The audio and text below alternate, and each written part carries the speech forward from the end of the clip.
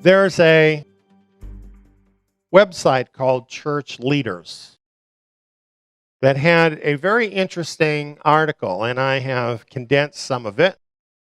And I want to tell you that the author of this article specifically says that he's not bashing the church in these points.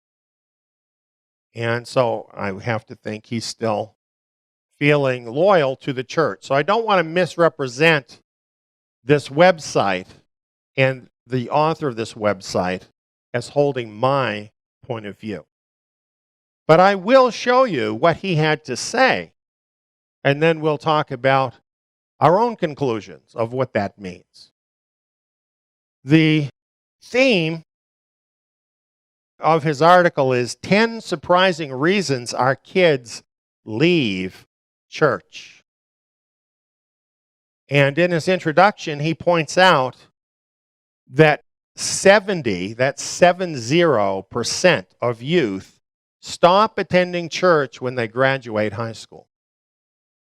Now, I ask you, how long can any institution continue when 70% of the young people leave that institution when they get high school age? How long can that last? Well, that is a huge hemorrhage. You know, if these kids were blood in your body, going out at this rate, how long would it take you to be dead? Not long, would it? You would bleed out very quickly. Well, he says, we all know them, the kids who were raised in church. They were stars of the youth group. They maybe even sang in the praise band or led worship.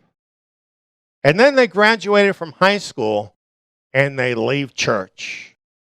What happened? That's how a lot of church people feel, a lot of the older ones. They always see this happening with the young people. They might even be involved with the church, but then they get high school age and they're gone. And you look at any church crowd and you look for the faces of the young people. You're not going to find them, or many of them. So this is a big concern that is being raised here. So what are these 10 surprising reasons that he gives? Well, realize he got these answers by actually going to some of these kids and asking them why they left. He did his own survey of these kids to come up with these answers. And this is kind of presented like a top 10 list, okay? So we're going to start with number 10 and move towards number 1. Number 10, the church is relevant. Now, a lot of times people would think the church is not relevant. But he's saying, no, the church is relevant. And he explains that we've taken a historic 2,000-year-old faith, dressed it in jeans, and tried to sell it as cool to our kids. What we're packaging is a cheap knockoff of the world we're called to evangelize. What can you say? This is a church leader saying this. And this is what the kids are seeing. You know, all of that stuff of giving them the rock music and all the latest fashions and keeping up with the times, all of that. They think that's going to help them retain the young people, and it's actually turning off the young people. Number 9, they never attended church to begin with. From a Noah's Ark themed nursery to pizza parties and rock concerts, many evangelical youth have been coddled in a not quite church but not quite world hothouse. So they never experienced church in the sense of what the scriptures say the assembly of believers should be. Instead, what they got is a steady stream of entertainment. You know, recently I got an advertisement at my home from one of the churches in the area. And they wanted to attract me and my family to their church. They don't know who I am. I read through that. I couldn't even find a mention of the Son of God. It was all about all their different kinds of programs, all their entertainment. And that's what was supposed to attract me to their church. And I think that's quite typical of what is going on. Number 8, they get smart. The agnostics and atheists treat our youth as intelligent, which is to say, for the most part, Christians don't treat them as intelligent. And so they're attracted to what the agnostics and atheists are saying. Now, I would just like to speak to this for a minute, and I would like to tell you that the agnostics and atheists don't have something better to give these kids than what you can find in the Word of God. But since most of these churches don't even teach the kids the Word of God, they've got nothing with which to fight that.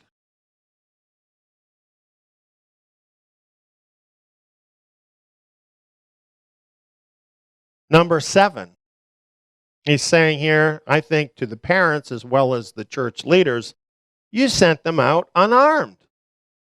Let's just be honest. Most of our churches are sending youth into the world embarrassingly ignorant of our faith.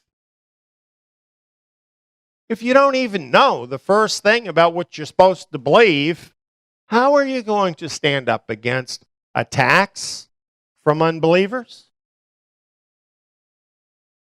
Number 6, you gave them hand-me-downs. You've tried your best to pass along the internal, subjective faith that you feel. At college, the church loses out to things with much greater appeal to the feelings of human nature. You see how that works?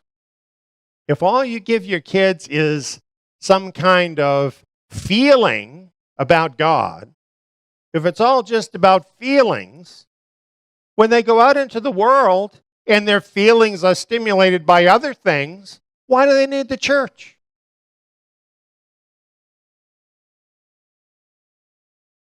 Community. Have you noticed this word is everywhere in the church? When our kids leave home, they leave the manufactured community. A lot of times they actually have a lot more community, for instance, at college, than they ever experienced in church, because he uses the term manufactured community. That's what a lot of it is. Number 4, they found better feelings. Rather than an external, objective, historical faith, we've given our youth an internal, subjective faith.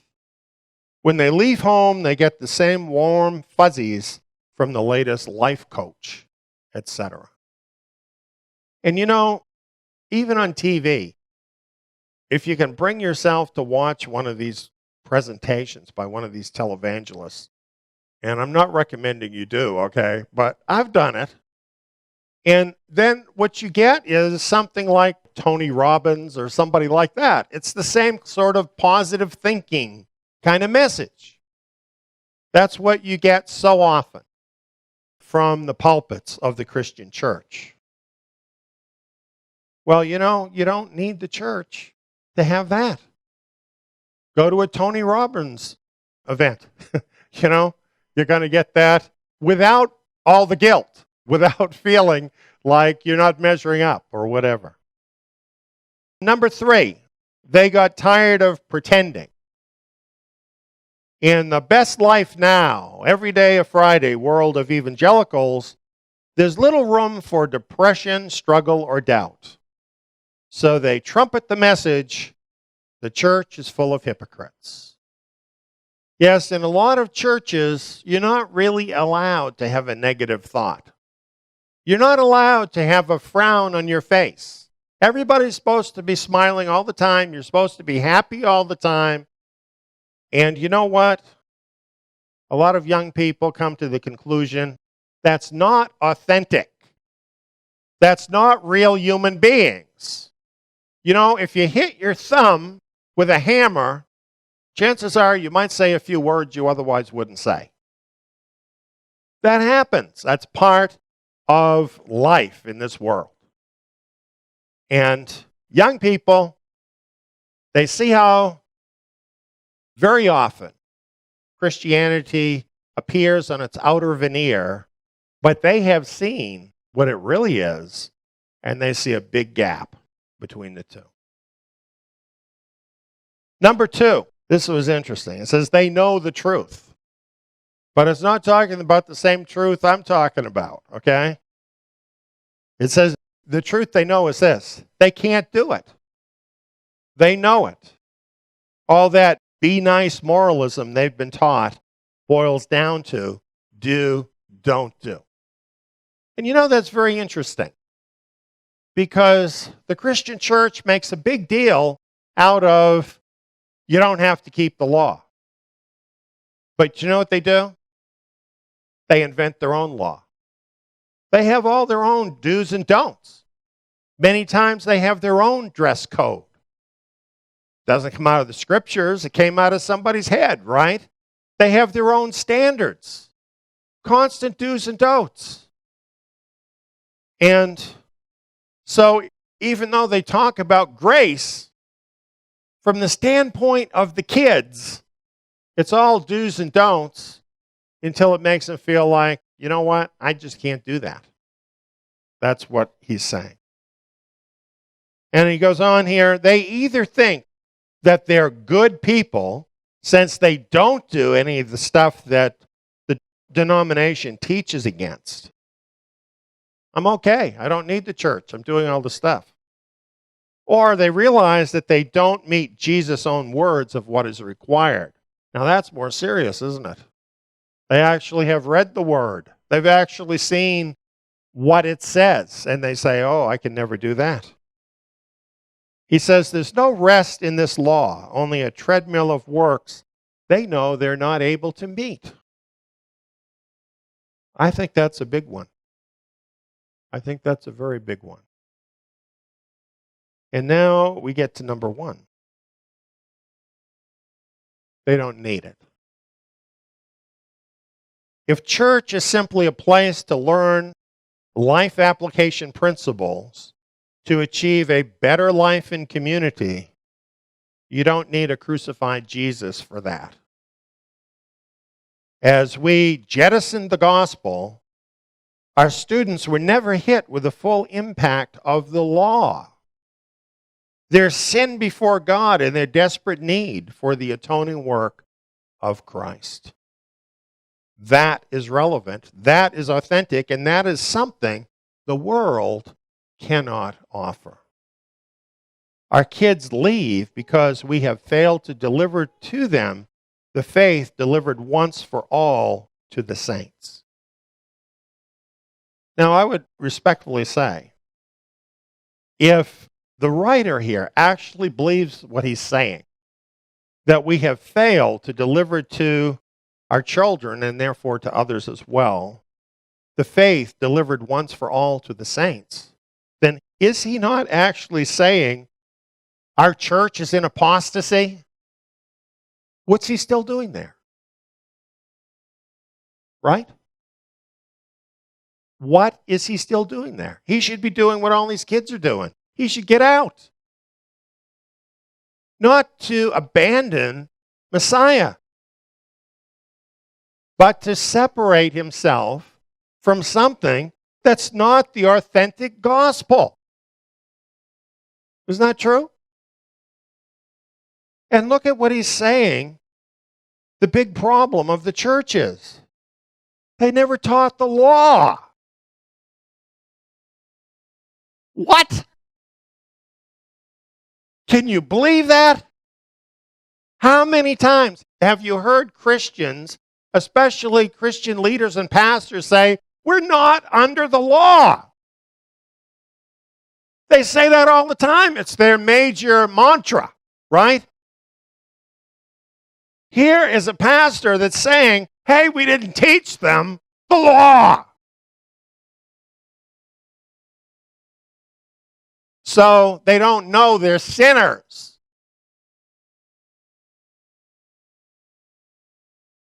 We don't make that mistake here. We probably have our problems, but I'll tell you this, we teach the Torah. But he doesn't even get all of what the Torah is about, just going by this statement. Yes, it is to convict us of sin, but it is also telling us how we should live. And you know what? Those believers that landed at Plymouth Rock, they knew that. And they knew that the Spirit was given to us to help us live righteous lives according to the commandments of God. That we have what we need to be able to keep His commandments. I wonder if the church had actually taught all of these young people the Torah and taught them how the Spirit can help them to keep the Torah. And if they had actually experienced what it is to walk in victory in keeping His commandments, I wonder if you'd still have 70% leaving the church. I don't think you would. We have a lot of wonderful young people connected with us who love the Torah and love who they're becoming because they're learning the Torah. You know, just because something looks hard is not the easy way, doesn't make it the best way to go. Just making everything easy on people. That is not the message of Yeshua Messiah. But that seems to be the message of the Christian church.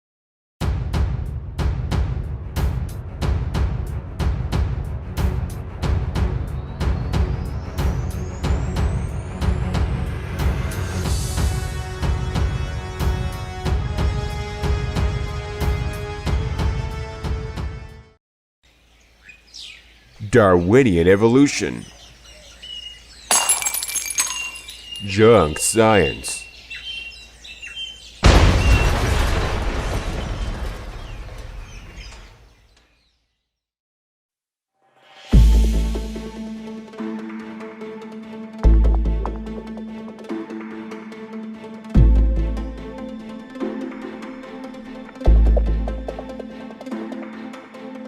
We see that Charles Darwin wrote a book, and it was published in 1859.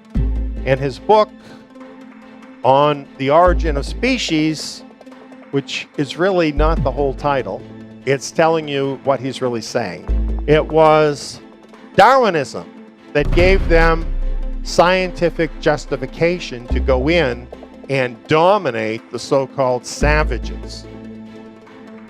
That's what evolution is about.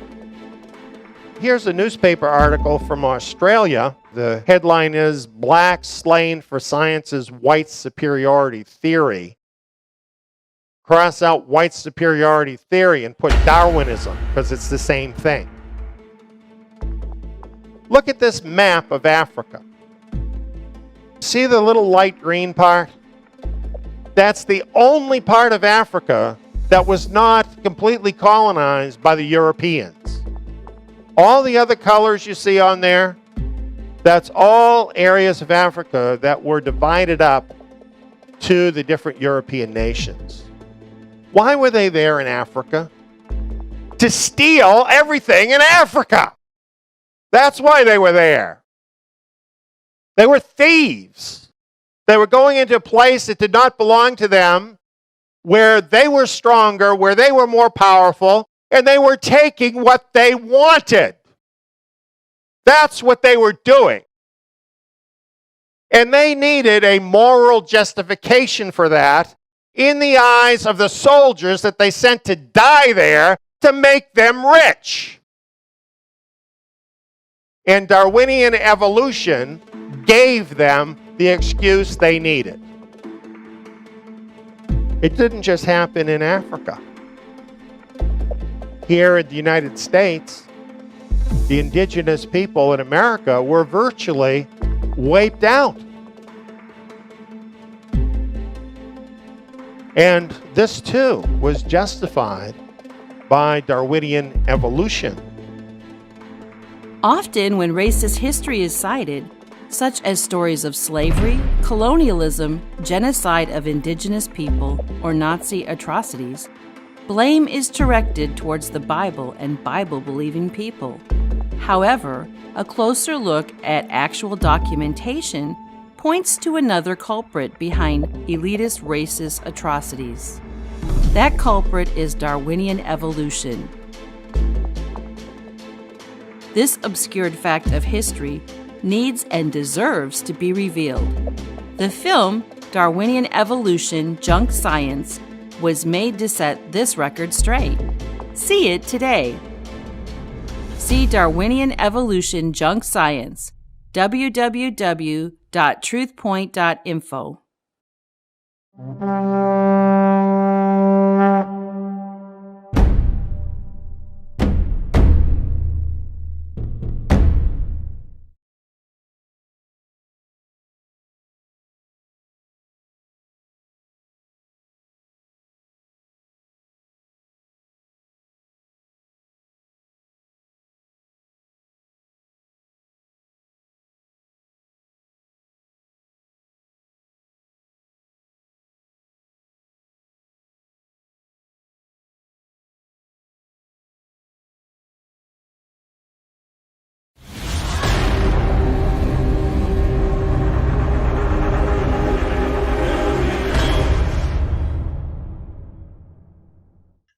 Welcome, friends.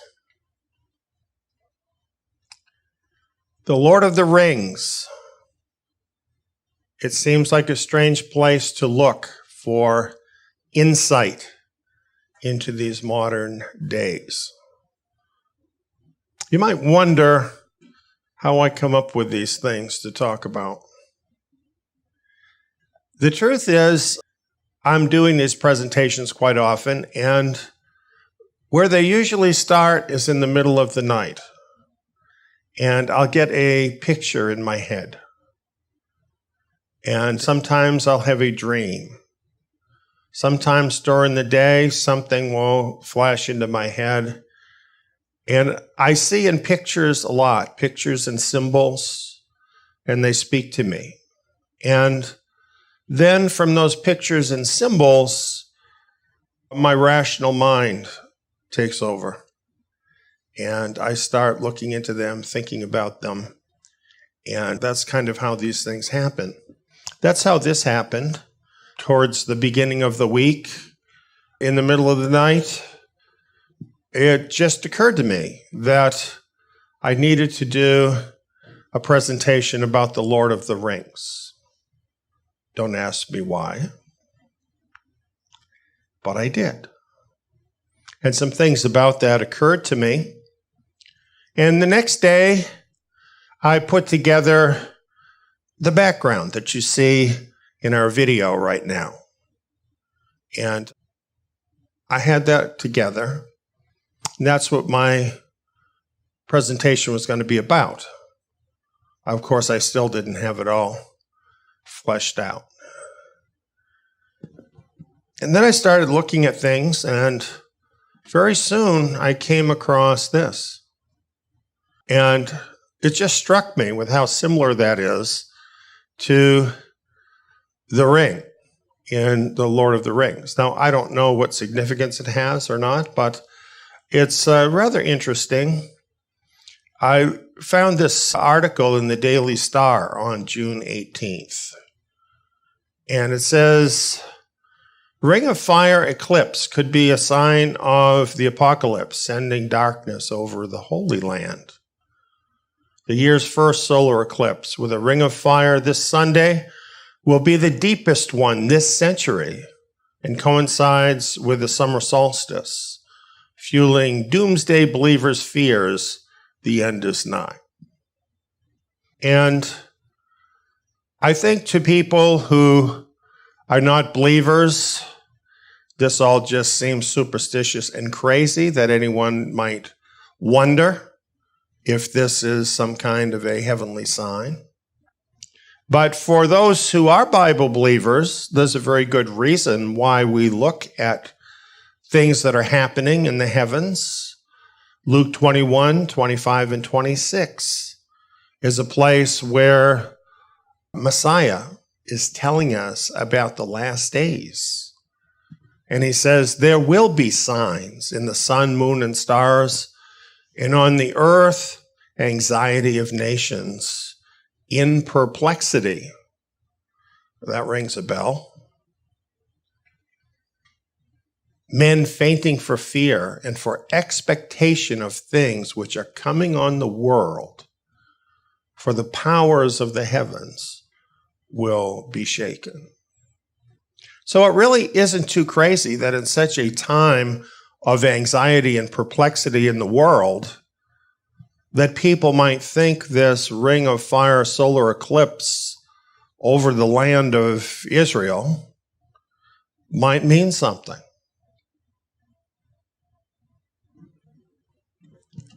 I learned from that article that there's also a lunar eclipse coming up on July 4th over America.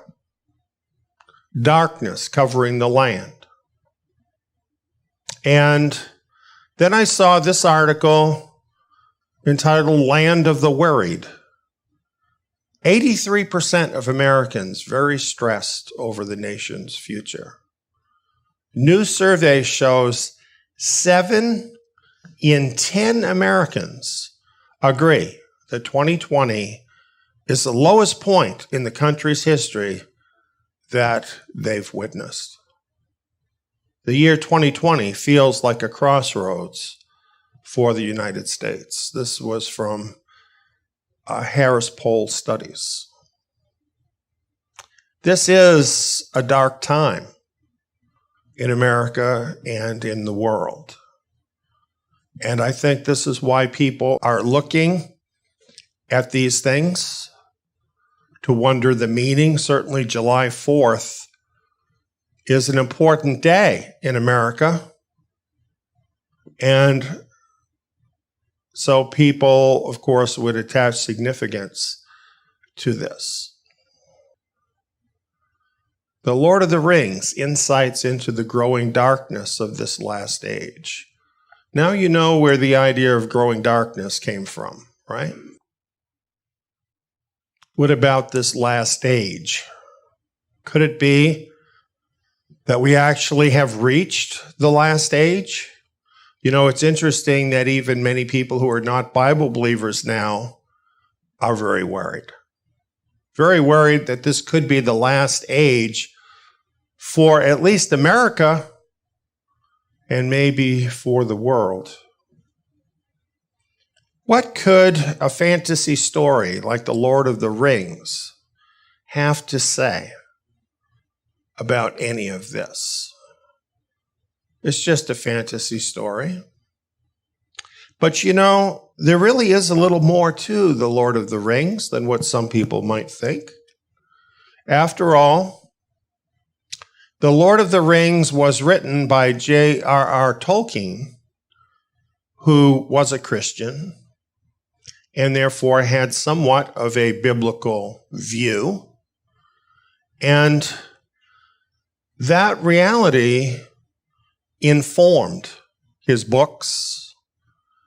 And for example, one reviewer, back when the first of these Lord of the Rings books came out in 1954, said this about the books. A deeply, though never overtly Christian book with a subtle converting power, being the product of that rare thing, an entirely Christian imagination, it forces one throughout to breathe and enjoy the climate of faith. It is neither allegory nor sermon, though both may be extracted at will. Well, since I have that invitation, I decided to do that, to extract something like allegory, something like a sermon from The Lord of the Rings, because these themes are actually in the book. However, it's very subtle. As Tolkien said, I have not put in or have cut out practically all references to anything like religion in his imaginary world, for the religious element is absorbed into the story and the symbolism. In other words, there are not individual characters that just have a one-for-one semblance to some biblical characters. It's really more about principles, timeless principles. And since so many people have read The Lord of the Rings, have seen the movies, it's a good thing that we have in common that we can look at to help us understand those concepts, some common ground from which we can talk, and that's really what I'm looking for here.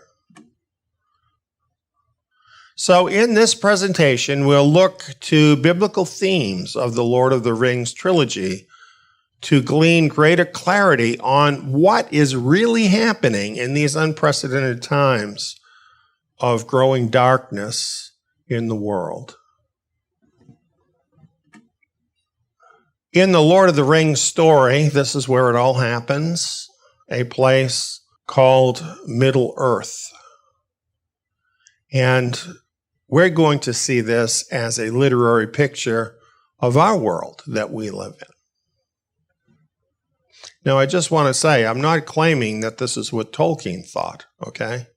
But because these principles are in his book, they can be applied this way. And of course, the name of the story is The Lord of the Rings. It's about the rings. So where we want to start here is considering the rings and who the Lord of the Rings is, and those who wear the rings.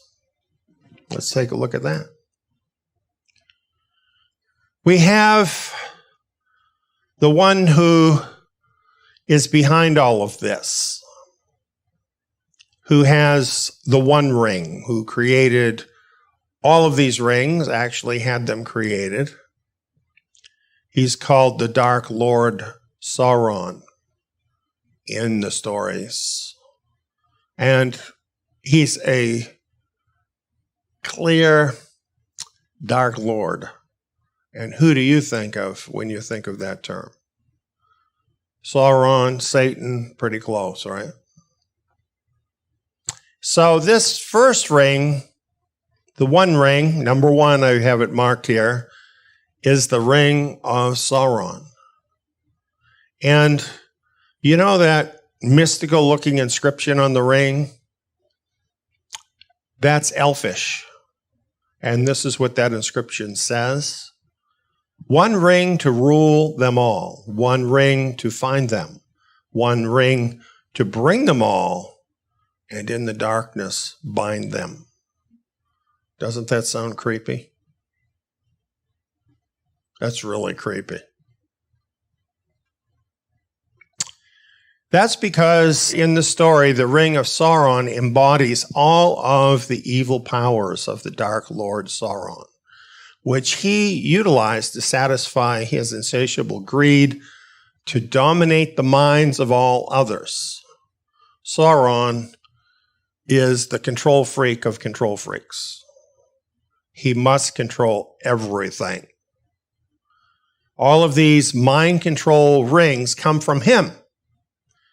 You see, people don't always get that when they watch the movie or read the books, even though that's what the books are about, is mind control. That's what they're about. Mind control. That's what the rings are about. Mind control. And all of this mind control comes from the character of the Dark Lord. You know, there's no problem, really, in looking at Sauron, looking at Satan, and seeing the correspondence. It's all about mind control. And what are the mind control powers resident in the Dark Lord and in the ring? Well, these powers include temptation, deception, coercion, emotional hooks of many kinds, and supernatural powers that people often call magic, but I'm talking about the real magic.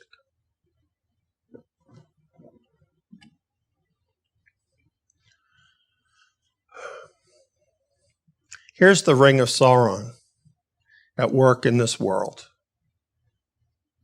All kinds of mind control. An entire system full of mind control.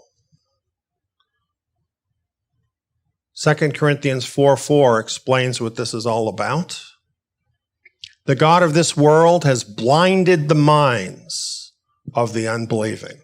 Friends, that's mind control. That the light of the good news of the glory of Messiah, who is the image of God, should not dawn on them. All of the smoke and mirrors to guard and build up his kingdom and keep people from finding and entering the kingdom of Messiah.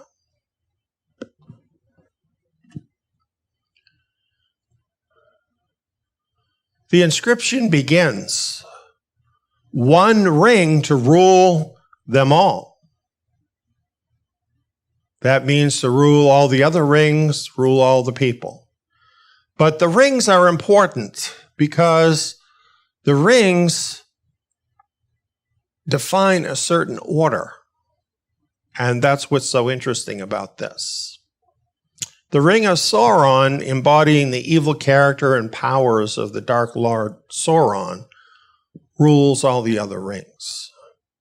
Once under the power of a ring from him, those wearing the ring are in his service, using the powers he generates, thinking they are serving themselves while actually serving him. The rings actually picture something. They actually are like a visual representation of the things that the Dark Lord uses to attract and control people. And that's something different for different people. You know, for some people, it's fame. For some, it's glory. For some, it's power. For some, it's gold.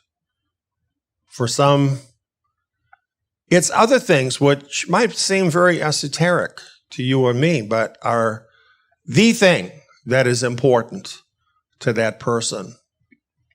And what is amazing is how these hooks that the enemy can get into people can rule them and turn them into servants of the enemy, unknowing many times, thinking they're just serving their own lusts, not realizing that that's really serving the enemy.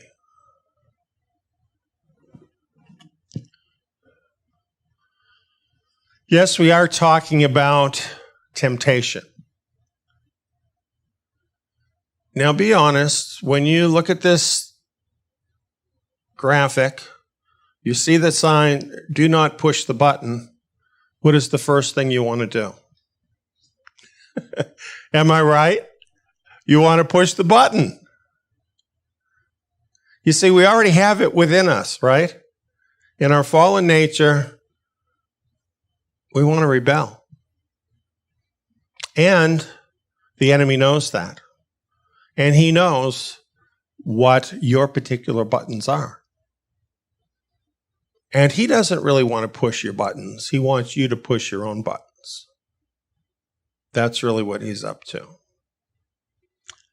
The book of James kind of explains the process. It says, each one is tempted when he is drawn away by his own lust and enticed. Then the lust, when it has conceived, bears sin, and the sin, when it is full grown, brings forth death. Don't be deceived, my beloved brothers. Yes, it is a deception, the deceptive power of sin. And Satan knows exactly what to dangle, when to dangle it, and how to accomplish what he's after. But it's really up to the individual how they will respond, and this comes across in the movie quite a few different times along the line as we look at the difference between the people who satisfy that lust for the ring and the ones that don't.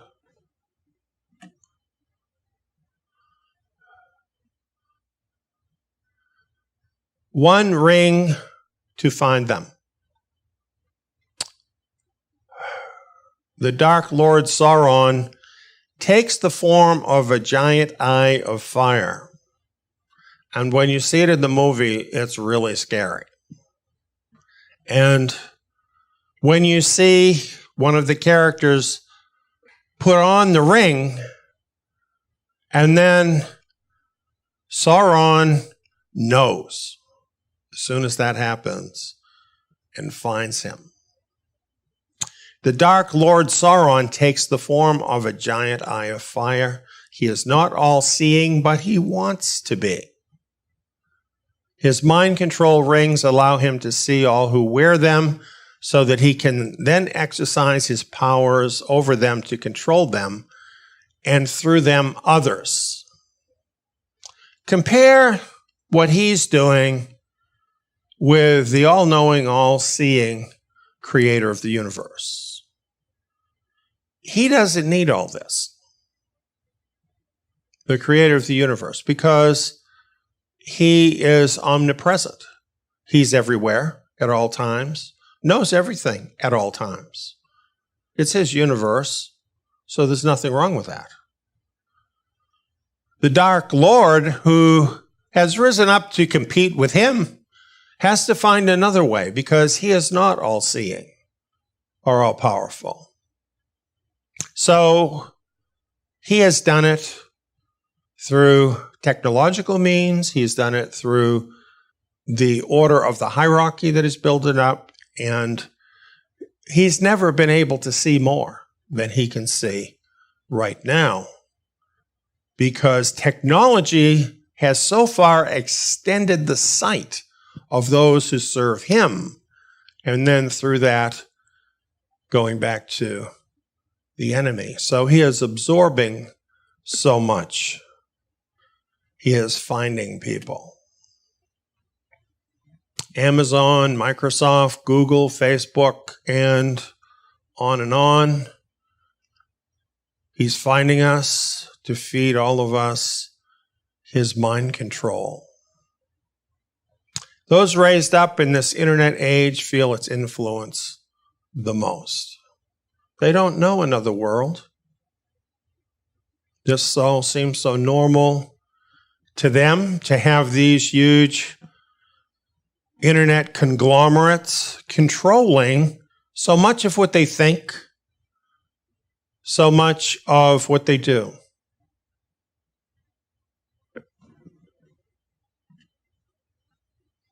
One ring to bring them all. All of this is used to control the ring wearers, in other words, those with their own particular addiction, and then use them to bring still others under his power. Failing that, he uses them to destroy all who resist. Have you noticed how nasty things are getting? Have you noticed how mean-spirited the world has become? His dark kingdom is a hierarchical system, a well-oiled machine designed to constantly dominate and expand his dark kingdom.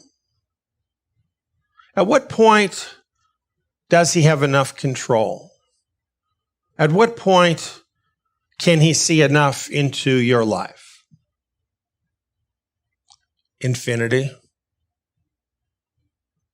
There's no end. Do you see it in the world around you? Do you experience it? That's not just technology. That's the eye of Sauron. Insatiable. To bring everyone over to his side. And that's the last line in the darkness, to bind them. When the same lies are repeated over and over again everywhere, when everyone around you believes and acts in those lies, then everything you know is wrong. This is the world we live in. We think we know.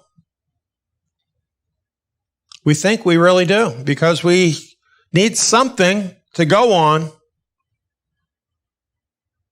But what do you know? What you read in the papers, what you see on TV, what you see in the videos.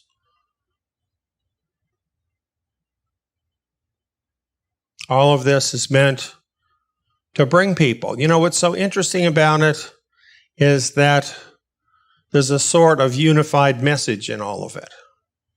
And that's because the big five conglomerates control the majority of the media. And so they're all very much in agreement with what they put out there. It is propaganda. However, it exerts a great deal of pressure within the culture to conform, because when you see this everywhere, it makes you think everybody else believes this, and you're out of line if you don't believe it too. It binds you.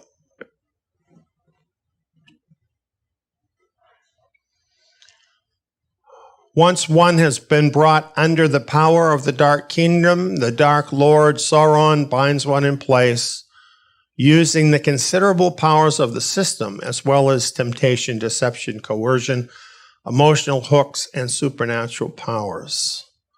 The system. He binds us into the system.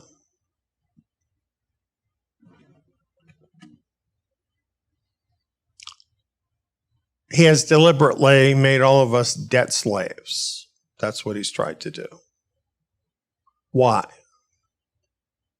In fact, for instance, I live in the United States.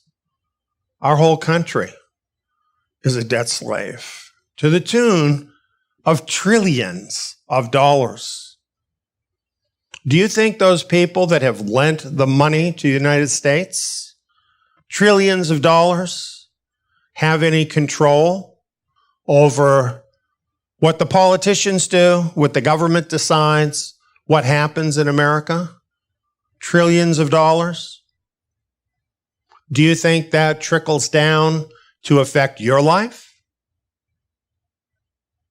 And what about you? How many people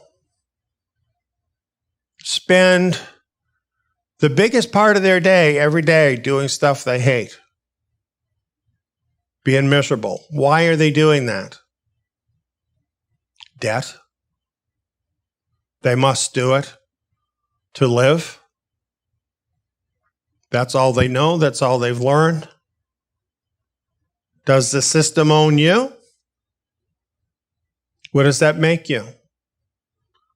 Proverbs 22:7 says, "The rich rule the poor, and the borrower is slave to the lender." Some people think the slaves have been set free. Maybe they ought to think about that again.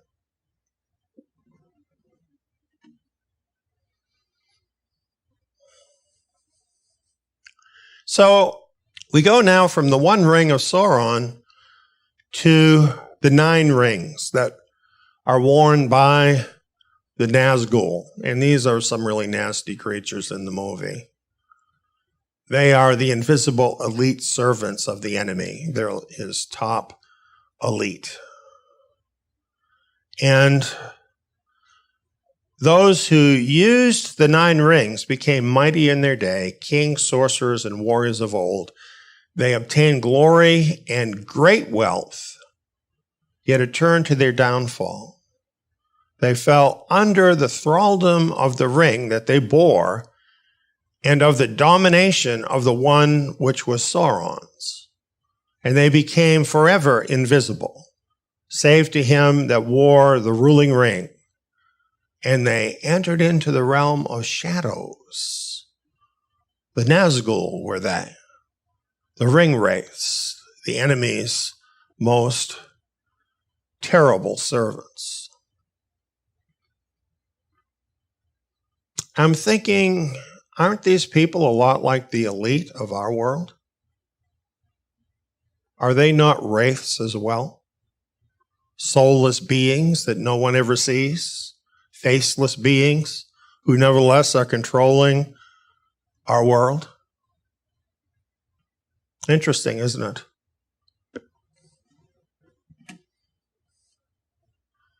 They are behind all of this. Most of us probably don't even know who all these organizations are.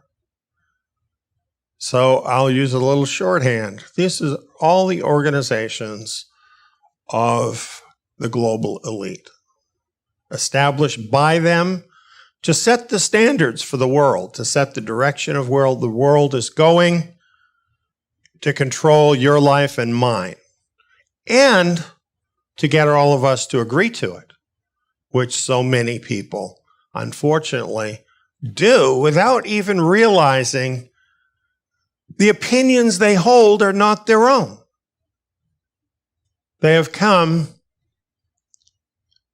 from the invisible elite through the channels of communication that are all around us, then echoed through the culture in this echo chamber that we all live in, which then changes us all into the course, the direction, and the way in which the elite would have us go. You know, things that used to be considered conspiracy theories now are coming to light, and more people see it because the evidence is actually so great as to where this has all come from. And yet, most of these people who are involved are nameless, faceless people, even though they have so much power.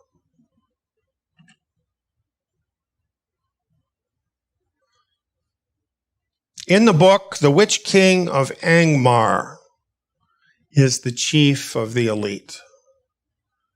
And he was corrupted by one of the 9 rings of power. He is a king, a warrior, and a sorcerer. Really, all these guys are sorcerers because they all have received the great wealth and their great rewards from Satan. And trust me, they all know him and he knows them. They're the closest ones to him. How could they not? Could this chief of all of these roughly correspond with the coming anti-Messiah?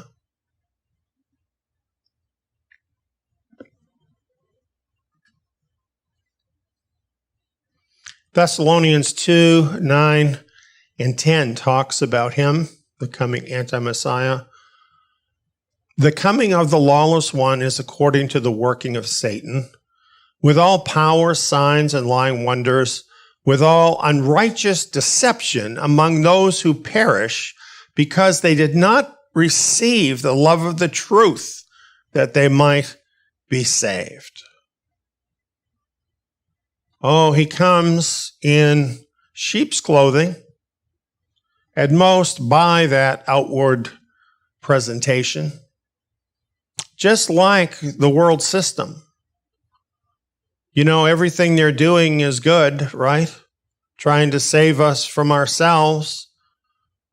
You need to do this for your own safety. You need to do this to save the world. You need to do this to save your neighbors. But in the end, who is it really for? Daniel 8, 24 and 25 talk about this one who is coming. His power shall be mighty, but not by his own power. His power comes from Satan.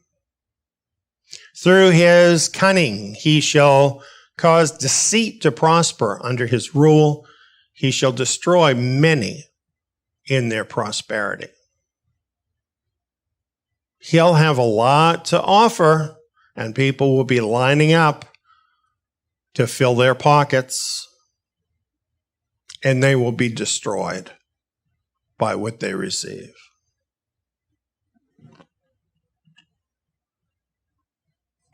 Then we have Kemuel, the second chief of the elite Nazgul. You know, I find this interesting, the difference between the Creator and Satan. When the Creator chooses someone, say for instance when he chose Noah, he didn't have a backup. He didn't have a number two. When he chose Moses, he had no backup. When Moses said, well, I don't want to do it, he said, you're going. He doesn't need a plan B because his plan A is perfect. Satan needs a plan B because his plans aren't perfect, even if they're pretty effective most of the time. So he's got someone else waiting in the wings, seemingly serving the number one, but always waiting next in line, even looking for his opportunity if he can overturn that one, because the whole system of Satan is based on selfishness and greed and going after more power. So none of these people can trust one another, ever. Then we have other rings. And these are not the ones that belong to Sauron's elite. And in the stories, there's various ones that get these rings. And this is just too big for us to talk about. We can't discuss all of these characters. So we simply want to say these other rings are all about expanding the Lord of the Rings power to as many as he can control. And we know that's what he's doing. And lately, he's expanding a lot.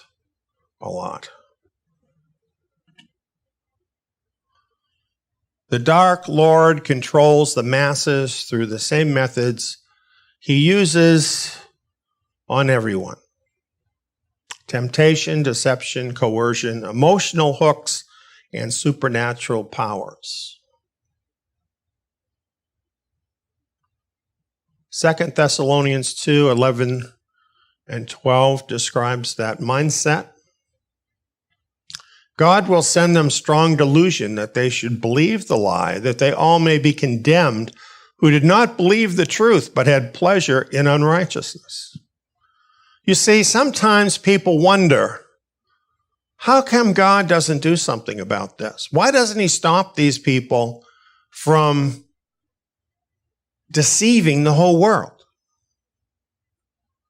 And what we find in 2 Thessalonians, it's the will of God to give them the opportunity to do their worst, to deceive you.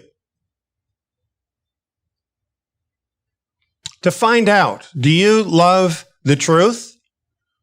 Do you take pleasure in unrighteousness?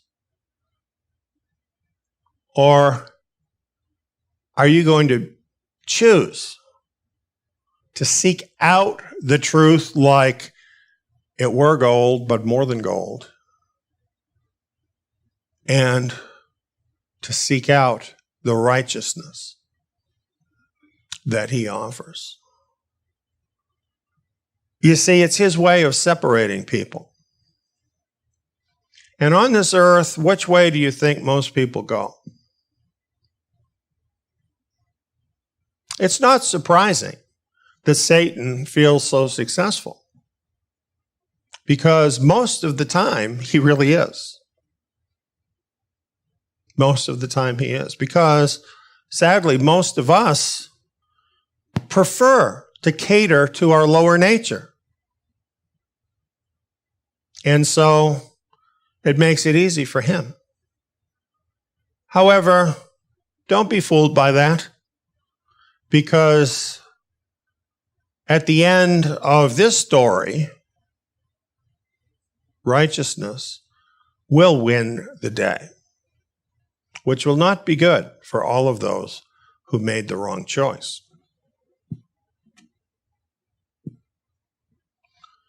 Well, this brings us to the war, raising up the orc army. And in The Lord of the Rings, you have this happen. There's this growing darkness, and even though Sauron has what seems to be a perfect plan, he knows that not everyone will submit. Not everyone will be tempted. Not everyone wants those things and wants to be in servitude. So he knows there must be a war.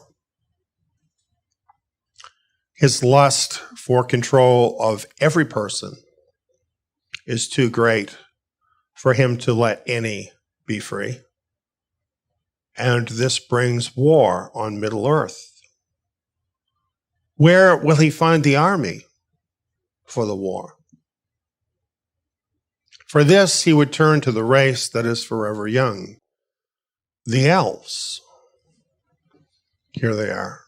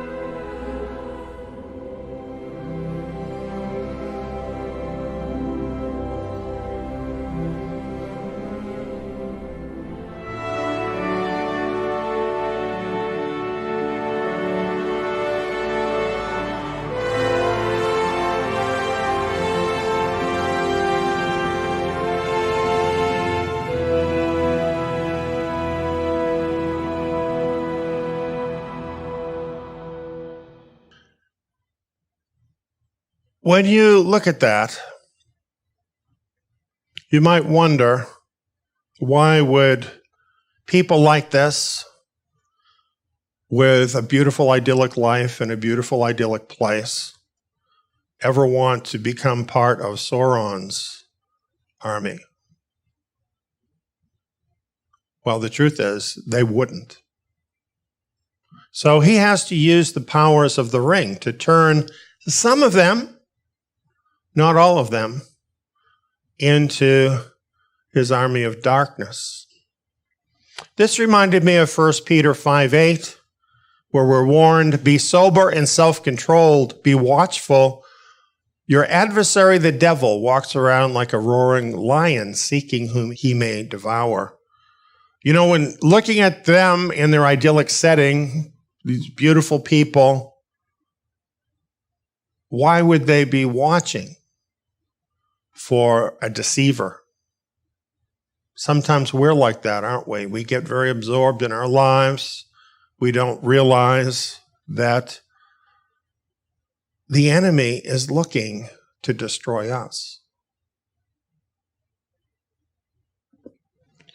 Well, nevertheless, he has his plan. And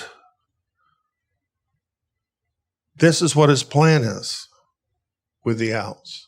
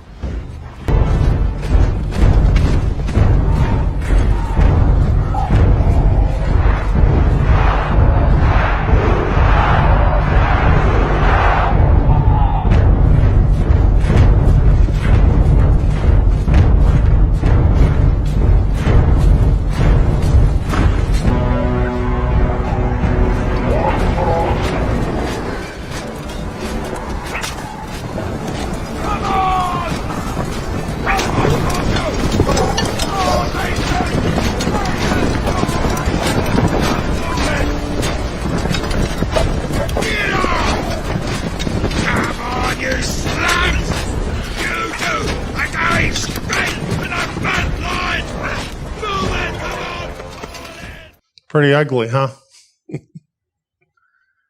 You know, this is the thing about a fantasy or a movie. It depicts inner realities in something you can see with your eye.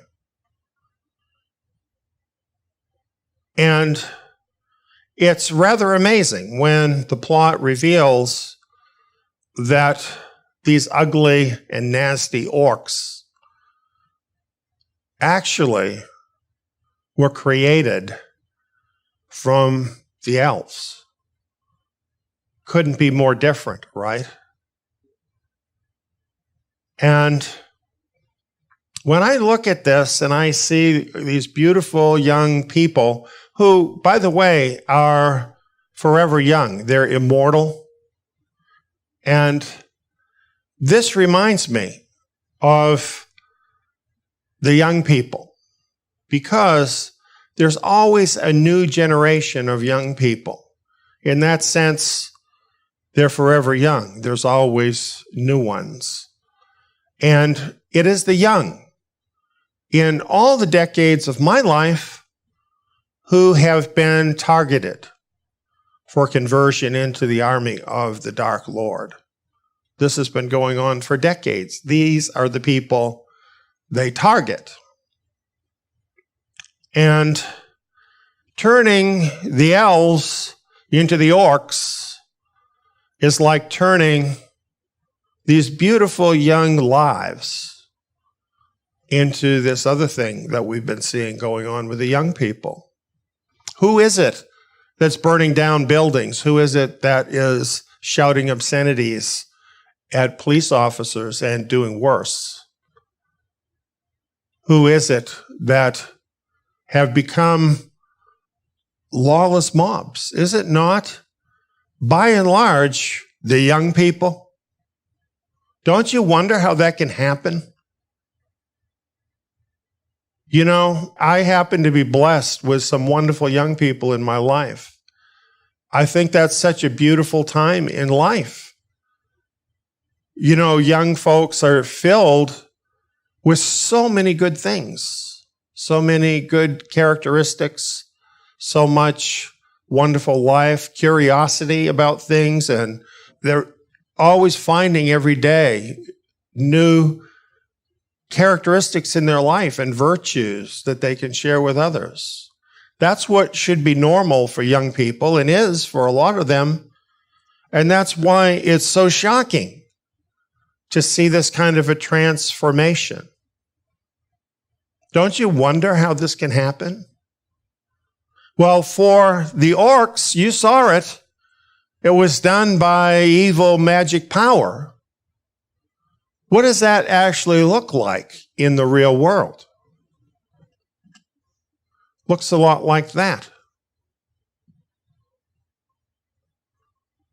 Daycare. A lot of times,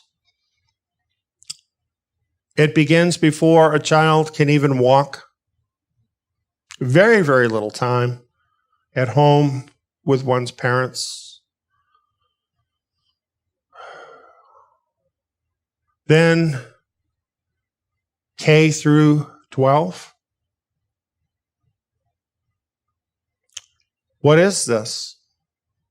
Could this really be the Dark Lord's indoctrination center that people are taking their kids to, thinking they're preparing them for the future?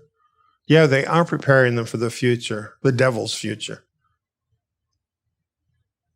We need to wake up. Parents, please, wake up. Think about what is happening with your precious children. The first step in turning an elf into an orc is to erase all sense of elfish identity. You see, if these elves had any sense of who they were, who their families were, where they came from, what they were about, would they ever be tempted to even be involved? So the first thing that has to happen is you have to take all of that away, all of that sense of identity. You have to have a blank slate to write the programming on. So mind control job number 1 is this 16-year program. Erase where you come from and who you are. We have this kid in the classroom. Will somebody tell me who I really am?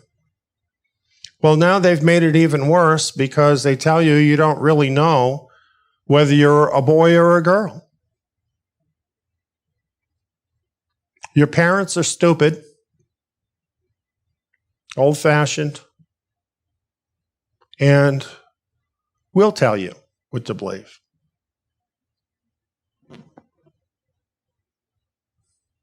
Proverbs 22, 5 through 7, I think, is a good verse to think about while we're going through this. It says, thorns and snares are in the path of the wicked. Whoever guards his soul stays from them. What a good principle. Stay away from the wicked. And I would add, keep your kids away from the wicked. Even a bigger thing. Train up a child in the way he should go, and when he is old, he will not depart from it. That's your job as a parent.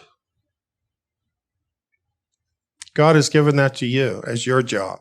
Don't farm it out to somebody that's going to teach your kid how to become a communist.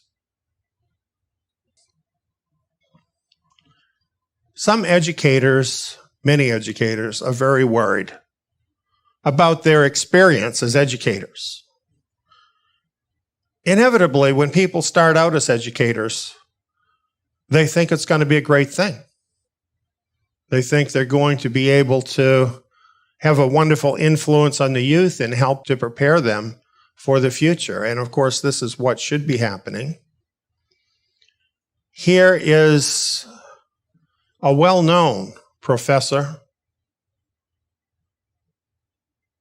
talking about his experience in some of the major colleges of the world. He says, my students are know-nothings.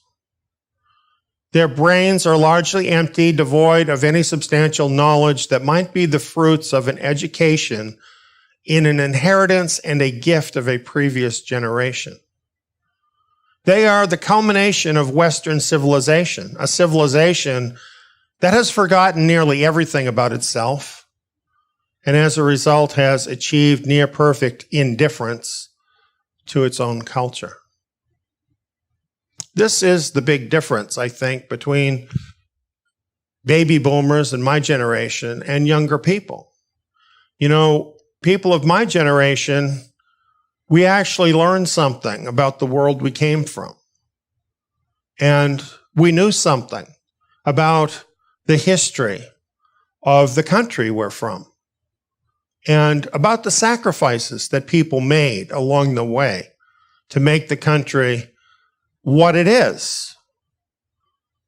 And whether we liked all those people or not, we all recognized that was part of the story that brought us here. And we had respect for that. Now the attitude is burn it all down.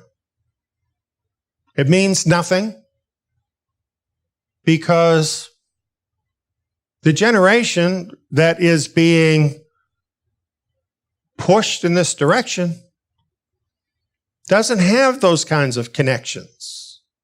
They don't have a historical past. And what historical past they do have is so distorted that they are ashamed of it. And so just feel even more like burning it all down. This man is taught at Princeton, Georgetown, and Notre Dame. These are not thought of as like Berkeley or something, right? He goes on, we have fallen into the bad and unquestioned habit of thinking that our educational system is broken, but it is working on all cylinders. Do you get that? It's doing just what it's planned for it to be doing. So we're seeing our kids, so many of them, graduating from high school and they can't even effectively read, let alone tell you anything about history. What our educational system aims to produce is cultural amnesia. It's all about diversity, social justice today, even though they don't really know what that means either. It goes on, our students are the achievement of a systematic commitment to producing individuals without a past for whom the future is a foreign country, cultureless ciphers who can live anywhere and perform any kind of work without inquiring about its purposes or ends. Perfect tools for an economic system that prizes flexibility. The current fad of diversity signals thoroughgoing commitment to decultured and relentless homogenization. Is this not exactly what you would want out of a mindless slave? The system is giving the elite exactly what they're paying for.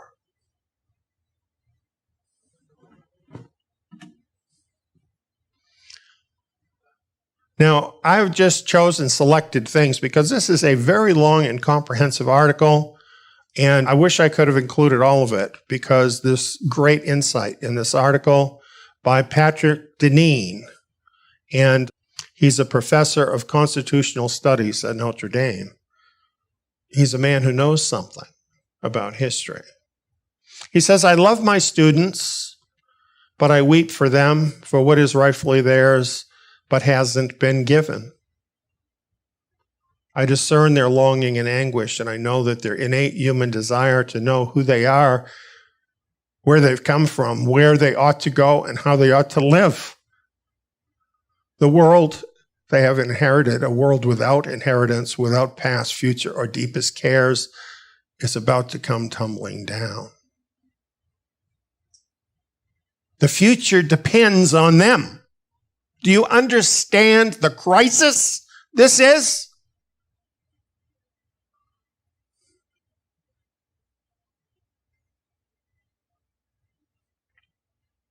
It has been a long-standing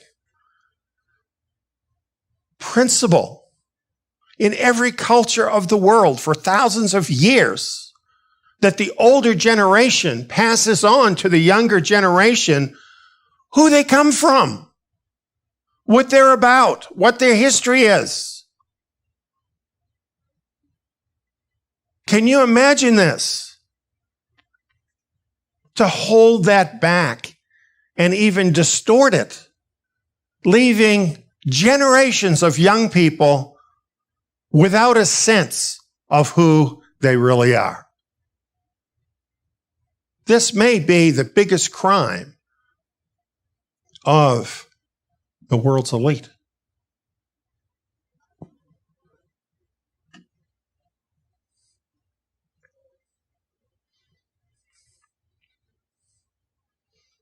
Erasing the mind, denying that sense of understanding of where one comes from and who one is. That was job number one. Job number two in this mind control plan is to teach your children, you're smart, your parents are stupid. And that's what it seems like to the kids. How much time are they learning from their parents compared to the time they spend learning in school? If the parents are farming out their kids to the school to teach them, what does that imply before you even get to anything else? Doesn't that imply that the parents feel that the school is smarter than they are? That the school's opinion, the teachers there, is more correct than their own opinion? So when you send the child to school, right there, what's happening is you are setting up the teachers in this school to be greater authorities in the lives of your children than you yourself are. Nevertheless, natural ties are very powerful. And to whatever extent you are able to spend time with your children, talk to them about real things, teach them about real things, they know the difference between being loved and not being loved, and that matters. So, this is a problem for the mind control system, and they realize they've got to neutralize the parents. Because if the parents are taken seriously, their experience and common sense could blow the whole mind control project. And for some, thankfully, it does.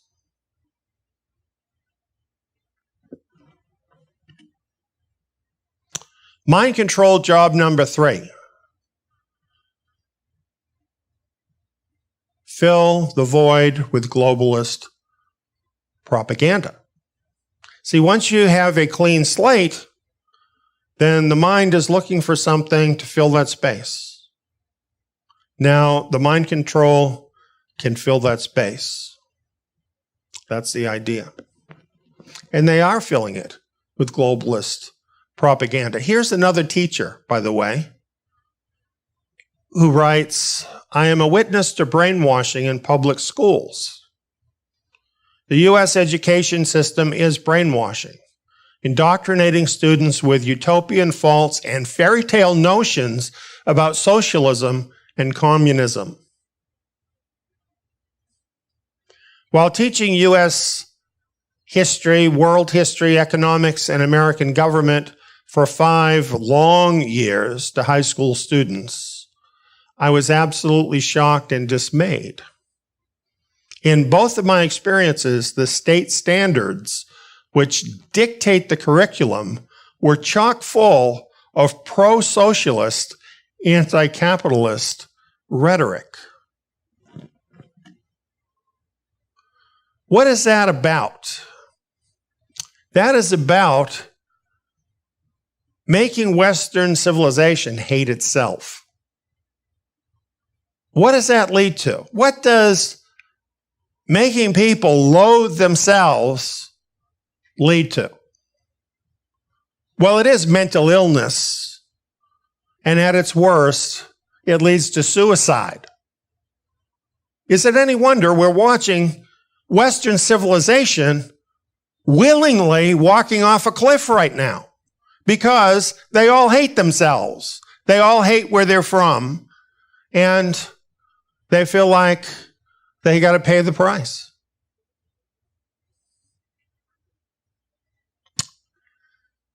Mind control job number 4.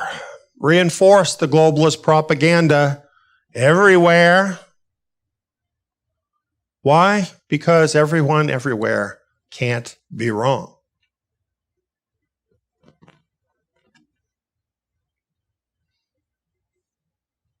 Everything you know is wrong. It's all mind control. But it seems like it's right because it's all you ever see, it's all you ever hear. And everybody else believes it. And most all of this is targeting the young. So people grow up into this big deception. And in this kind of situation, the pressure to conform is immense. But it gets worse. It gets a lot worse than this. Mind control job number 5. Send them out as activists for the globalist cause. Look at these kids in school. These are a bunch of high school students. Who do you think is encouraging them to do this? You know, as I look at this, some of these faces,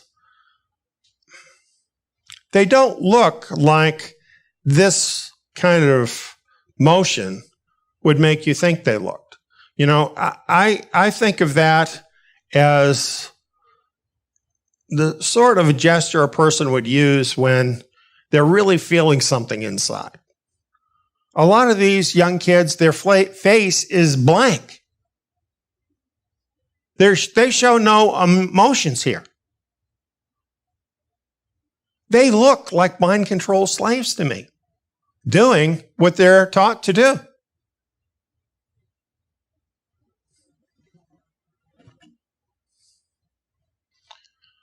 Now, in talking about all of this about school, all of this about mind control, I don't want to be misunderstood, because I don't mean to be criticizing the young people.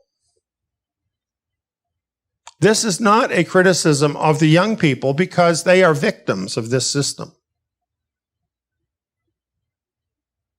It is a condemnation of globalists who are using these young people, who are doing this to them.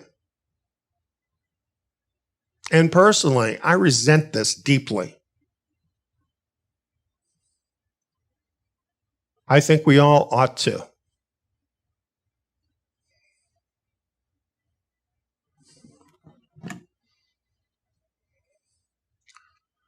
Here we have another professor writing, who also says about brainwashing that professors are brainwashing students. An ex-communist Romanian-born academic recently left his tenured position at Columbia University because the Ivy League school is on its way toward full-blown communism. According to the National Association of Scholars, out of nearly 9,000 professors from 51 of the top-rated schools, the number of liberal, socialist to conservative communications faculty members is 108 to 0. 0. Many professors spend class time indoctrinating students with their personal political views, telling students what to think instead of how to think. He lamented over the liberal bullying going on in classrooms. Any conservative influence left by their parents at home is no longer an obstacle for these masters of indoctrination. There is such an atmosphere in these colleges that is oppressing these students and forcing them into this way of thinking. Allowing schools to tell students what to think rather than how to think can be construed as brainwashing, not teaching. An agenda where opposing views are shouted down leaves us with one generation after another tilted in the direction of socialism. You know, doing this study for this presentation, although I knew a lot of these things, really was explaining a lot for me, because I've watched videos. I'm very interested in what's happening with young people, and I've watched videos about people going in to speak on college campuses, and in some cases sharing a view that is not a popular view, but isn't an evil view. It's just a different point of view. And watching these young people scream at them, holler obscenities at them, and tell them to shut up, and making it absolutely impossible for any other point of view to ever be spoken. This is un-American. You know, I'm not like a big political person. I'm not a big flag-waving kind of person. But I do know what it is to be an American, because it's written in our Constitution. America is supposed to be about freedom. One of those freedoms is the freedom of speech. That's how you get things done, friends, is you talk it out. That's all gone now. It's all about drowning out the other person, not allowing them to be heard. That's what's happening. And who's behind it? The professors in college, the teachers along the way, the system, that is behind them, ruining these young people, so many of them. You know what is so amazing? What I find so amazing is that despite this incredible onslaught of mind control, there are as many young people as there are who break free from all of that. It's absolutely incredible, and much to the credit of those who are able to do that. But I still feel very sorry for the ones who are not.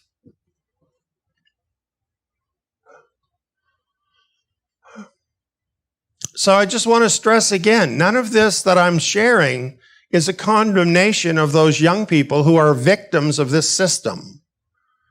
It is a condemnation of the globalists who are behind all of this to turn them into slaves to work their system, an army they can use to bring in their global government. So we wonder, after these decades of brainwashing the young, just how successful has the Dark Lord been in raising up his mind-controlled army?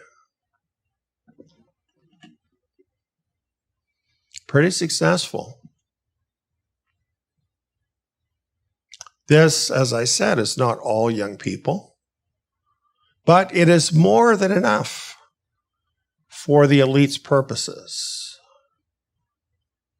The mindless grunt army of the globalist elite is complete. They have managed to ruin enough beautiful young people that they can get them to go out there and echo their mind control to the world. And how have they done it? Google, Microsoft, Amazon, Facebook, everything else. Look at the crowd here. If you look closely at this crowd, what you'll notice is they're all young people, with very few exceptions. Why? Because it is the young people who are most affected by the internet. They grew up in it. They don't know anything else. Where do they turn to when they have a question?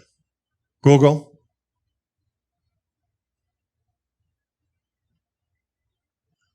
And where has it brought us? Well, here's what I found looking at studies about this. The Victims of Communism Memorial Foundation 2019 annual report on U.S. attitudes towards socialism, communism, and collectivism. One of the things in this report, 70% of millennials say they are likely to vote socialist. 70%. You wonder why they think differently than you do? Only about half of millennials believe the Declaration of Independence better guarantees freedom and equality over the Communist Manifesto.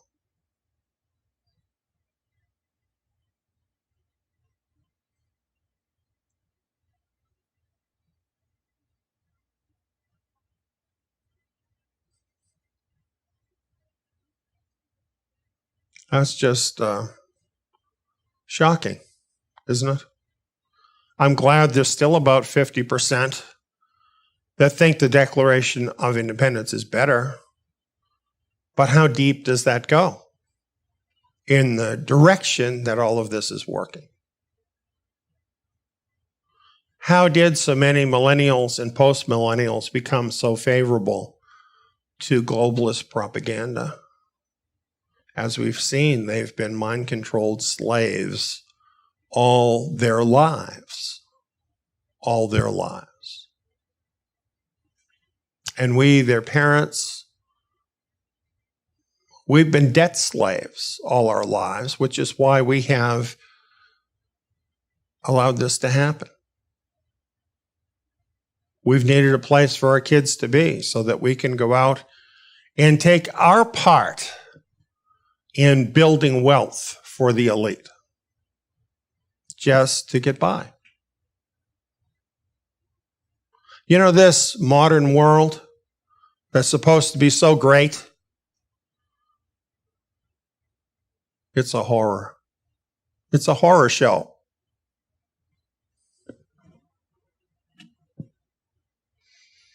How does the mind control program spanning the decades translate into an army for the Dark Lord's globalist plan? Let's look at more of the numbers. Here are the generations as they've been defined. The oldest generation is what they call the silent generation, born between 1928 to 1945. This is according to the Pew Research Center. My generation, the baby boomer generation, are the generation that was born between 1946 through 1964. Generation X in this chart are the people born 1965 through 1980. And the millennial generation were born in 1981 through 1996. The post-millennials are not shown, but now they too are growing up and will have a growing effect on the world. As we look at the births underlying each generation, we see that the baby boomer, and the reason they have the name, big generation, and the other generations, Generation X, is less. Probably because during that time there's a lot of emphasis on women going to work in the workplace. And that reduced time in the family. That ended up reducing the number of children. The millennial generation rebounded in size. And then we have the post-millennials, which is roughly the same as the millennials in size. Now, here's the interesting thing that I want to bring to your attention. In America, and this really reflects other countries too, a demographic tipping point was reached in 2016. In that year, the number of millennials surpassed the previously dominant baby boomers, putting the millennials in the most dominant position within the culture. Have you noticed much of a change since about that time in the culture?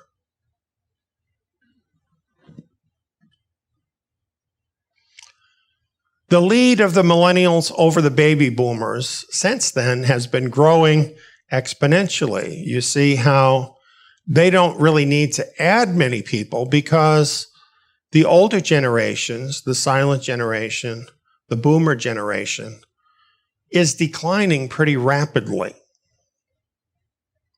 The millennials and Generation X together already form the dominant bloc in society. And this is without even considering the post-millennials, the young people who are just now entering adulthood. So that means this block, the younger block who has been more affected by this mind control program that has been perfected more and more through these years, have come into this dominant position and are going to be dominating more and more in really every sense. It is this block of young generations that now determines the trajectory of the decade ahead and beyond. Now, again, I don't want to be taken as being negative towards all young people, all millennials. I don't really believe that because I have millennials in my life who are awesome people, and they don't reflect the things that we've learned that so many people, so many young people have absorbed through this mind control program. They have bucked the system in order to choose a different way.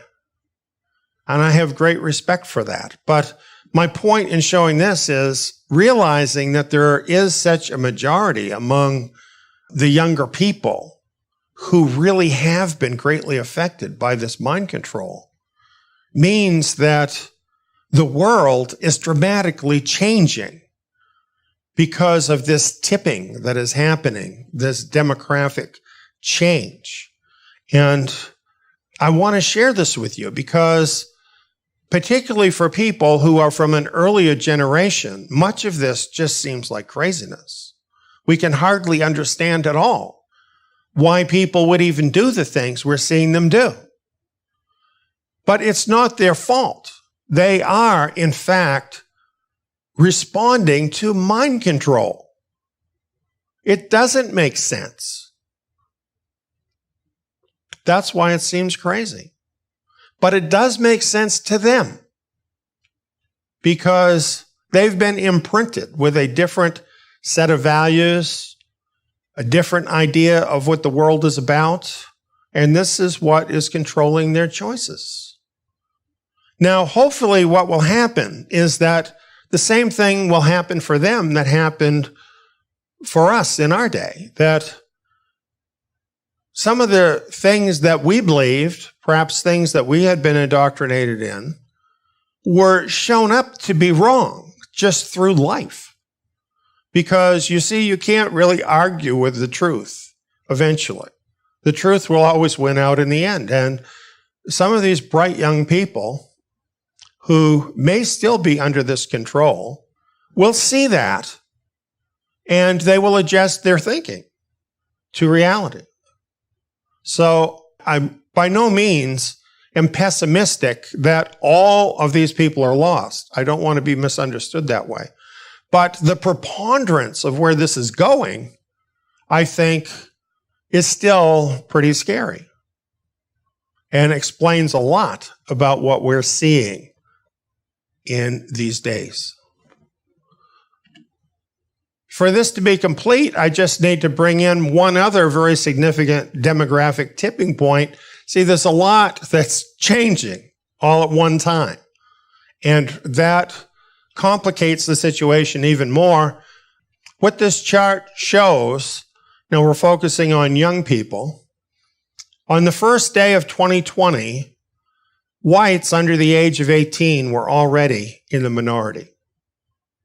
This is a huge change, demographic change in America. And it's bound to have something to do with how things change in the future. So while there remain fine young people who've not fallen to the mind control, sadly, enough have fallen to the mind control to give the globalists the army they need. Like this.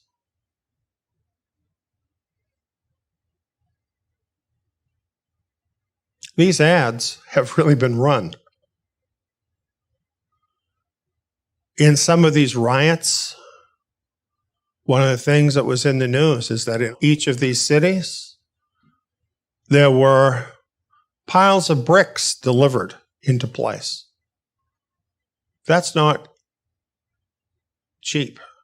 That costs a lot of money. It takes a lot of planning. Now that they have created their anarchist army, what do you think? Do you think they're going to stop? Who has the real power in America? What does it tell you that nothing has been done significantly to stop these riots or to change the trajectory that all this is headed in? Who has the power? I watched a presentation the other night by a very frustrated commentator, well known, who was really angry at the Republicans because they're all too afraid to stand up and do anything about the lawlessness, the violence, and even the murder that has been taking place during these riots?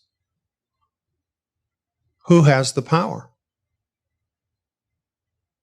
The elite army, clearly, is occupying the superior position at this point.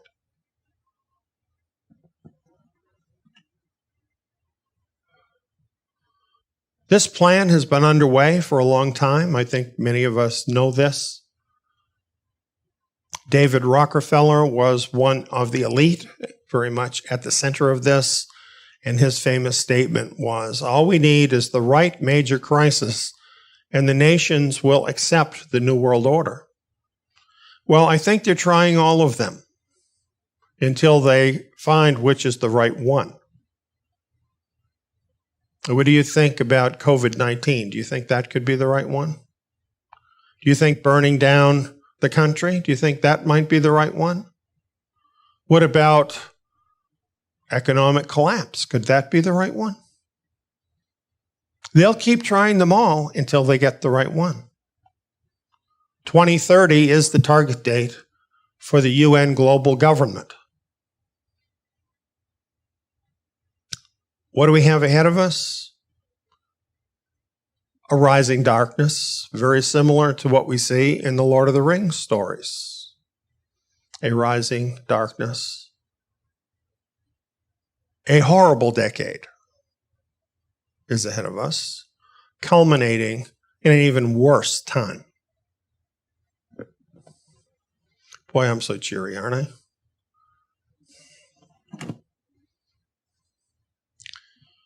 The Dark Lord and his elite seek total control over everyone and everything. They're like sharks smelling blood. They know how close they are. They have the technology.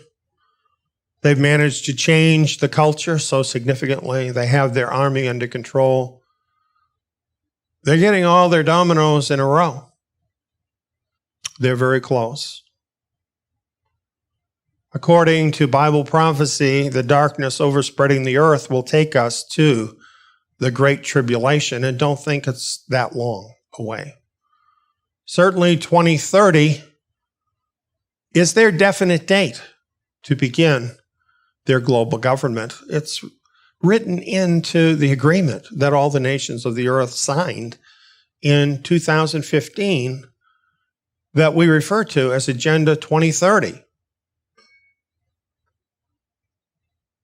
My seminar on the book of Daniel goes into these things in detail. If you haven't seen it, you need to see it.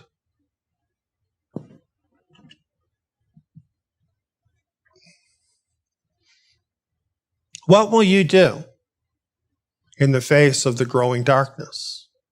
Will you just ignore it and think your life is going to go on as normal? Or will you realize there is a battle between white and black? I don't mean that in the racial sense. Light and darkness. I mean that in the spiritual sense. What side are you on? What side will you be on? What will you do about it?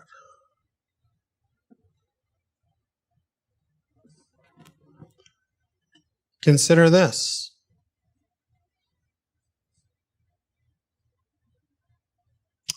I am not a wizard. That's what I don't like about the books, by the way. They have a lot of magic in them. I don't like it. Gandalf is a good wizard. I don't believe there are good wizards. But nevertheless, he occupies a certain place in the book of a person that sees what's coming before it gets there. Who knows what to do?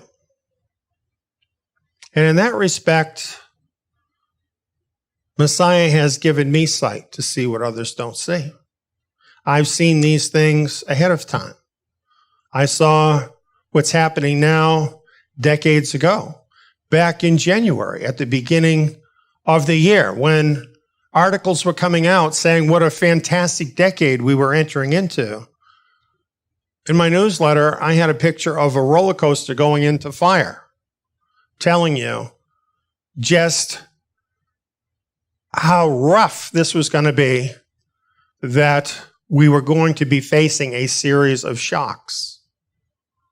Then what happened? Exactly that. I see things before many others see them. I saw this time decades ago, wrote about it, and now it's here.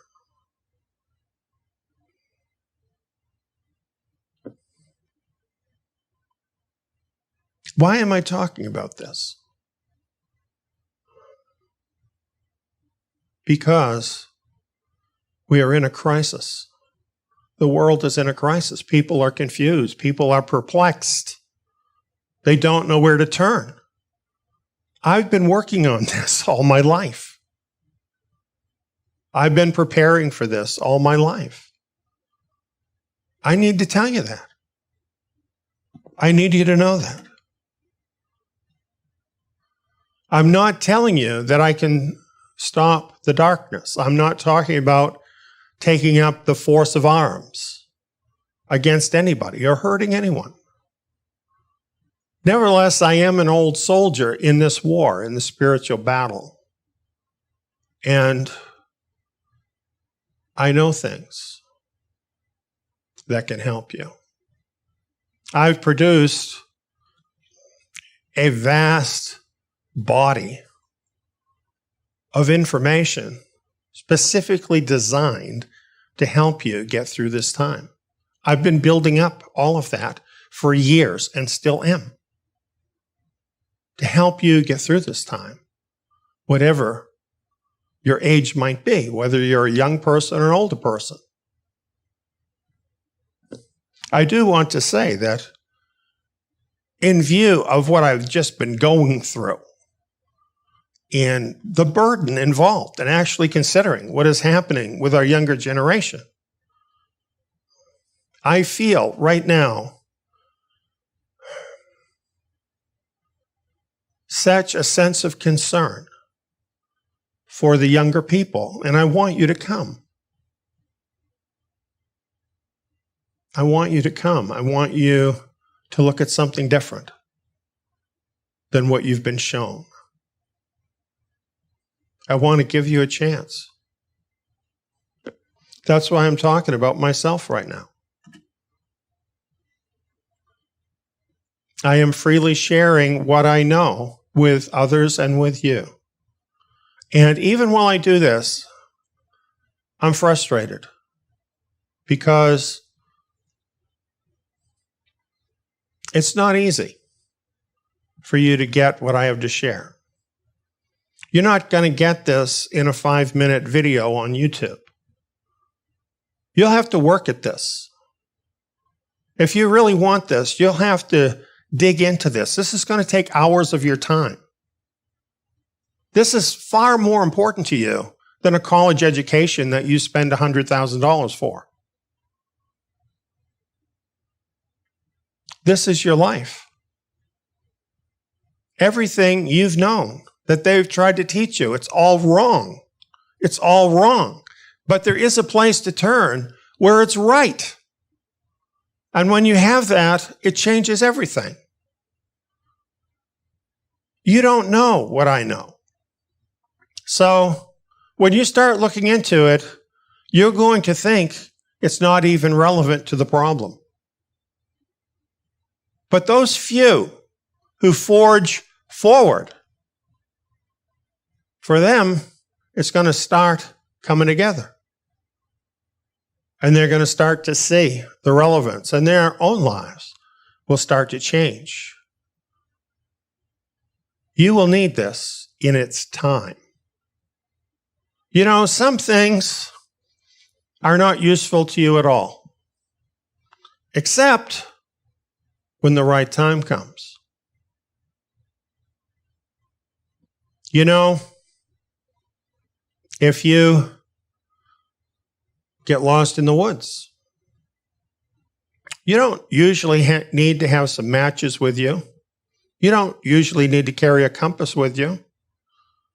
But those things would really come in handy if you got lost in the woods. That's the kind of things I'm talking about. Things that may not be relevant to you in your everyday life in the past, but with what is coming upon the world, very relevant. Things you need. You need to get those things now. You need to have them when you need them. That's what I'm telling you.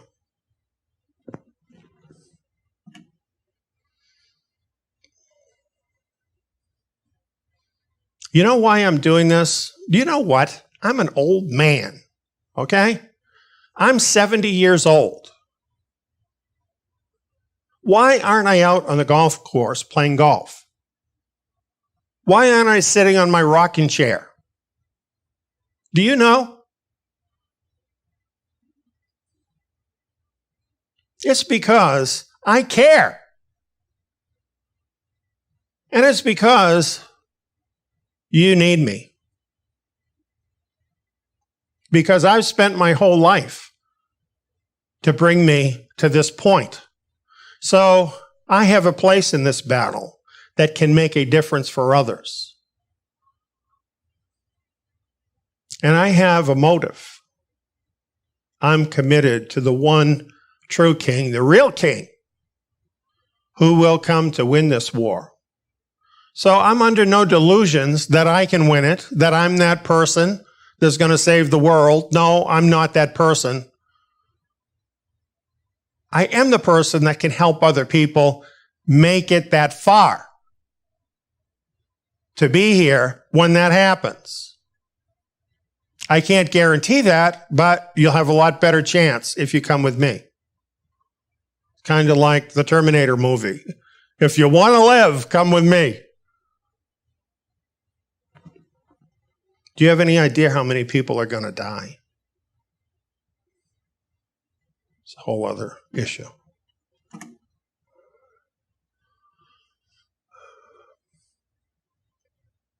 When I speak about my king, I'm not speaking about King Aragorn, the fictional king of Lord of the Rings. There's a lot about him that does illustrate certain aspects of Messiah. But no other king in a book or in real life could even come close to who the real Messiah, the Lord Yeshua the Messiah, actually is. He is the only answer for this world. If he does not return and take up his rightful rule over this earth, you're doomed. It's that simple. All of my hope and trust is in him. That's where I'm coming from.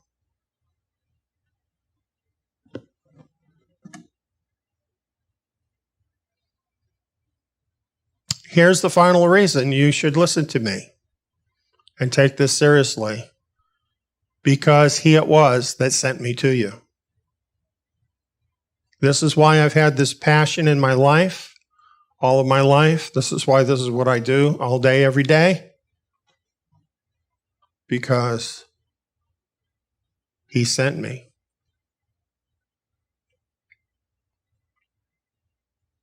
Daniel 12, 9 and 10 are of interest. For the words are shut up and sealed until the time of the end. Many will purify themselves and make themselves white and be refined. But the wicked shall do wickedly, and none of the wicked shall understand. But those who are wise shall understand. Are you one of the wise or one of the wicked?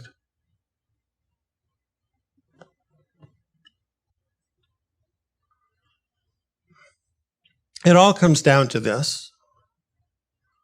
I have hundreds of hours of vital information to share with you now. Hundreds of hours. You better get started. TSIYON.net. Sign up free of charge and get started while you can.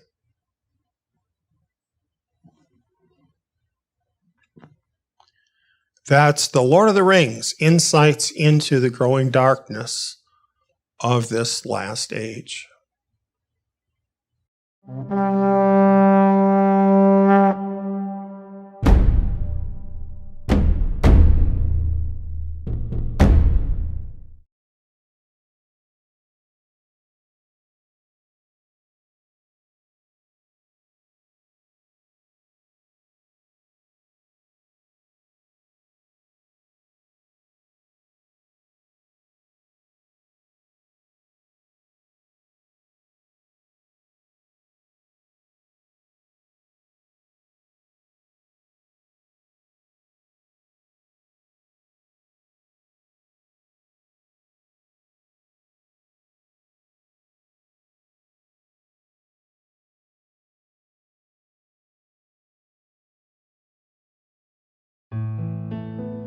Do you wish to get to know us better?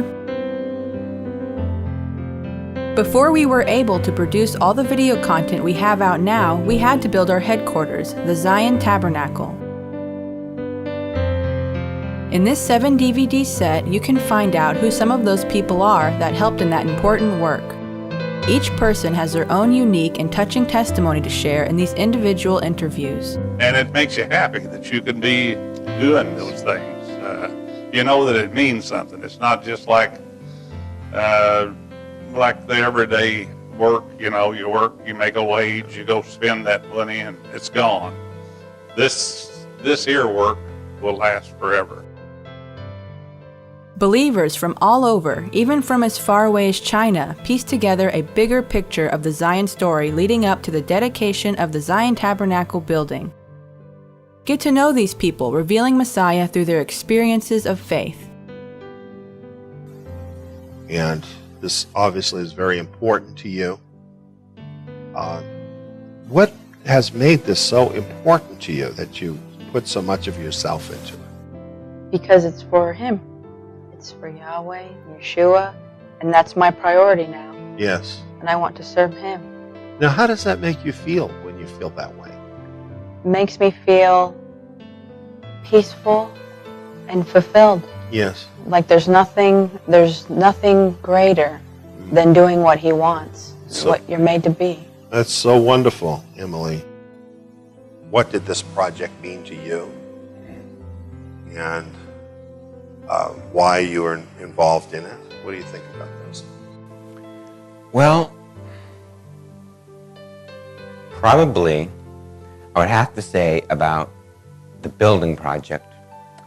Every day that we came over to work, it was work, you know, but it still wasn't like that. It was a different type of work. When you're doing work for Yahweh, it makes everything easier. So what's happening here, Sheila? Well, finally the building came, and we were all really excited about that. Sometimes we were a little afraid to watch it, but Yes. until it got actually settled. But it was a very exciting day. It was all pretty iffy for a while, but it did show up. Well, now we get to the project, and we've been working a lot on the building here. You've been a big help. Here you are with me and your mom. In the background you see a little bit of our building back there. Now, we want to talk a little bit about what you did to help us as we've been building the building. And you actually did some work in the building. What did you do?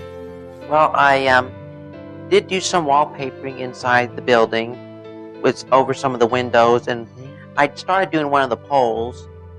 I also did some of the work in the back, in your office now area, in the other office area that we have set up, with some sanding and helping in some screws. I think I also helped in the back deck, screw some boards down.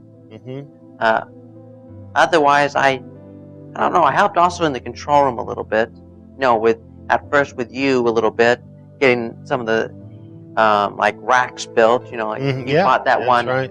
a rack to set all the equipment on, and you said here everyone's busy, build this up, and I looked at the instructions 5 minutes and saw what it looked like, and I said, okay, I'm done. Yeah, you got that done in a hurry. Also included on this DVD are these same believers gathered together, young and old, sharing stories from their faith walk with Yeshua Messiah, as well as a Passover presentation by Eliyahu ben David. Finally, Eliyahu also presents another teaching on the 7 DVD set regarding the Shemitah year and Tetrad moons and how this all relates to Bible prophecy. Well, we're reminded of this time period. Jerusalem is the cosmic clock. It is the time clock that Yeshua Messiah has given us to measure the time period in which he would return. Do not miss out on all this great content.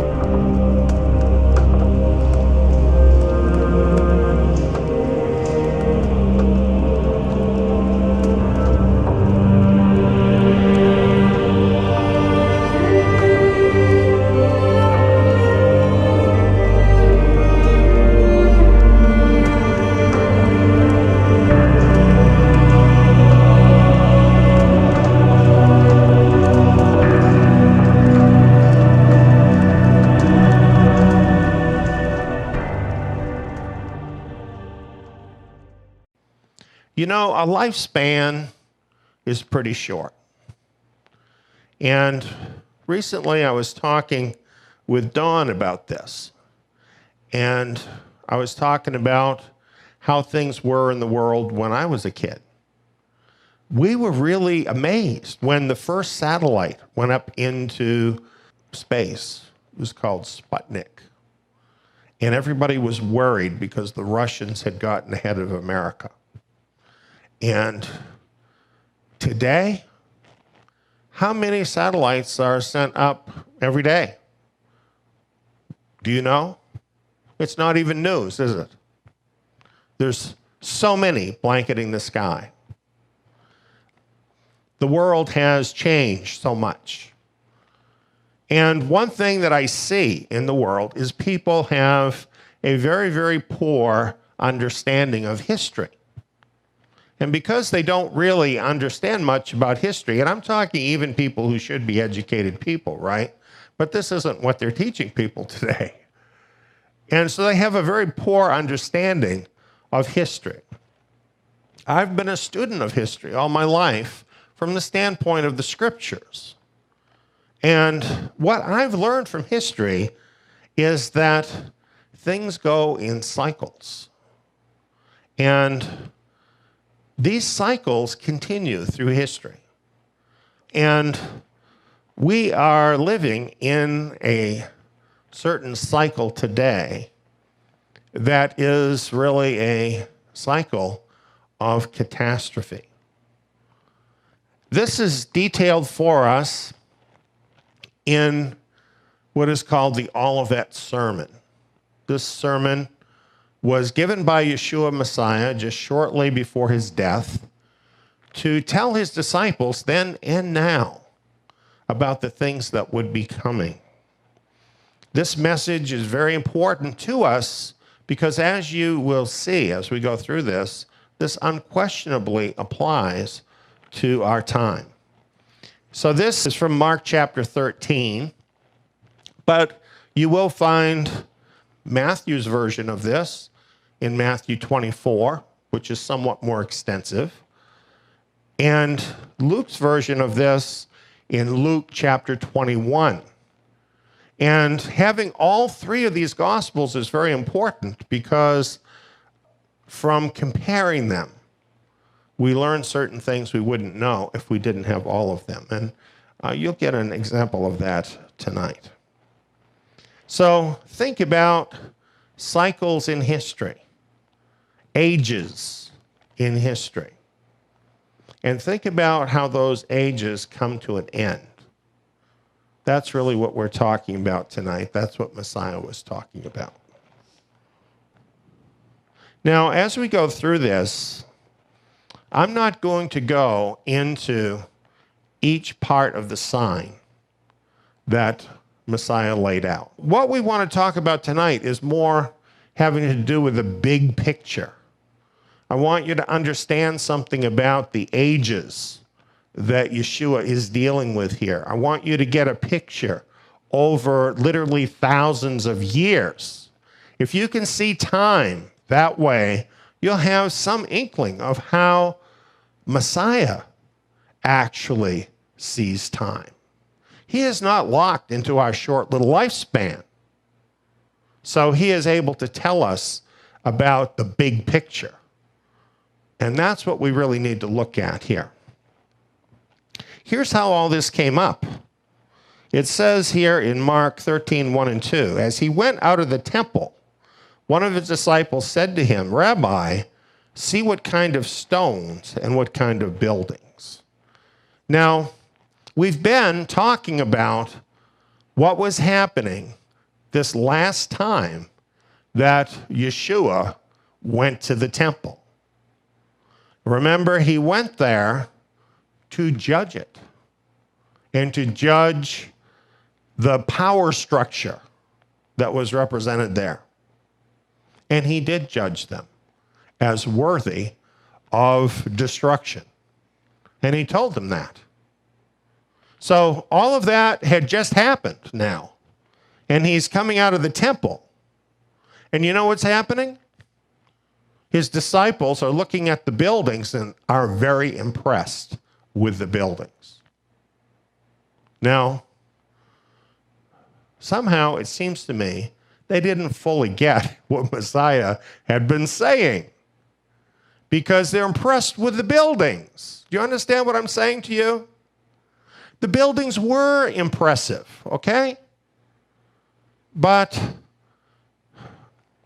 Yeshua was not impressed with the buildings. He said to them, "Do you see these great buildings? There will not be left here one stone on another which will not be thrown down." With those words, he foretold the end of what is referred to as the Second Temple Jewish era or age.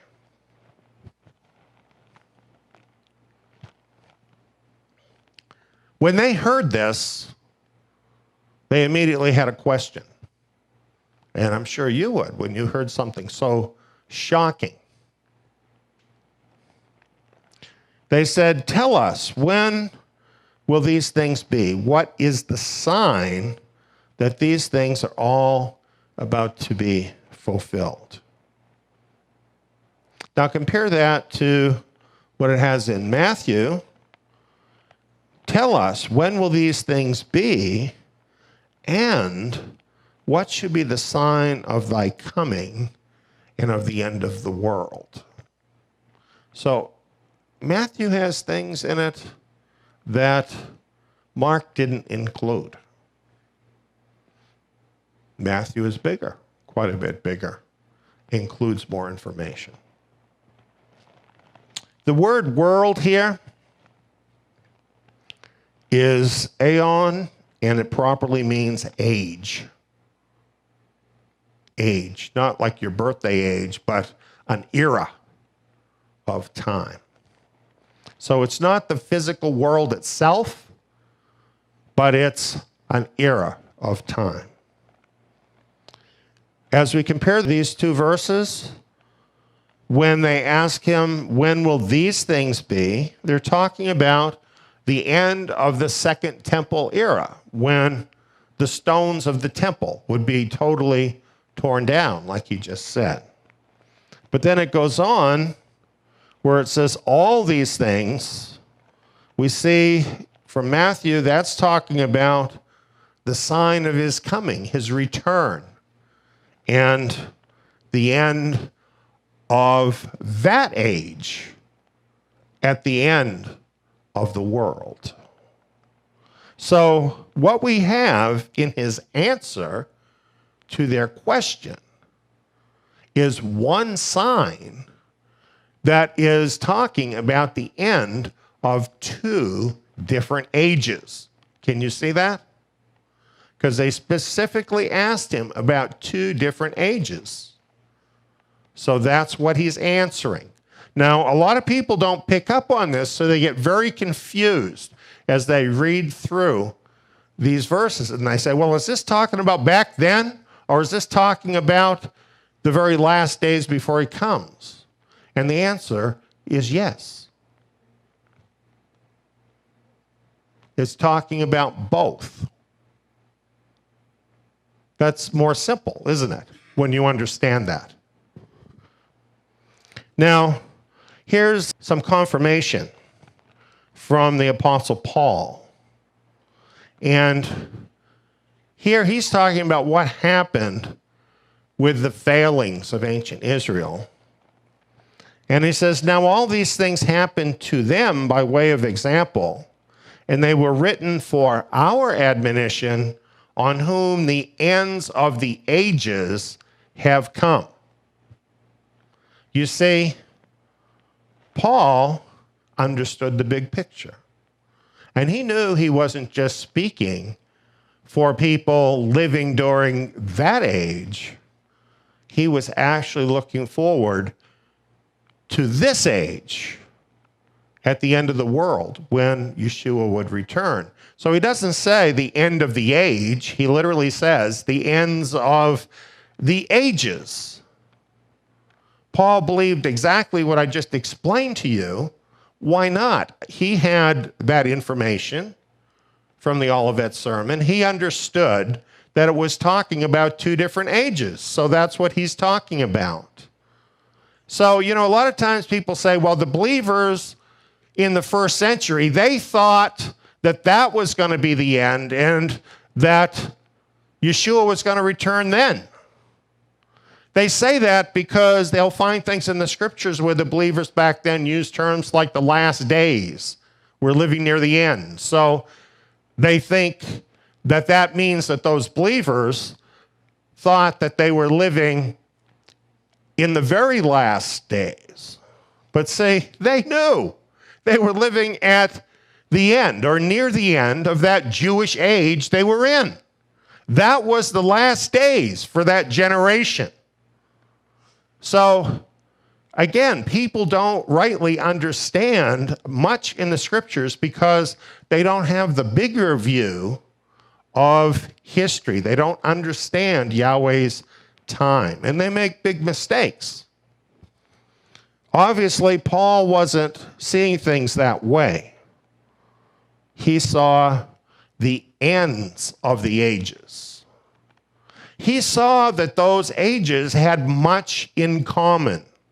They both were completing cycles and would have similar signs and would benefit similarly from the examples in Scripture. Well, now let's look at Mark 13:14. In Mark 13:14, Mark says this: when you see the abomination of desolation spoken of by Daniel the prophet, standing where it ought not, let the reader understand. Then let those who are in Judea flee to the mountains. Matthew says the same thing. It mentions the abomination of desolation. But in Luke, when it's talking about the same thing, it says, when you see Jerusalem surrounded by armies, then know that its desolation is at hand. So because we have Luke, we know that in this case, the abomination of desolation that Messiah is talking about is Jerusalem surrounded by armies. Now, why is it that Matthew and Mark are using a sort of code? You have to know what the abomination of desolation is, don't you, in order to understand what's being said. Whereas later, Luke is just telling us right out what it is. Well, it's because Luke wrote later after these other two, and it wasn't an issue anymore. There was no reason not to come right out and say it. But when Matthew and Mark were written, there was potential danger talking about this. And so biblical prophecy code was actually used to talk to one another. We ought to think about that, because having our own language based on the scriptures, having our own time based on the scriptures, is a protection for us against the enemies as we move closer into the last days. And realize everything in these verses tell us the whole world is going to hate you. Get used to that idea. It's going to get a lot worse than it is right now, and you're going to have to worry about what you say in front of people. And you know, it might be a good time to start practicing some of that.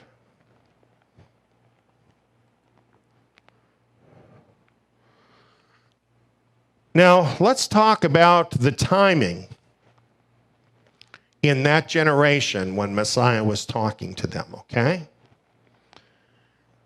In Mark 13:30, Messiah says, most certainly I say to you, this generation will not pass away until all these things happen.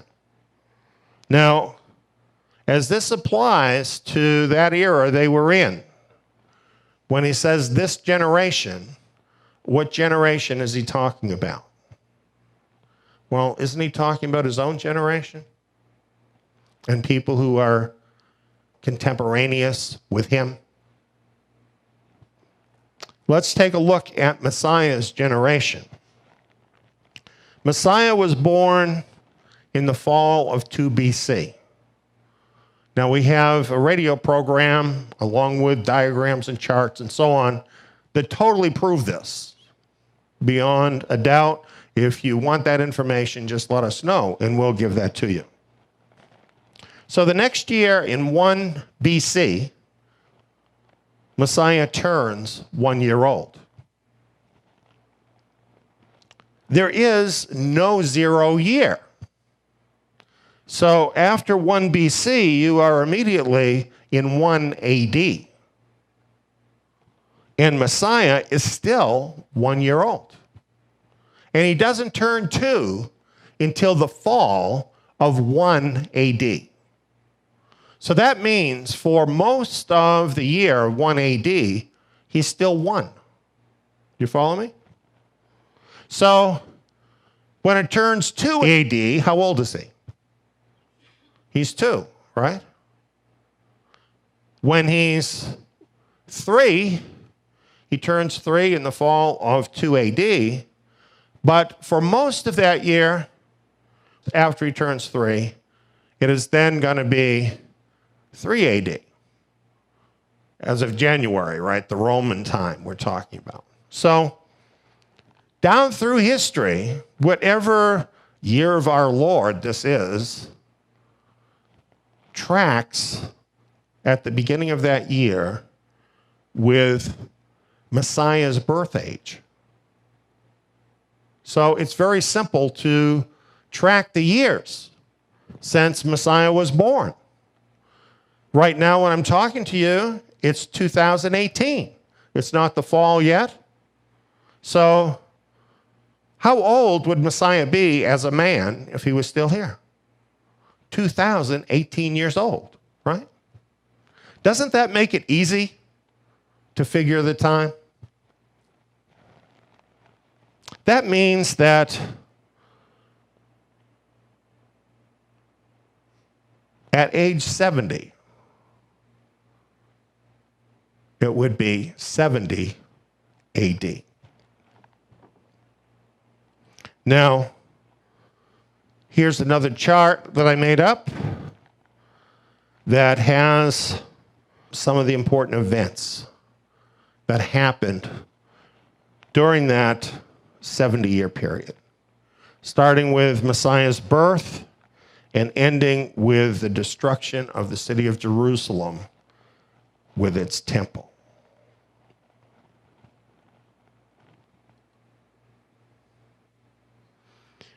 Here, we're going to explain the larger eras that we're dealing with.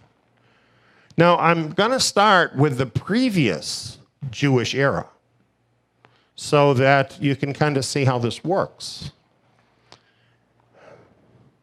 In the previous Jewish era,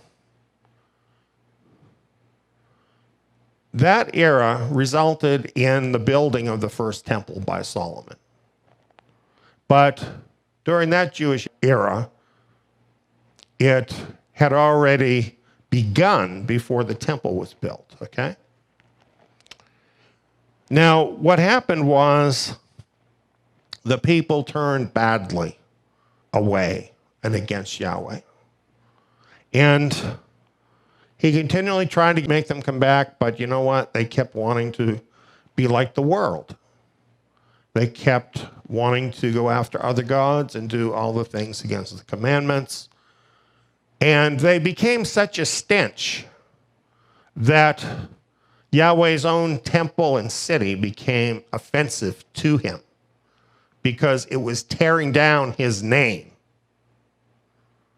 And he told them that would have to be destroyed in order to protect his own great name. So, in 587 BC, he sent the Babylonians to destroy Jerusalem. This is secular history as well as biblical history.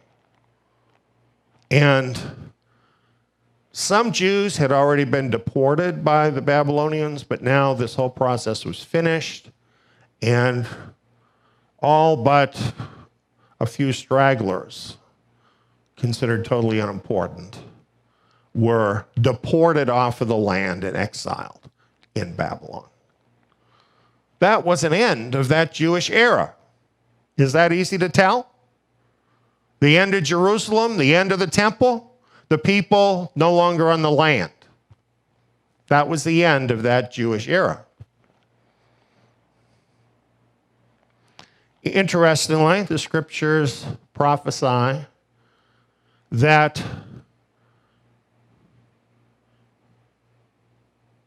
the Israelites, the Jews, would be exiled from the land for one generation, for 70 years. Here's how it worked out. In 539, Babylon fell to the Persians. The Persians were nice to the Jews. Good folks, really. And they said, well, you can send people back to your city. You can rebuild your temple. But you know what? Most of the people didn't want to go. They had gotten used to Babylon, and they liked it. A lot like the believers in the world today, isn't it? How many of them are going to go home with us in the second Exodus? A few, comparatively. A remnant who care more about spiritual things than being like the world. The more things change, the more they stay the same. Do you see what I'm saying about cycles? So anyway, a very small remnant returned. And they encountered lots of difficulties because there were other people there now. You don't just leave for 70 years and not have anybody else move in, right? So they had lots of difficulties trying to regain their place. And eventually they were able to rebuild their temple, which at that time really marked a new beginning of the Jews in Jerusalem. That's what they had been working for. Finally, they accomplished that in 516 BC, after one generation of 70 years. Well, in 516 BC, then, it was the beginning of a new Jewish era. And the temple in Jerusalem, and the Jews now having control of that, is what marked the beginning of that era. Are you following me? Jerusalem. That's what we're talking about.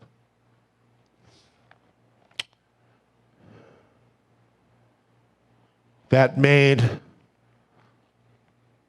Jerusalem Jewish once again. Jerusalem is Yahweh's time clock. 516 BC. They get to 2 BC. That's a long time later, isn't it? Hundreds of years. There's prophecies telling about the time. We're not getting into all those tonight.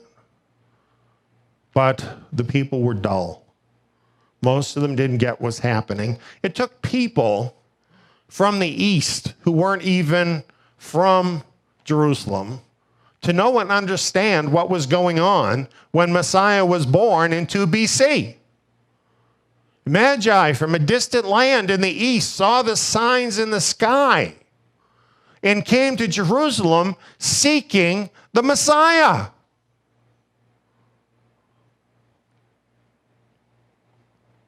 They should have known.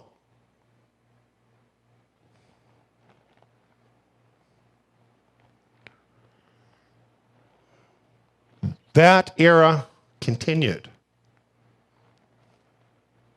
But they were at the end of the age. They had arrived at the end of the age. They didn't act like it.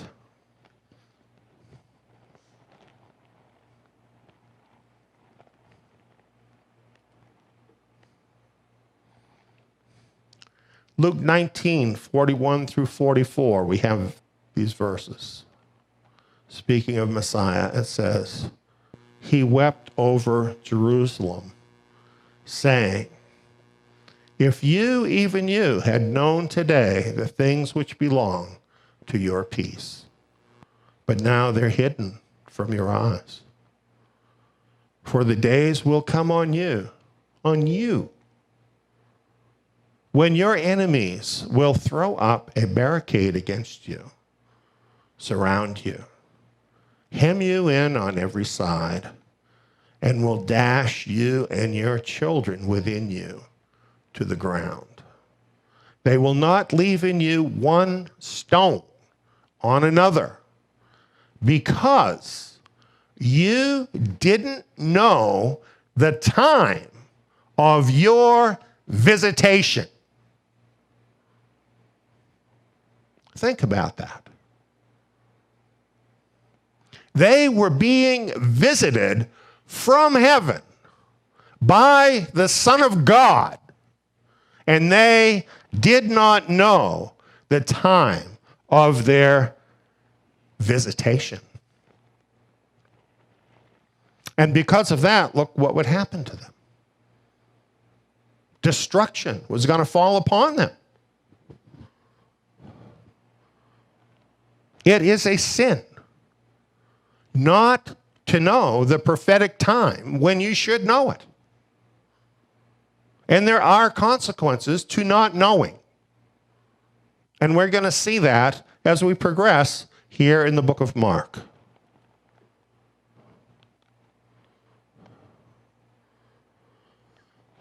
The time of Messiah's visitation, his generation did not pass away until his words had been fulfilled. He said this, "Most certainly I say to you, this generation will not pass away until all these things happen."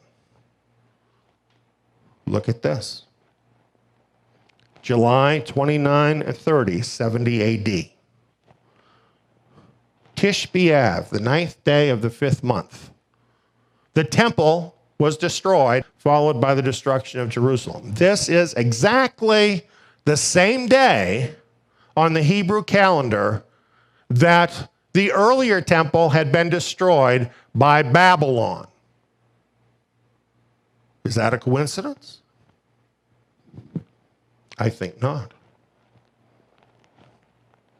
This occurred within the 70th year of Messiah's generation. Just 2.5 months later, the date flipped, and Messiah would have turned 71. Was his word fulfilled? I think that's quite precise, isn't it?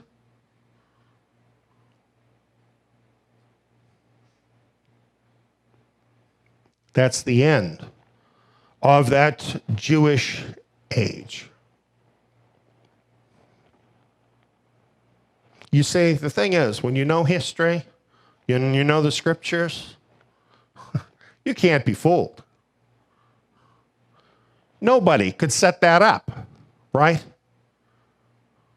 Is some guy that hates the Bible going to go to the Romans and say, listen, you've got to go in there and attack them exactly in 70, exactly on this day? Doesn't happen like that, does it? It's history here showing you how Yahweh is in control of history itself. His prophecy is not wrong.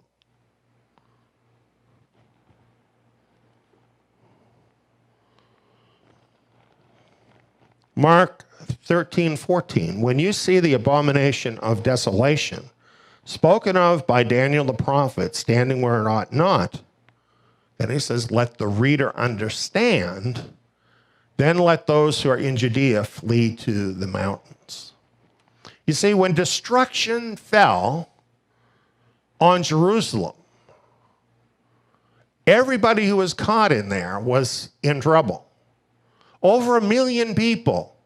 According to one estimate, 3 million people were killed by the Romans. And many more were taken into captivity. And quite a lot of people died of famine during the siege. And some pretty awful things happened in there. It's a horrible story. It's absolutely a horrible story. And it's all laid out in horrible detail by Flavius Josephus in his War of the Jews. So, Yeshua was giving them a warning, telling them what to look for before that fell on that land. So he tells them, when you see the abomination of desolation spoken of by Daniel the prophet, let the reader understand. Then let those who are in Judea flee to the mountains. And we already saw in Luke that It says, when you see Jerusalem surrounded by armies. So that's really what it was. What the abomination of desolation was, is Jerusalem surrounded by armies. Now, it's amazing how this happened. Cestius Gallus came with the Roman troops and surrounded Jerusalem. This was in 66.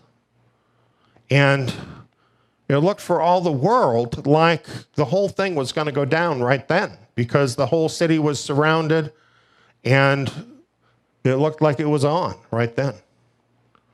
But then, you know what happened? Josephus says, for no good reason in the world, Cestius Gallus and his troops just left. They just picked up and left. And the believers said to themselves, well, that's amazing. And you know what they did? They said, wow, that's the sign. Let's pick up our stuff and get out of here. Isn't that amazing? That's history. That's history telling you that God is in control of history. That's history telling you that you must believe Bible prophecy to save your own life. Are you following what I'm saying?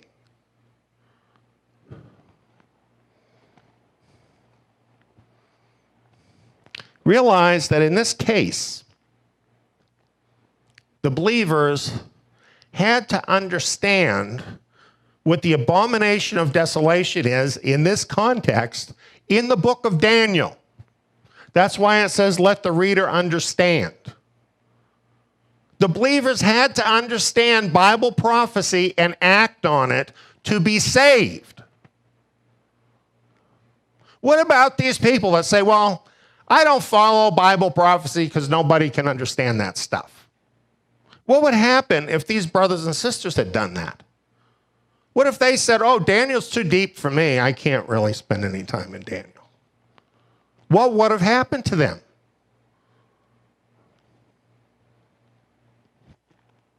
Yeshua gave them a clear sign. When they saw it, they needed to act on it if they were going to survive. Now, I don't know that this happened, but I bet you there are some believers there that said, oh, well, my Aunt Betsy is here, and she's not going to leave, so I'm not going to leave either. Oh, well, I don't know, this trip looks too rigorous for my cat to come with me, so I think I'm going to stay where I am. If they did that, they died or became slaves. Serious. Some of them might say, oh, well, Yahweh will protect me if I stay here. Don't be that dumb. If you do not obey his word, expect to get the same thing the world gets.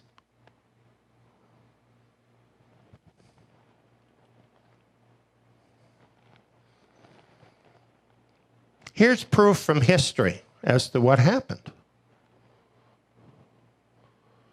This is from a church historian from the 4th century. So he's writing it from a Gentile Christian perspective.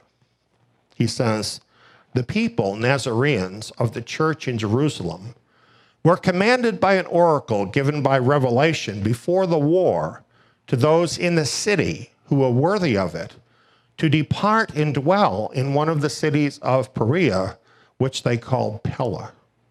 To it, those who believed in Christ traveled from Jerusalem, so that when holy men had altogether deserted the royal capital of the Jews and the whole land of Judea, the judgment of God at length overtook those who had committed such outrages against Christ and his apostles and totally destroyed that generation of impious men.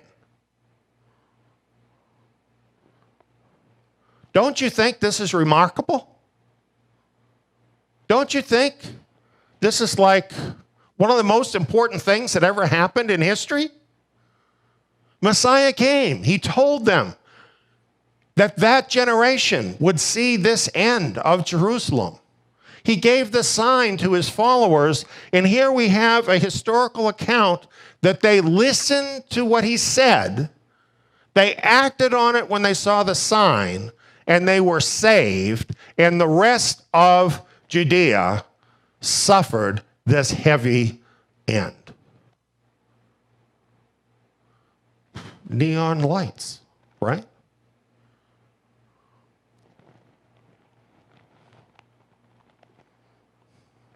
Now, this is interesting.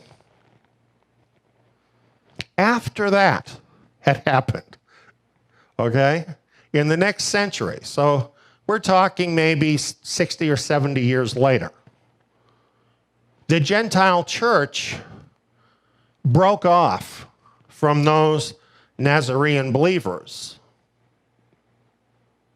and labeled them as heretics. There were a lot more Gentiles then. So, people regard the original group as being the heretics and the Christians that broke away as being the continuation. It was actually the very opposite, right? Isn't that interesting? Another church historian wrote this about it. This heresy of the Nazarenes exists in the Decapolis in the region of Pella. From there it took its beginning after the exodus from Jerusalem, when all the disciples went to live in Pella because Christ had told them to leave Jerusalem and to go away since it would undergo a siege. Because of this advice, they lived in Perea after having moved to that place, as I said. So he's calling the believers who obeyed Yeshua Messiah heretics.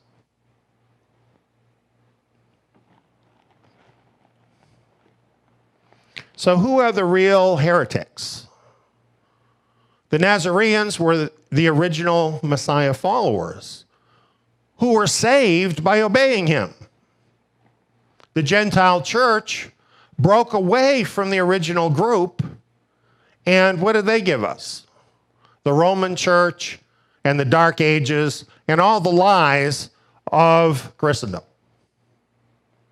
It's not hard to figure out who the real believers are and why we need to get out of the pagan church system.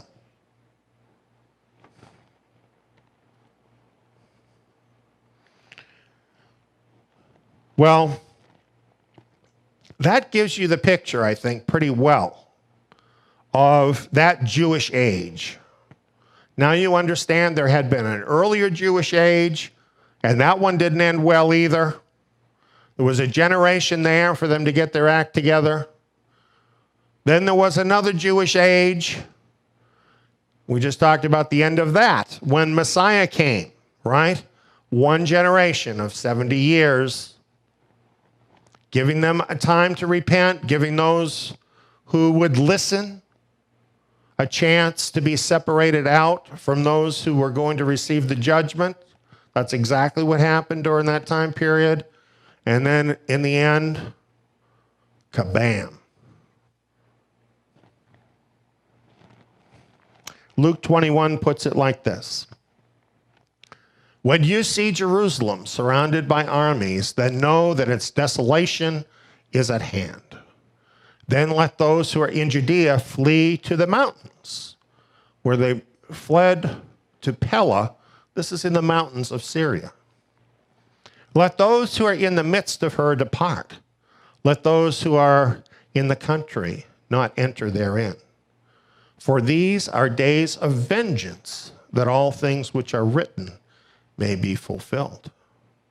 Woe to those who are pregnant and to those who nurse infants in those days. For there will be great distress in the land and wrath to this people. They will fall by the edge of the sword and will be led captive into all the nations. Jerusalem will be trampled down by the Gentiles until the times of the Gentiles are fulfilled. This is so simple that it amazes me that people don't understand this. It is so simple. What Yeshua is telling us is that era, that age of the Jews in Jerusalem was going to meet a violent and bloody end. Isn't that easy to see? And then they were going to be led captive into all the nations. Did that prediction come true? And then it says, Jerusalem will be trampled down by the Gentiles. Did that happen? Was there now a new age, an era, where Jerusalem was trampled down by the Gentiles? Did that happen? And was that age ever at a point where it was fulfilled? In other words, that Gentile age was at an end, which implies then a new Jewish age, doesn't it? Doesn't it?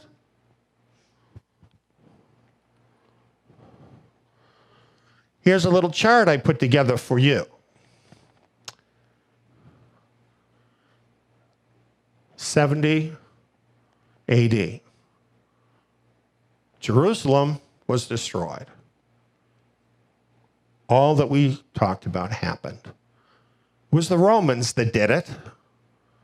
And now Jerusalem was in their hands.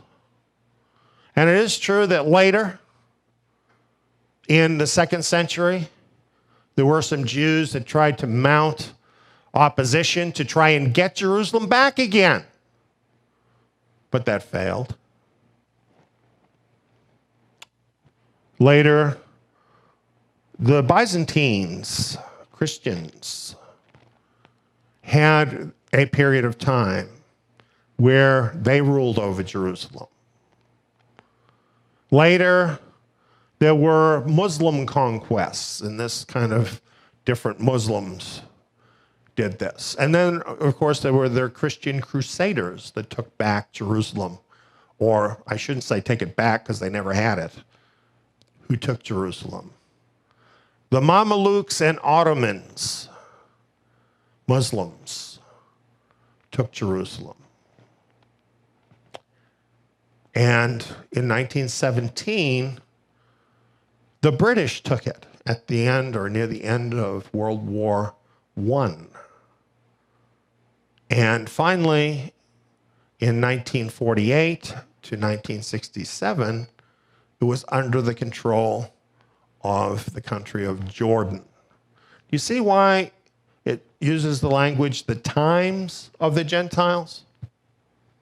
Because there were different times here, a lot of different Gentiles. The scriptures are very specific in the word choice. Jerusalem will be trampled down by the Gentiles until the times of the Gentiles are fulfilled. Well, what would you expect to happen when the times of the Gentiles are fulfilled? Knowing the history, wouldn't that mean you have a Jewish Jerusalem again? Times of the Gentiles are over. You have a Jewish Jerusalem again. What we're talking about is the liberation of Jerusalem. June 7th, 1967.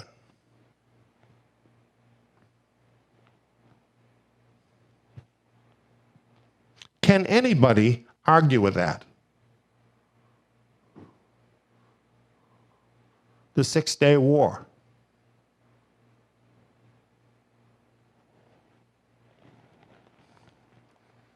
I was a young man when this happened. It was one of the most amazing things anybody had ever seen. It was all over the news. And it truly was incredible.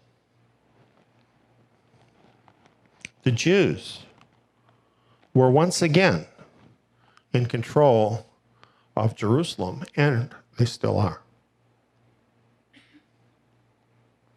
Jerusalem will be trampled down by the Gentiles until the times of the Gentiles are fulfilled.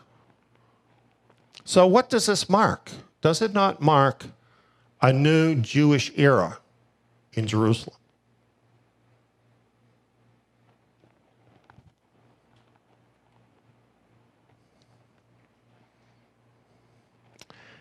Mark 13 goes on from this point. As a matter of fact, each of these goes on here, but we're looking at Mark's version right now. It says, in those days after the oppression, that is, after the tribulation, the sun will be darkened, the moon will not give its light, the stars will be falling from the sky, and the powers that are in the heavens will be shaken.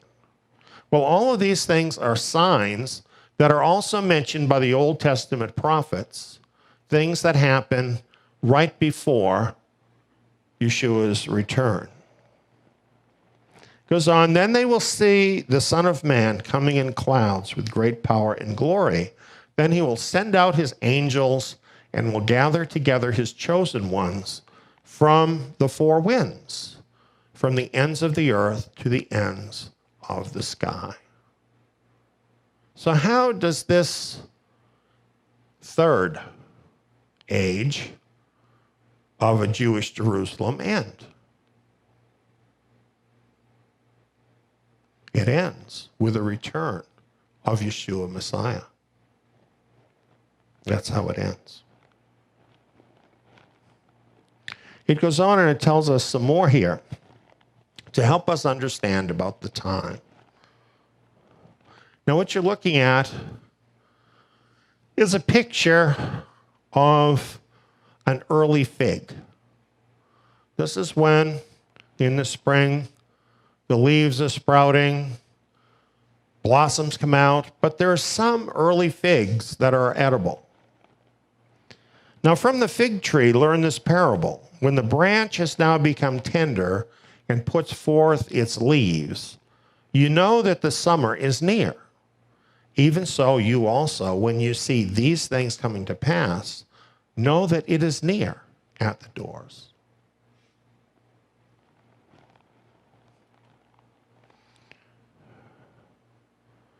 Let's go through this. Now, Gill's commentary has a nice explanation of what this is saying. It says, when its branch is yet tender, and Gill writes, through the influence of the sun and the motion of the sap, which was bound up and congealed in the winter season. And my comment here, bound up in the winter. The winter is this long period of the Gentile times, right? But sap is now flowing. Israel is once again in the land. And puts forth leaves, and Gill writes, from the tender branches, which swell and open and put forth buds, leaves, and fruit. And I put new growth. New growth. Could this be the returning remnant of Israel? And it goes on, you know the summer is nigh, spring being already come. In other words, the fig tree putting forth her green figs is a sign that the winter is past, spring has already come, and summer is at hand. So I think this is where people make a mistake about the fig tree. A lot of times they say, well, the fig tree is Israel, and the beginning of the generation has to be then when Israel became a nation. But when you look at the words more closely, what this is telling you is that the sign occurs when it's already springtime. In other words, there's already evidence of Israel in the land. So it's later than the very beginning. And a couple Sabbaths ago, I brought up this slide, which was from our presentation in Matthew about figs. And it's not exactly correct to say, well, figs picture Israel. They don't just picture Israel. They picture rotten Israel and righteous Israel, right? And according to Jeremiah, the good figs are the figs that are the first ripe figs. The spring figs, the ones, by coincidence, that Messiah is talking about in his parable. The first ripe figs we have seen picture the righteous remnant of Israel. So, this portion of Scripture is not exactly talking about what people think it's talking about. It's really talking about the remnant springing up. And this is a late sign. It happens relatively late in the process. It's happening now, and we're pretty late in the process. It's spring. And when this fully happens, when it's finished, summer is near.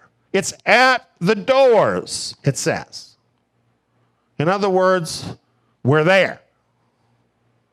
When the remnant of Israel are raised up and they return to the land, it is a very short period for all of the end time events to tick off very rapidly and for the Messiah to return. Mark 13, 32 and 33. But of that day or that hour, no one knows, not even the angels in heaven, nor the Son, but only the Father. Watch, keep alert, and pray, for you don't know when the time is. Well, we've talked about this before. This phrase, that day or that hour, no one knows, actually refers to one of the feasts, Yom Teruah. We can never know exactly what day it's going to be because it falls at the end of the dark of the moon. And that period can be 2 days or it can be 3 days. So the only way you can know when it comes is by watching. This is all about watching here. This is Yeshua Messiah telling us he's going to come at a feast of trumpets, but it's also him telling us we need to watch. Now he says, you don't know when the time is.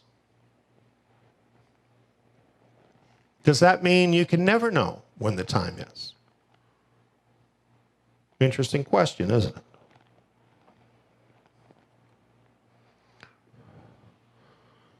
Mark 13, 35 through 37. Watch, therefore.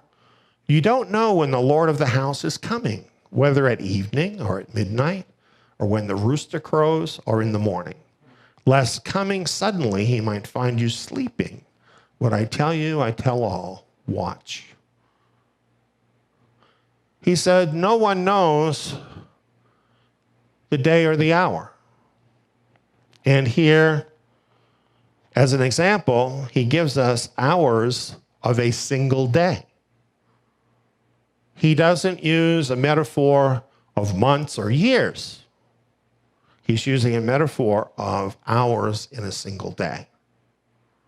What do you think we're going to be doing when we get to that Yom Teruah? I don't know about you, but I'm not going to be sleeping. I'm going to be watching.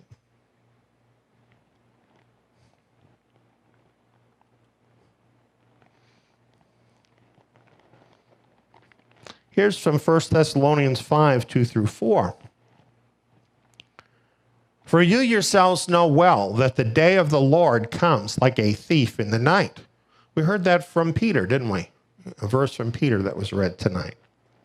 For when they are saying peace and safety, then sudden destruction will come on them like birth pangs on a pregnant woman, and they will in no way escape.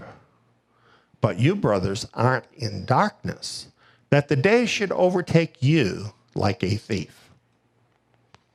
Well, this stacks up pretty well with what we saw with Messiah's generation, doesn't it? They had all these signs. They had a particular sign to look for, a prophetic sign. So they didn't know when it was going to happen, But then once they saw the prophetic sign, did they then know it was about to happen? They did, didn't they? You see, for a period of time, people might not know. But then when the prophetic signs happen, then we're going to start to know, aren't we? Look at this. Have you thought about this? The months of anti-Messiah's reign define the time with certainty. When we get there into the tribulation, we know that the anti-Messiah is going to rule for 42 months. This is expressed in prophecy in a number of different places. 3.5 years, 3.5 times, 42 months. It's given to us in different ways so we can know exactly the time. So, when anti-Messiah's reign starts, will we not then know the time when Messiah is going to come? Isn't that a lot like what happened in the first century when they saw the armies? So you see, when he says no one knows, it doesn't mean forever nobody will know. Certainly when it happens, they'll know. Back up 3.5 years, when the Antichrist is in power, they'll know. What about backing up some more? Are there other prophecies that will tell us the time? Not the day or the hour, but the time, so we can be ready. Well, we're not in darkness like the world. It should not catch us like a thief. As we've already seen, not knowing the time is a sin that can get you killed. We will need to know the time.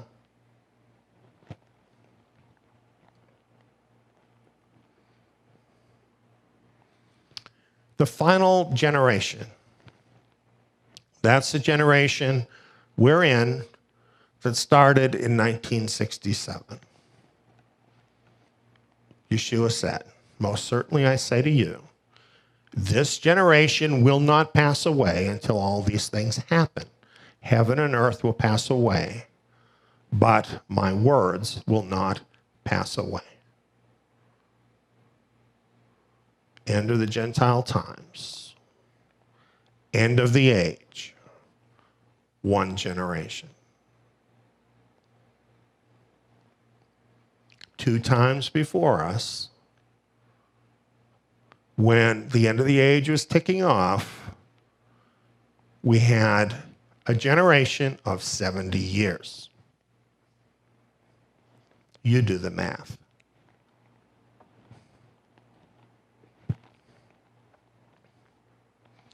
Here's a chart that I adapted a little bit that was from a video that was mentioned tonight. This is a video that was from a presentation in 2015. We have this on DVD and other places, should you want to have it. And I'm not going to explain it all, but what it's showing here is the biblical Shemitah cycles since 1967. And what you have is 10 Shemitah cycles. That's what's showing here, because 10 Shemitah cycles is 70 years. Very interestingly, on each Shemitah year, which is the 7th year, which is a biblically significant time in Yahweh's cycle, he counts time in 7-year cycles. And the 7th year is a Sabbath year, just like the 7th day is a Sabbath day. And these days and years are very significant. And if you look at these Shemitah years through this time period, since 1967, what you find is major events happened relative to Israel. And you also find major events happened relative to the whole world in some cases. The last Shemitah year was 2015. And it was a doozy. It was an amazing year, spiritually speaking. And remember that star I talked about that shone and was the sign that Messiah had come?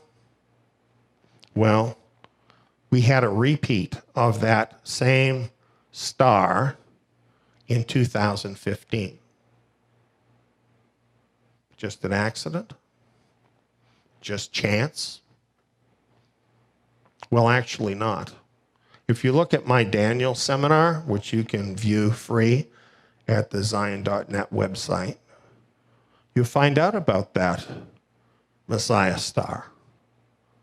And you'll find out what it means. A lot happened in 2015. Well, now we're almost halfway in the next Shemitah cycle. Next Shemitah year is 2022. There's only 2 more after that. And the last one, interestingly, falls upon the very 70th year since 1967.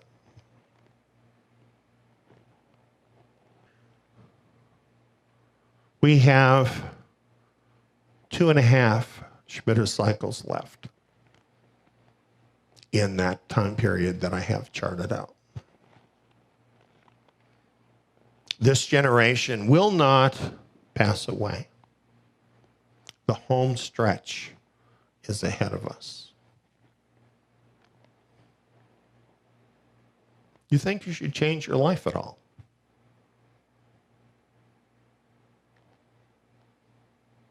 Do you think you should talk to Yahweh about it at all? About what this means for you? If you want to know, he will make that known to you.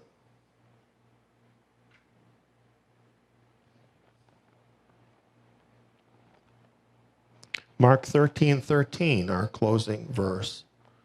He who endures to the end, the same will be saved. And that's the ends of the ages.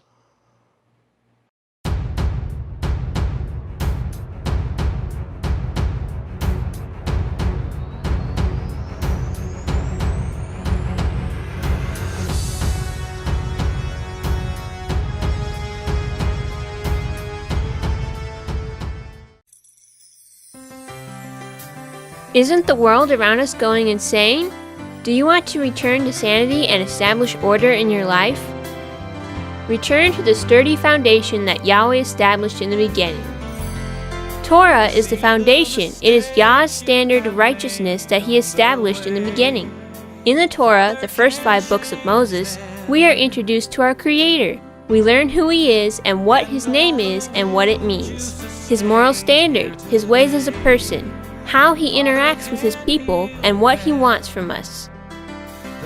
Join Eliyahu ben David in this rich verse-by-verse study of the Torah and bring sanity back to your life.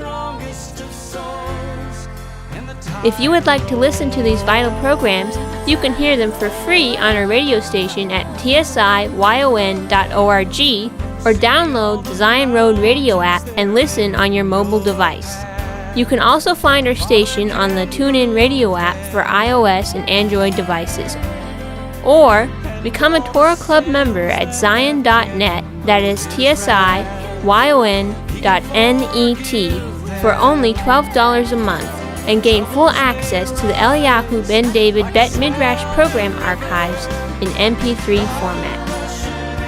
Join us this Sabbath for the Eliyahu ben David Bet Midrash and bring order back to your life. When you call upon the name of Yahweh, you'll be saved. Call upon His holy name in the last days. Upon the name of Yahweh, you'll be saved. Father will hear your cry.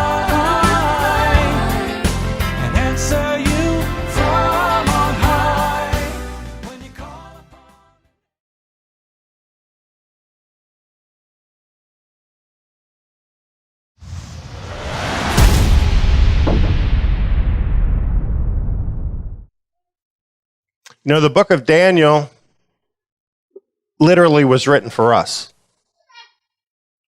It's written for the people who would be alive, specifically of the remnant that would be alive in the final generation, when that great beast would emerge and take over control of the whole world. Daniel and his 3 companions were like us, like the remnant scattered through all of the Gentile nations. They didn't belong there. They were different. And somehow, when this great beast would emerge and take over the world, as Babylon did in the time of Daniel, they would need to continue to be faithful to Jehovah, the one and only true God, while there was tremendous pressure that would be put on them to conform to the ways of the beast system. Now, we tend to think this is a new thing. For instance, when we read in the book of Revelation about the beast that is to emerge in these final days that will rule over the whole world, we tend to think that's a last days thing. And yes, in its final form, it is. And this is the very worst expression of it that is soon to come upon the world. However, this has been going on for a long time.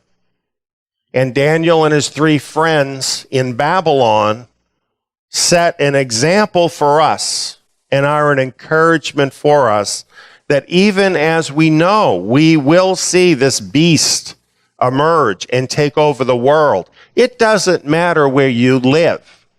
Do you understand that? The beast is going to take over the whole world. Many of you think you can go and hide out in the country somewhere, that you can choose some rural location and somehow get off the grid and the beast will not know about you.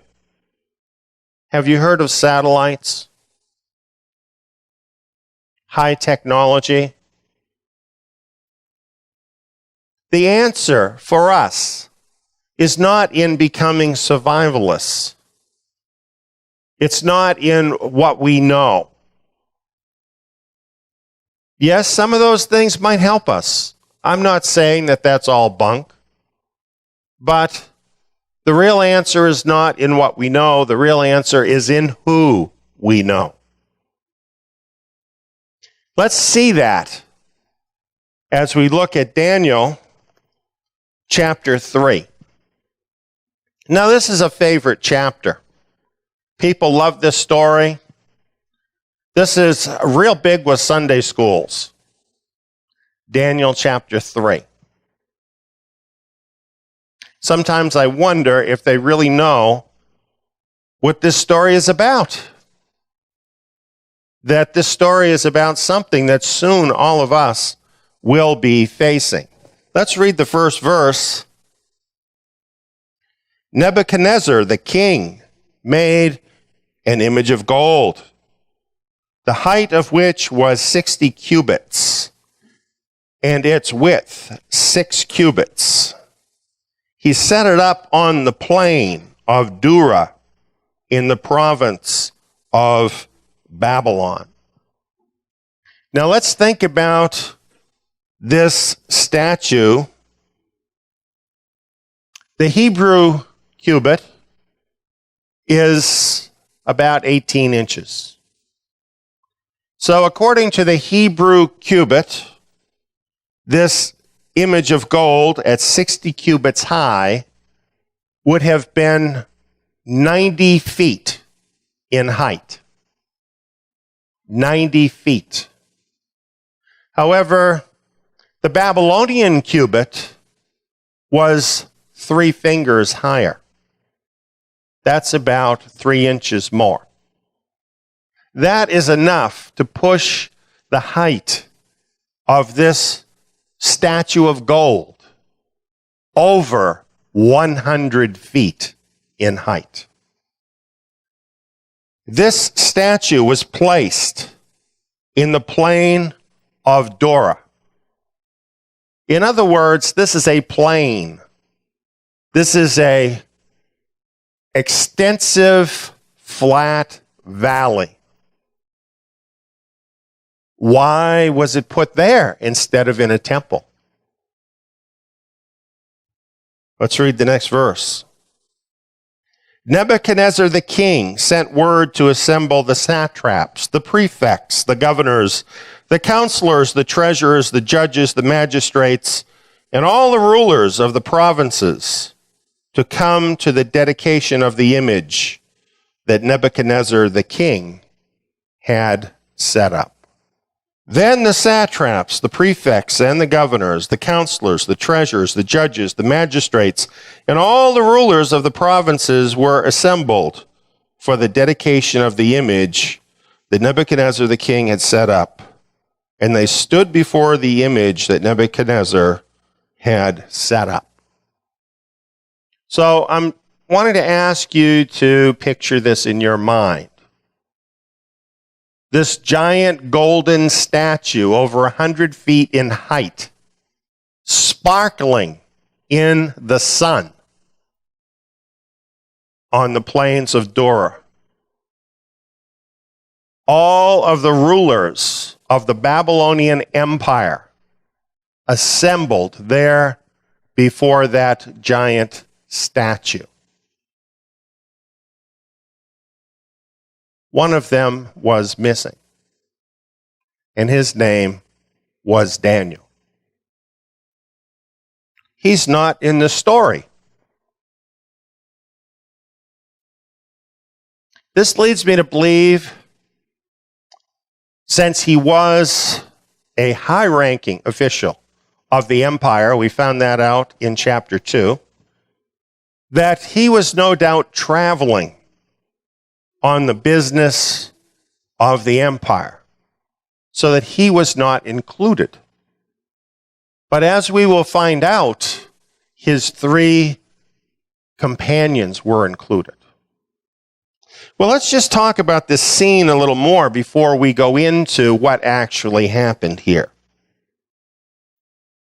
Why would all of these leaders and rulers of Babylon be assembled before this image in the plain of Dura on the dedication day of the image? Well, they were all the dignitaries, weren't they? They were all the leaders of the nation. This was just the day this all started. It had to start with the leaders. What would happen after this day when all the leaders returned to wherever they were from? Then it would go down to all of the people, wouldn't it?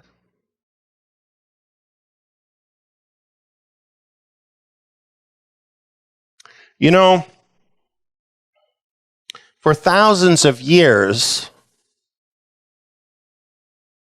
government and religion have been intimately connected. People who live in the United States, where supposedly there is a separation of church and state, don't fully understand about this phenomenon of how religion and the state have worked together down through time. And you will see with every major empire that they have always had a state religion. And the state religion is the source of the unity within the empire. That's what this is about. Now, there's a little more that we can learn about this. I want to share a quote from Gill's commentary, who in turn is quoting from the Talmud. This is some historical material from the Talmud. And it's probably based on real historical information, and not all of this information is available to us today. But here's what it says. Although the design of that generation was not accomplished, that is, the generation that built the Tower of Babel, that's what it's talking about. Although the design of that generation was not accomplished, yet after their times, their punishment was made manifest in that they said, "Let us make us a name." For Nebuchadnezzar, having wasted and subverted many kingdoms and destroyed the sanctuary, thought it possible to put in execution the wicked design of the age of the dispersion.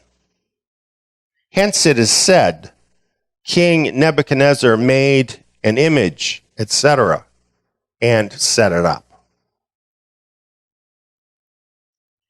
What they're suggesting in the Talmud is that the incident we're reading about here was an incident where King Nebuchadnezzar had become obsessed with the fact that he was the ruler of the world. And he was hearkening back to the Tower of Babel. And he thought that he himself had become so great that he would be able to subvert what the Creator had done at the Tower of Babel in dividing the peoples, and that he would use this gold image as a means to unite all the peoples of the world. This is what the Talmud is saying about this. Let's read a little bit more. This is in the Valley of Generation. That's what the Valley of Dura means, generation. This is where a new world order was being generated by Nebuchadnezzar. In the province of Babylon. Notice it's not the city of Babylon, it's the province of Babylon, which is a much bigger area. Just like, for instance, in New York, you have the city of New York, but then you have the state of New York, which is much, much larger than the city. Well, that's how this was. It goes on and it says, which is the valley spoken of in Genesis 11:2. In other words, this is the same valley where the Tower of Babel had been raised, or was attempted to be raised, when it had been foiled. And Nebuchadnezzar was wanting to finish what had been frustrated. What therefore they could not do, he attempted to do. Hence he gathered all the people to worship the image, which agrees with Genesis 11:4. For he put a certain vessel of the vessels of the temple on the mouth of the image, on which was engraven the divine name, that he might render ineffectual the intention of the dispersed generation. Imagine that. What the Talmud is saying is he actually took a holy implement from the temple on which the divine name was and put it in the mouth of the image, essentially now blending the worship of the one and only true God with this image in an attempt to bring that worship under the authority of the image, thinking that that would break the power that had prevented Babel from being built. Let's read some more.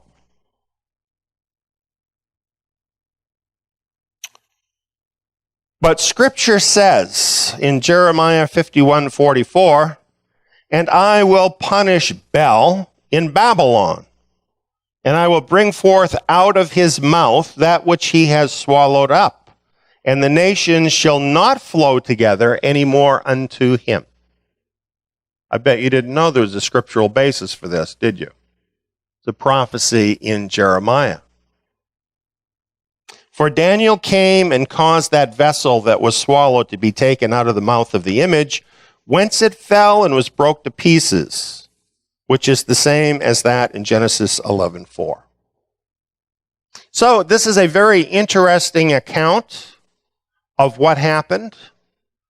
We have no scriptural record that tells us that Daniel did this, but we do know that Nebuchadnezzar ultimately failed. That as great as the kingdom of Babylon became, it itself was destroyed. It did not accomplish gathering all the nations into one eternal empire. But that was, in fact, the goal, and it's not hard to see that from the text here.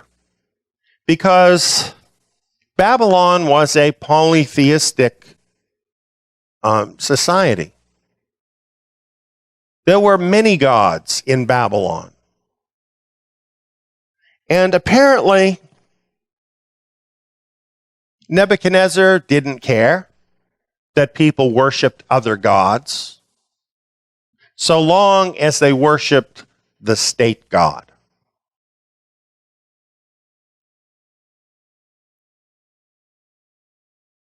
Friends, that is how it's going to be. There will be many Christians. There will be many Jews. There will be many people that claim to worship the God of the Bible who do just fine under the reign of the Antichrist, because they will be willing to worship the state god too.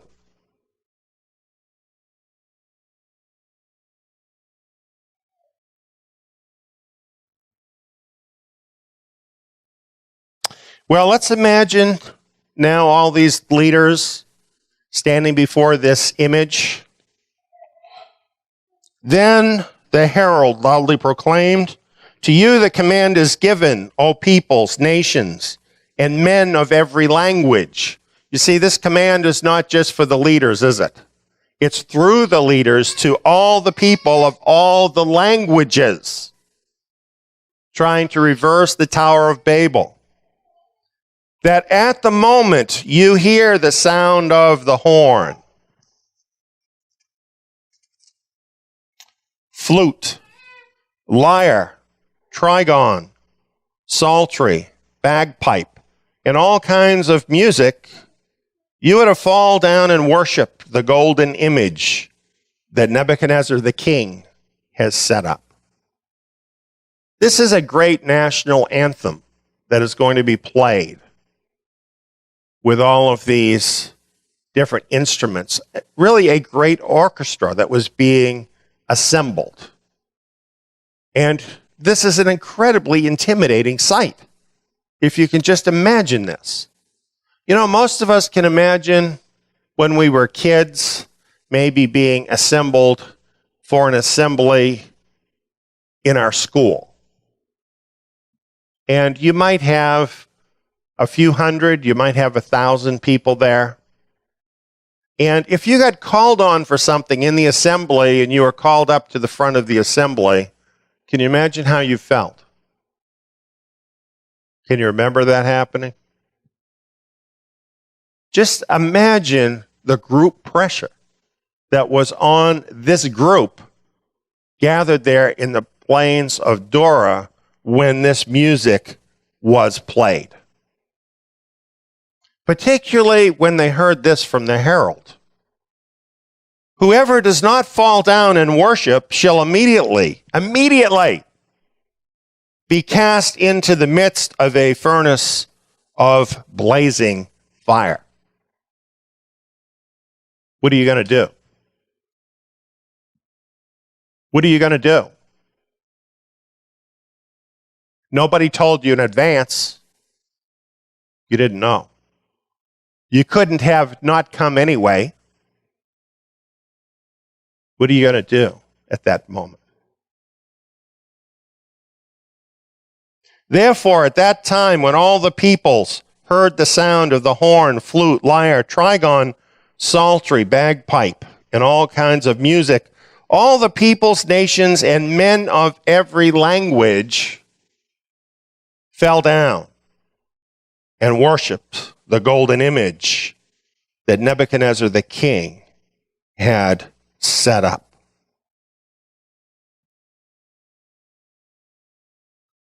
Friends, you're reading about the future here.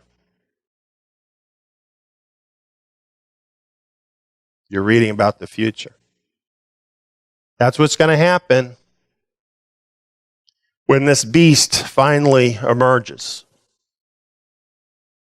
It will be demanded that every person will worship the beast.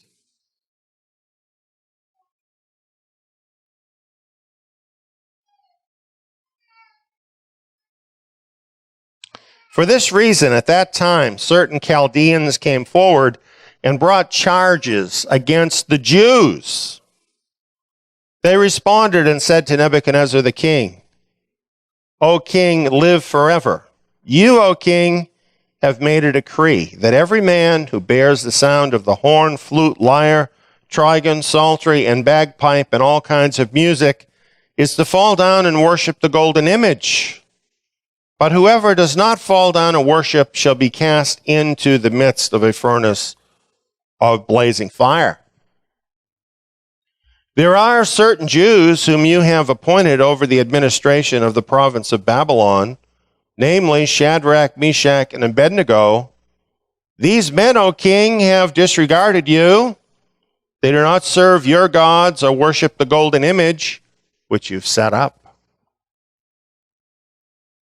Do you suppose in these days to come that we may have enemies that might say something very, very similar to this, to those dignitaries of the beast system?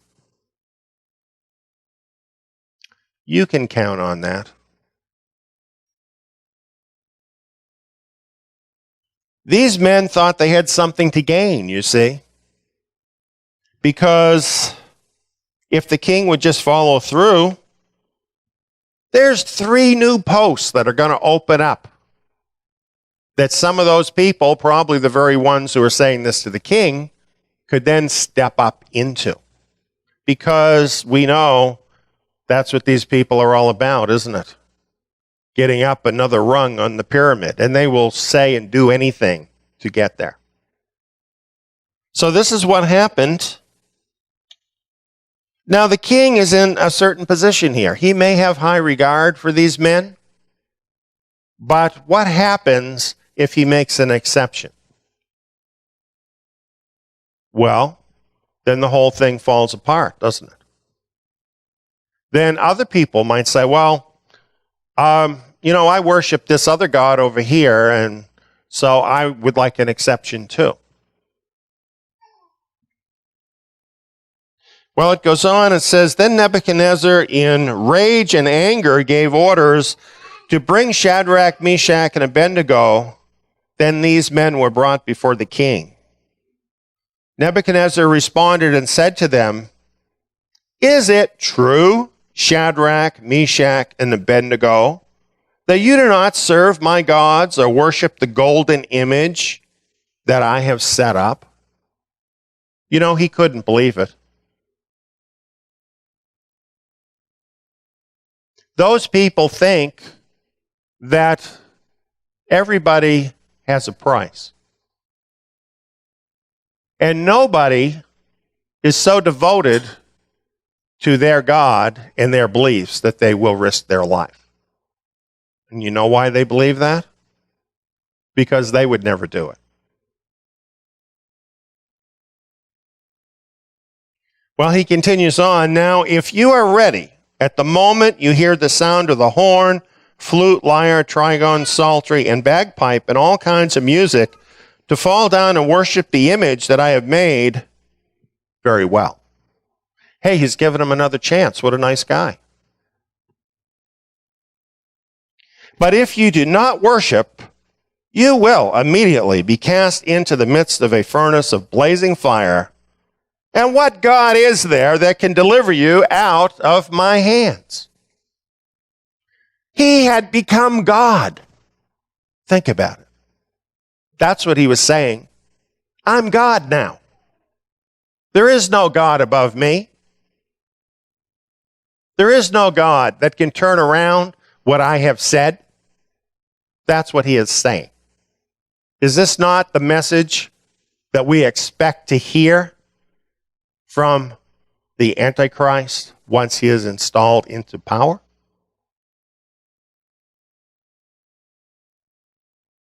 Shadrach, Meshach, and Abednego replied to the king, O Nebuchadnezzar, we do not need to give you an answer concerning this matter. If it be so, our God whom we serve is able to deliver us from the furnace of blazing fire, and he will deliver us out of your hand, O king. But even if he does not, let it be known to you, O king, that we are not going to serve your gods or worship the golden image that you have set up. Now that's more than a great Sunday school story.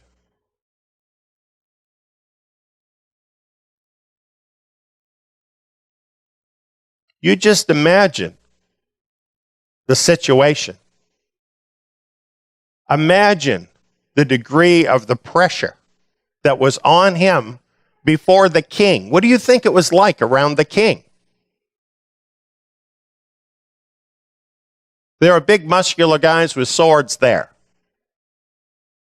There was a big furnace, and it was burning hot. There was a throne. There were courtiers and all kinds of people there. There were all of these officials of the government there. And yet, these men are saying this to the king. Is it because they are so brave? I do think they're brave. But I'll tell you the reason why they did this. Because they were in greater fear of the living and true God than they were in the king of Babylon. And they knew that no matter what he did, he could not touch their eternal hope. What a mistake that would be to throw that all away just to keep the favor of the king and the people. So what they did was not only brave, it was logical when you understand it. And beyond being logical, I think we have to see something else here. And that is, these men were speaking from their hearts. They were keeping the first commandment. Right? Love the true God with your whole heart, mind, soul, and strength. They had a deep love for their God. And they were in covenant with their God. And they were not going to violate that covenant for any reason. And this was not dependent, notice this, on Yahweh saving them. Sometimes we think like that.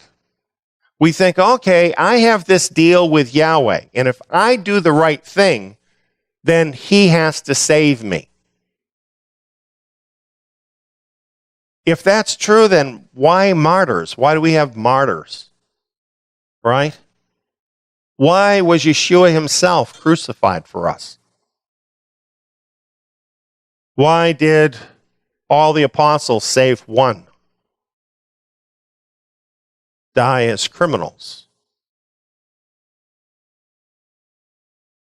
Our duty is to glorify our Father in heaven. We do not have guarantees that in every situation he is going to save our life. Now, these were mature believers who understood that. I'm telling you this because you need to know the truth. You can't go into the times that we have ahead of us with some kind of naive religious ideas, because if you do, when those things don't come true, you are going to fall apart. You've got to understand what the truth is here. They understood, and they said, he can save us, but whether he does or not, we're just not going to do it.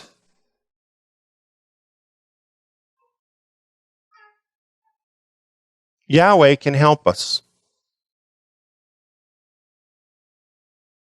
He can keep us from that moment if he chooses to.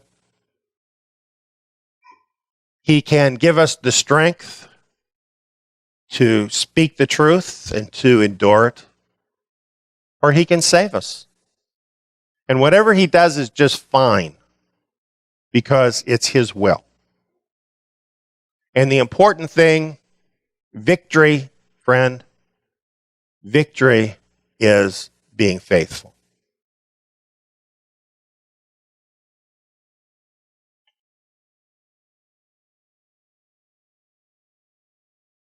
Then Nebuchadnezzar was filled with wrath, and his facial expression was altered toward Shadrach, Meshach, and Abednego. He answered by giving orders to heat the furnace 7 times more than it was usually heated. He commanded certain valiant warriors who were in his army to tie up Shadrach, Meshach, and Abednego in order to cast them into the furnace of blazing fire. Then these men were tied up in their trousers, their coats, their caps, and their other clothes, and were cast into the midst of the furnace of blazing fire. Nebuchadnezzar was done talking. You're not going to do what I tell you? It's over. For this reason, because the king's command was urgent, and the furnace had been made extremely hot, the flame of the fire slew those men who carried up Shadrach, Meshach, and Abednego. But these 3 men, Shadrach, Meshach, and Abednego, fell into the midst of the furnace of blazing fire, still tied up. So imagine it. These big burly guys, right? These guards that have a hold of these men, in getting close enough to the fire to try and throw these men into the fire, they themselves were overcome by the heat and killed, so that Shadrach, Meshach, and Abednego then fell into the flames. They're tied up. What can they do about this? What can they do? There is a moment when we understand there's nothing that I can do.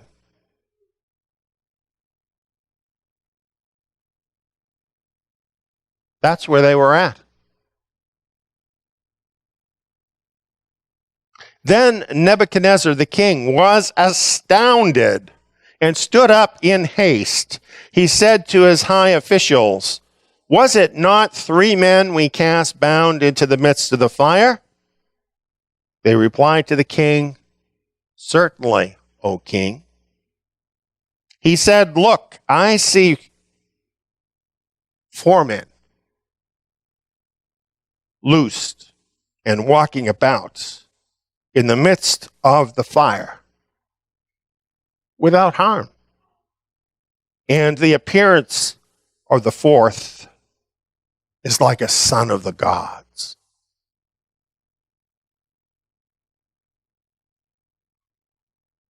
I will always be with you.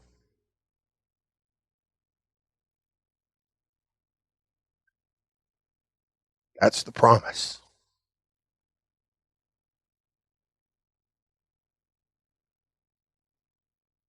Messiah told us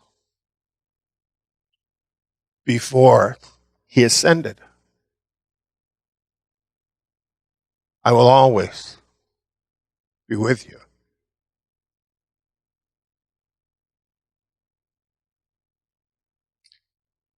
He was there for them.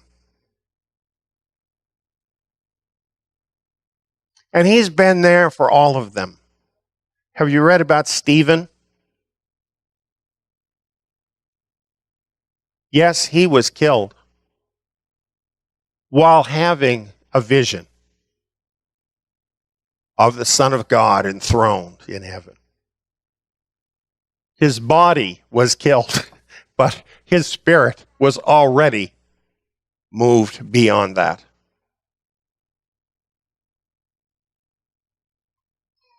If you're truly his, he will always be there for you. You can absolutely count on that. Yes, there are no guarantees that your body will always be saved, but there is a guarantee that he will always be there for you. And he will do exactly what is the right thing to do in your situation. And he will love you because he loved you enough to give his life for you. And when he comes back in glory, you will come back with him.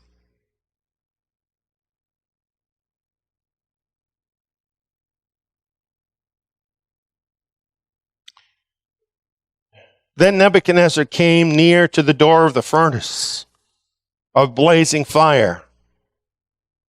He responded and said, Shadrach, Meshach, and Abednego, come out, you servants of the Most High God. Hey, you know what? He's not the Most High God anymore. Nebuchadnezzar, he's not the Most High God anymore. He's saying now their God is the Most High God. He's had a lesson in humility. And come here. Then Shadrach, Meshach, and Abednego came out of the midst of the fire. They did that under their own power.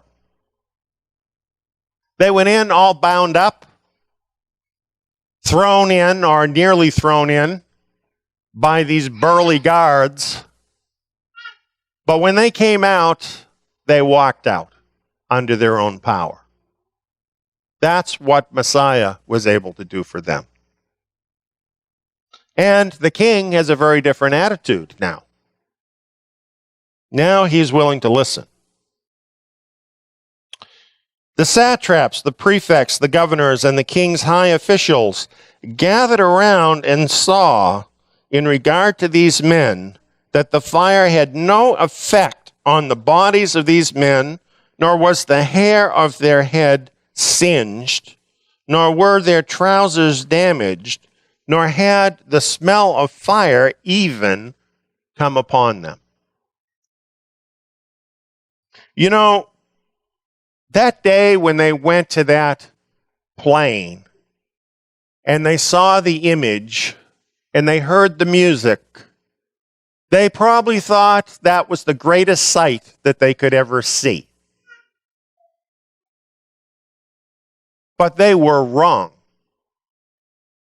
Because when the living and true God made his move, that is when they saw the greatest sight they could ever see. That is where the real power is, friends. That is where the real power is. Don't be afraid of the beast system. It can get a little scary watching this thing grow, watching the technology they have and their capabilities. But don't let that wow you too much, because our God has real power. And even those people will have to acknowledge it.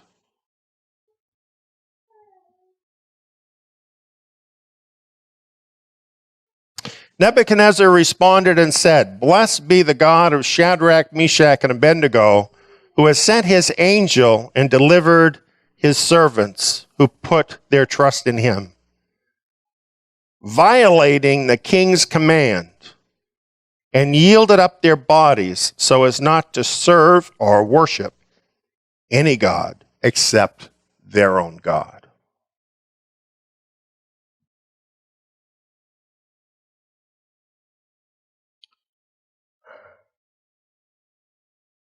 This is what's happening. Here's the plan. A one-world religion. It's in the works.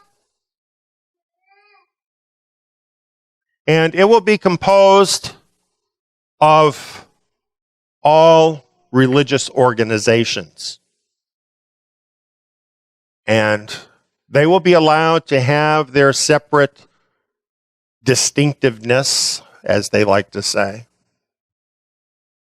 But they will all have one thing in common, and that is they will all be worshiping the beast and telling their people to worship the beast.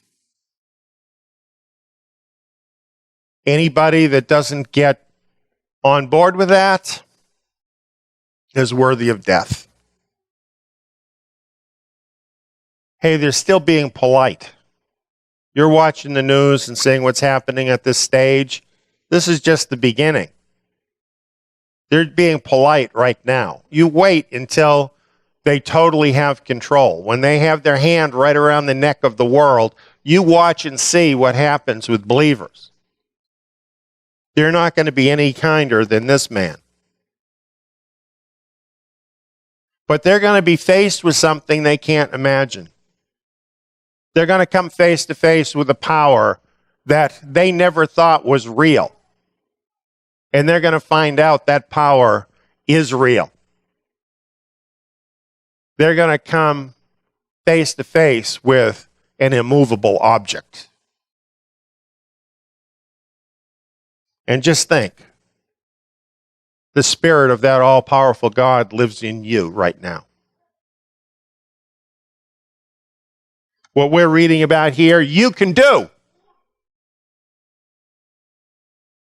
You can do this. I know what you're thinking. Oh, I don't think I can do that. I'm pretty scared. When that moment comes, you will be surprised how the Spirit of the living God will well up inside of you, and you will become a rock. Just be determined that that's who you want to be. And trust him. And should it come to this for you, you will overcome. And you will prove to be stronger than the whole beast system because of the one who lives in you. Therefore, I make a decree that any people, nation, or tongue that speaks anything offensive against the God of Shadrach, Meshach, and Abednego shall be torn limb from limb, and their houses reduced to a rubbish heap, inasmuch as there is no other God who is able to deliver in this way. Then the king caused Shadrach, Meshach, and Abednego to prosper in the province of Babylon.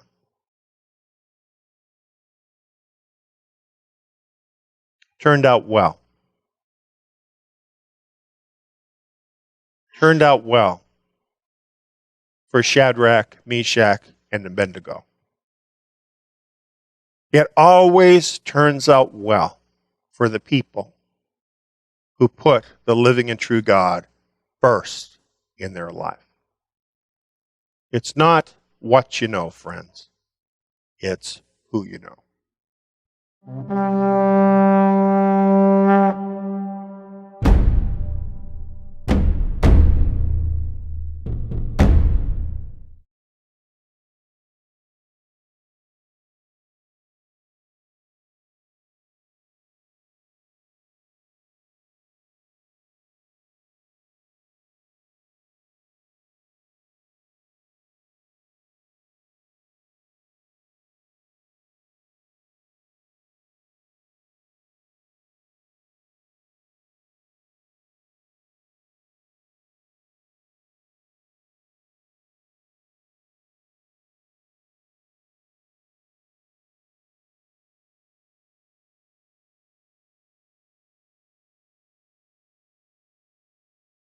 For whatever things were written before were written for our learning, that we, through the patience and comfort of the Scriptures, might have hope. You know, the apostles, they were Torah scholars. This is why I'm doing Zion Academy.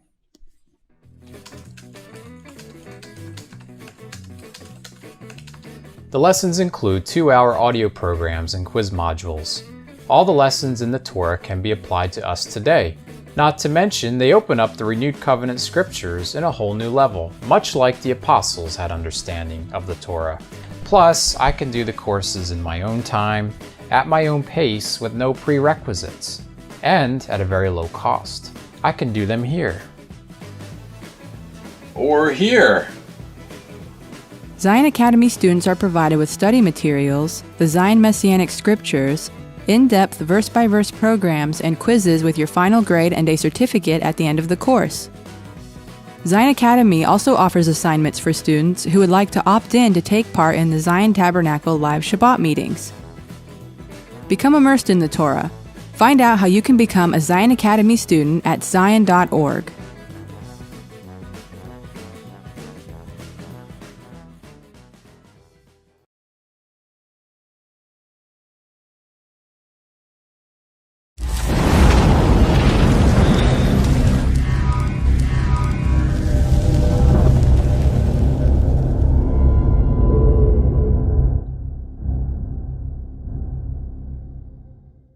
Well, we're going to look some more now into these verses in Luke 21. These verses are so relevant to our age. We need to really understand them. So I want to especially look at the last section, the section that is a warning, where Yeshua is telling us what we need to do during these times. He says, be careful, or your hearts will be loaded down with carousing, drunkenness, and cares of this life, and that day will come on you suddenly. For it will come like a snare on all those who dwell on the surface of all the earth. Therefore, be watchful all the time, praying that you may be counted worthy to escape all these things that will happen and to stand before the Son of Man. Well, this is very interesting, this concept of escape. And as Brother Michael pointed out, this means to flee out. That's how you escape, by fleeing out. And we're going to talk about that a little more. It's interesting that these verses that we just read are quoted by some of the pre-trib rapture teachers. For instance, right on the top of this book by Tim LaHaye, he has this question, will you escape the tribulation? Then he has the big word rapture. So when you look at that, what is he saying? He's saying that the rapture is the way to escape the tribulation. My question would be, is there a biblical foundation for this claim? Is a pre-tribulation rapture a way of escape from the Great Tribulation? Now, on doing a search on on escape, here's what I found.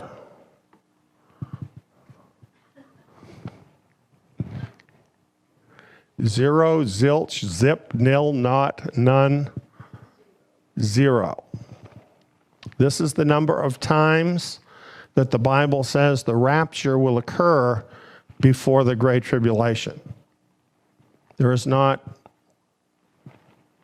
that many times, 0 times. But 0 is also the number of times the Bible says the rapture will offer escape from the Great Tribulation. There is not a single verse that says the rapture will offer an escape from the Great Tribulation. Truth be told, it says that the rapture will happen after the Great Tribulation. But that's another discussion. Now let's compare this with the real way of escape. At least 7.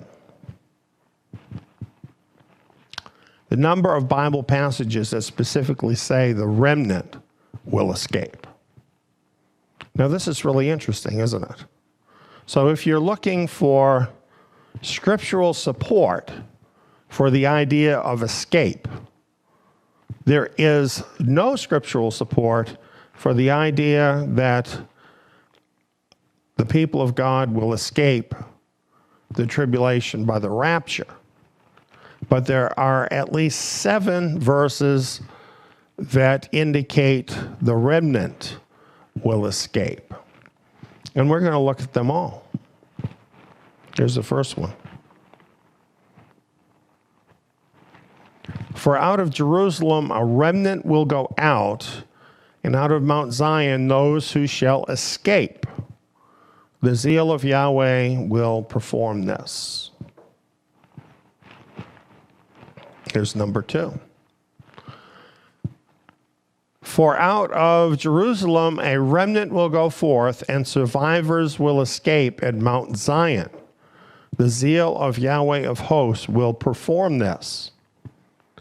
It's basically the same verse, isn't it? And apparently important enough to repeat it again.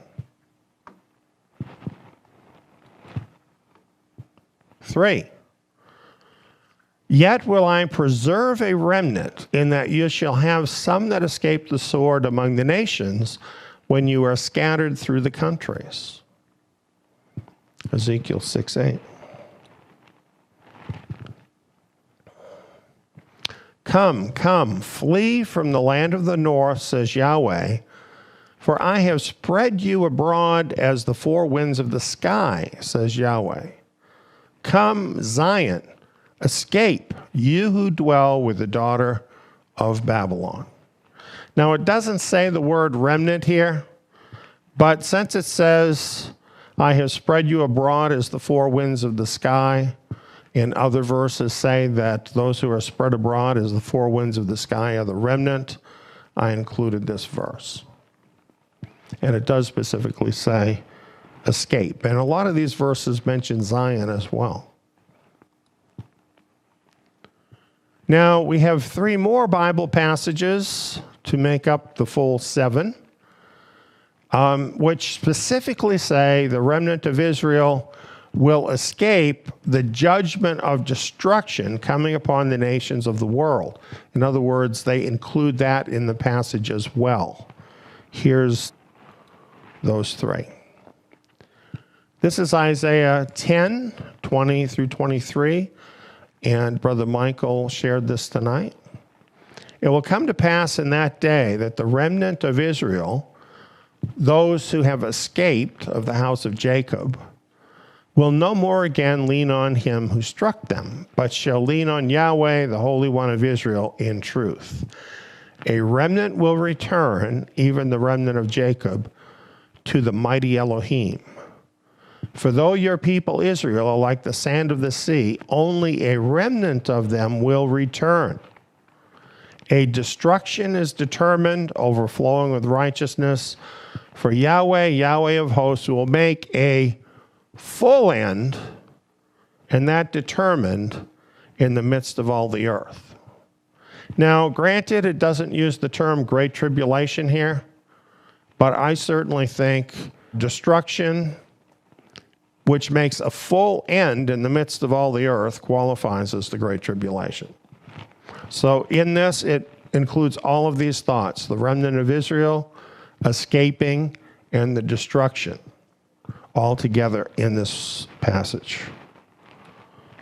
Here's our sixth example. This is from the book of Obadiah. For the day of Yahweh is near all the nations. But in Mount Zion there will be those who escape, and they will be holy. The house of Jacob will possess their possessions. The house of Jacob will be a fire, the house of Joseph a flame, and the house of Esau a stubble.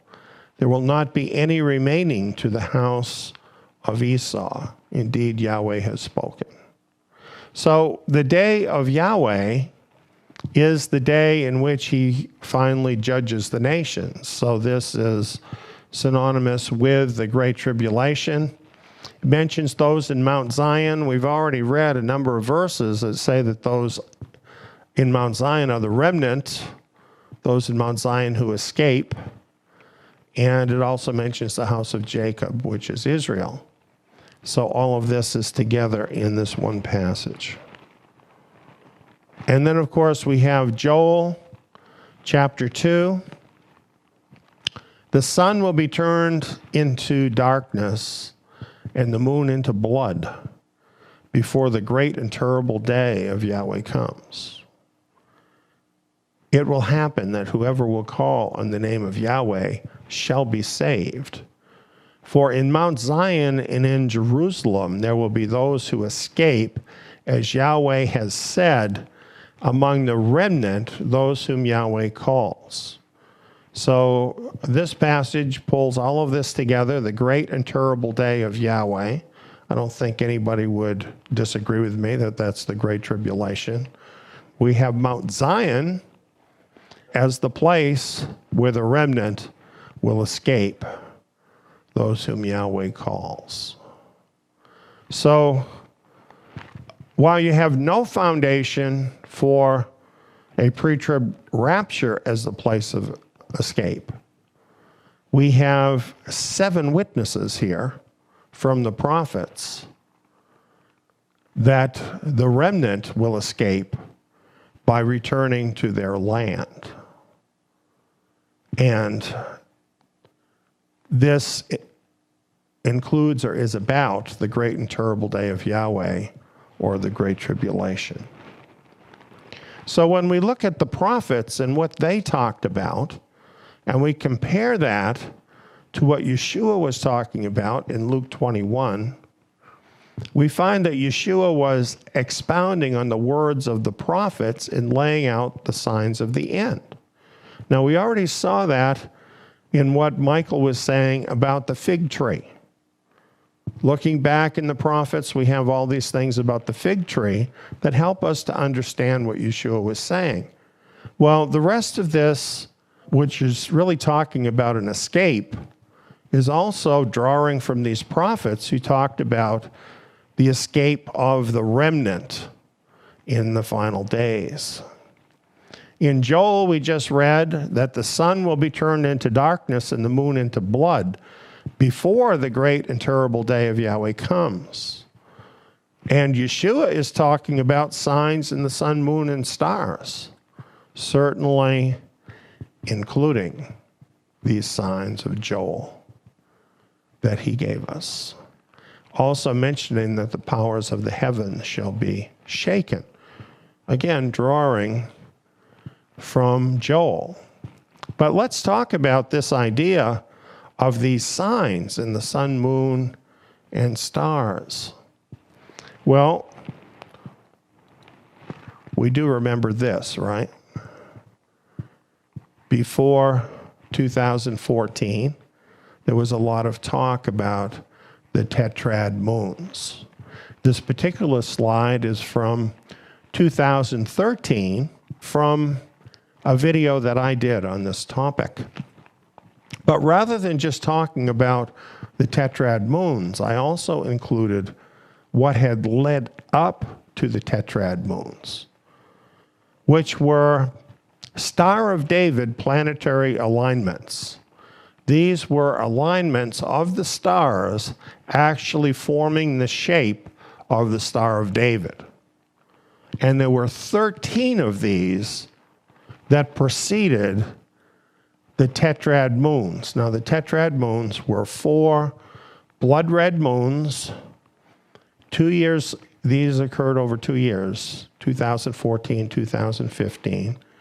At Passover, which is always during the full moon time, and Sukkot, which also begins at the full moon time, each of those 2 years. So that was rather amazing that that would happen. Well, in 2015, we were all kind of amazed when the Messiah star showed up.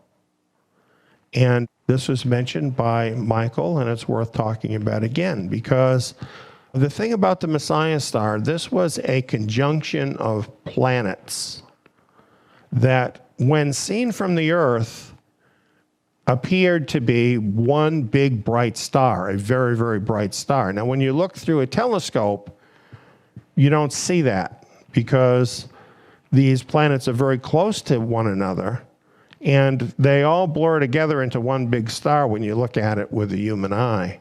But through a telescope, of course, you can see these as specific planets. But certainly, in the year Yeshua was born, which is 2 BC, when they saw this bright star in the sky, brighter than any star in the sky, they knew that this was significant. The Gospels talk about it, and this was indeed a sign. And as Mark brought out, of course, those believers back then, Israel back then, kept the Shabbats according to the lunar calendar. And the Messiah star, or called sometimes the Bethlehem star, occurred at the Sabbath right in the middle of the Passover full moon Sabbath and the Sukkot full moon Sabbath. It's exactly in the middle after 12 Sabbaths, and it's the 13th Sabbath, and then there are 12 more Sabbaths. So clearly this is not, by any stretch of the imagination, an accident, and that this should repeat again, and even be true to this Sabbath pattern is pretty amazing that this should happen in 2015. So that's how this worked. So in retrospect, putting this all together, we have these signs. We have these 13 a Star of David planetary alignments. We have this followed by the tetrad moons, and right in the middle of the last 2 tetrad moons, we have the Messiah star, which itself is the 13th Sabbath. What are the odds against this happening by accident? And by the way, this only has its full meaning to those of us who keep the lunar Sabbath. The people who don't, this timing isn't going to work out this way. This is meant to talk to us because we understand it. Does that make sense to you? These are signs that mean something to the remnant. I think that's a pretty amazing sign that involves the sun, moon, and stars, just like Yeshua talked about. And what does it mean? Well, this is not the main point of my discussion tonight, but when we look at what happened in 2015, it's pretty amazing, because right around the time of the Messiah star is when the fifth seal was removed. And what that meant was a loosing of global persecution on believers around the world. And what the Messiah star itself is talking about is the same thing that the Star of Bethlehem was talking about.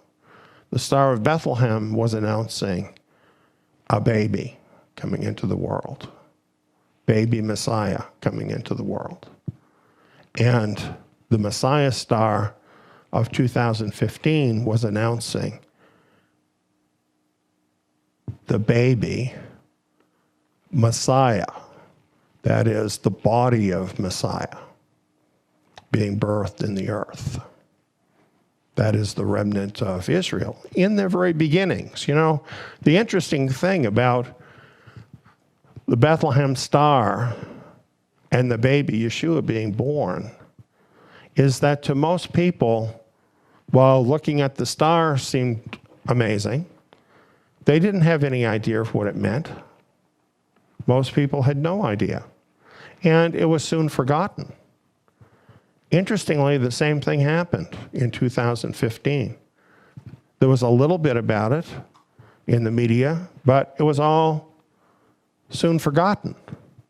And all of these other things, these planetary alignments and the tetrads, were all meant to focus attention on the Messiah star. And all the people that wrote books about the tetrads, they totally missed it. The whole Christian world, they totally missed it. None of them have a clue that that is what this is really pointing to. The birth of the remnant nation in the world. That's pretty amazing, I think, and it's an amazing sign. So I wanted to share about it. And we do have a lot in that on the seminar from 2015, by the way, on the beasts of Daniel surfacing. We have that still for free, so please share that with others. Well, moving on from that, I want to talk about this term, all the earth. Yeshua uses this term, those who dwell on the surface of all the earth. What does that mean? If it says it will come like a snare on all those who dwell on the surface of all the earth, doesn't that mean everybody? Doesn't that mean you? That it's going to come like a snare on you? No, it doesn't mean that. When you read it, it seems to mean that. But I'm going to tell you why it doesn't mean that. It means, well, I'm going to tell you what it means. All of the prophets who use this term held those who dwell on the earth as one group and the remnant as a different group. So this is prophetic language. It's kind of interesting. For instance, in Isaiah 10, Yahweh, Yahweh of hosts, will make a full end, and that determined in the midst of all the earth. Obadiah, in Mount Zion there will be those who escape, and they will be holy. It says all the nations, for the day of Yahweh is near all the nations. So it's holding all the earth and all the nations in contrast to the escaped remnant. Now we do have some other verses like this too. We have the book of Revelation. Revelation 3:10, it says, because you kept my command to endure, I also will keep you from the hour of testing, which is to come on the whole world to test those who dwell on the earth. The next verse, it talks about Yahweh judging those who dwell on the earth. In Revelation 8:13, it talks about woe for those who dwell on the earth. Look at all the other verses in Revelation that essentially calls those who dwell on the earth the bad guys.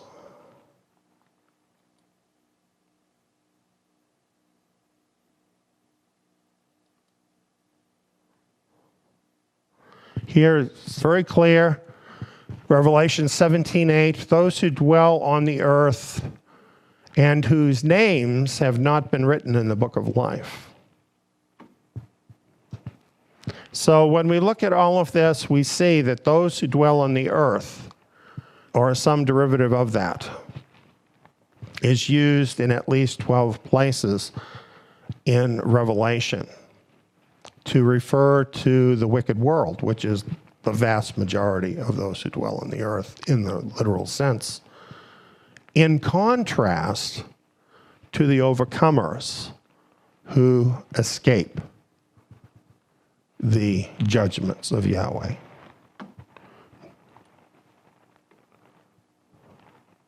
So when we read Yeshua using this same term, those who dwell on the surface of all the earth, he is speaking in the same prophetic language as the prophets used, as we find later in the book of Revelation. Those who dwell on the surface of the earth in the prophetic context are the bad guys, the wicked people, those not written in the book of life.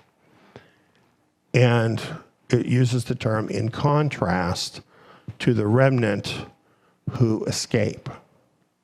So that's the way in which Yeshua is using the term there in Luke 21. Consistently, he spoke of escape by the remnant in the remnant Exodus. Now, this tells you something.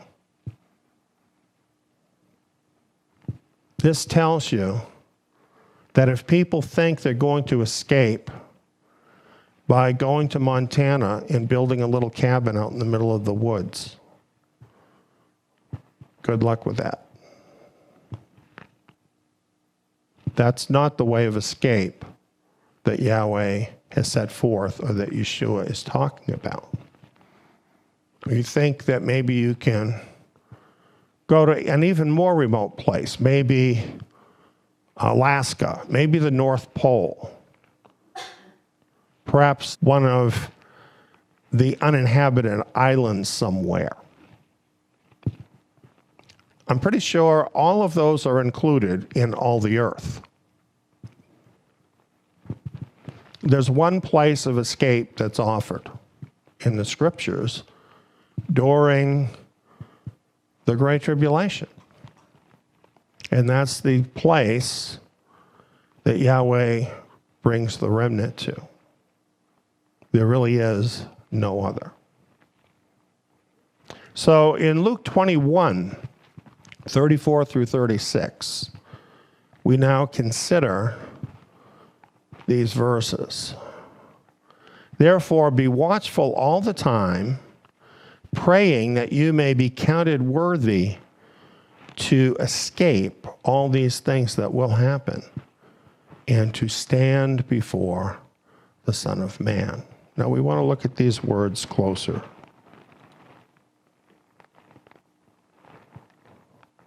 One thing we want to realize here is he's talking about being counted worthy to escape.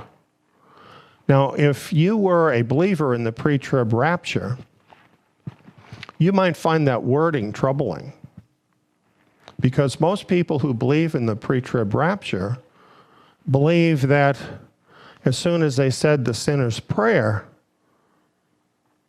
they were at peace with God, and that without works, just by his grace. So the whole idea of being counted worthy to escape really doesn't fit those people who think that they're going to escape by means of a pre-trib rapture. Actually, everything they believe about the pre-trib rapture is contrary to these words. Why does anybody have to be watchful if one day all of the believers are just going to be snatched out? This doesn't depend on them at all, does it? So why not just go on with your life, doing all the stuff Yeshua says not to do here? Just focusing on your own life. Why not do that if one day you're just going to be snatched away? And what about being counted worthy? Doesn't being counted worthy involve works? Christians don't believe in works, do they? So this is a very strange passage, I think. for your nominal Christian believers who would follow the idea of a pre-trib rapture. This is not the kind of language you would expect from Tim LaHaye if he wrote the verse, is it? And another thing I find interesting is Yeshua breaks this down into two things. Did you notice that? The first thing is be watchful all the time, praying that you may be counted worthy to escape all these things that will happen. So that's not just talking about the end, is it? It's talking about all these things that will happen, all these things that are going to be coming on the earth. To escape that, be counted worthy to escape that, and to stand before the Son of Man. It's interesting it doesn't use the word escape for that, right? It doesn't use the word escape to stand before the Son of Man. It's just saying escaping all these things that will happen. Doesn't that fit the prophetic scenario of the remnant escaping to their land before the destruction comes? You see what I'm saying? You don't have to mess with the terminology at all in order for it to fit perfectly with what the prophet said about the remnant. But you do have to kind of mangle your thoughts here if you're going to make this apply to a pre-trib rapture. Okay, so let's look at this a little more. What does it mean to be watchful all the time? And what does it mean to be counted worthy to escape?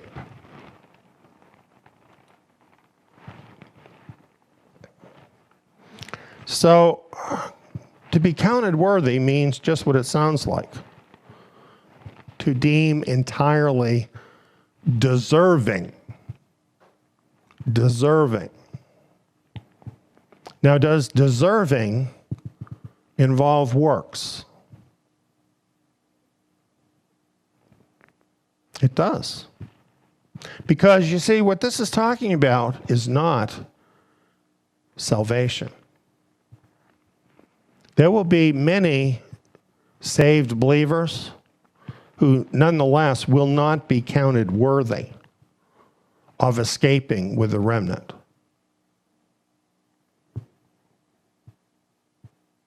That doesn't mean that they're not believers, but it means they were sleeping at the wheel. They weren't doing what Yeshua said to do. They weren't being watchful. Let me ask you a real question.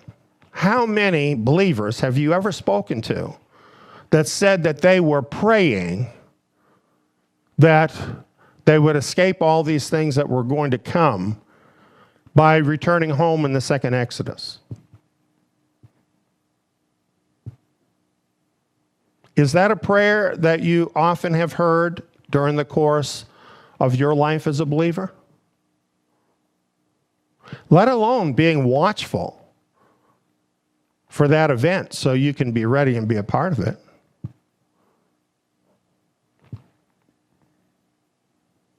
So I think at a very minimum, to be counted worthy would be to acknowledge this truth, which means you have to seek it out in the first place, and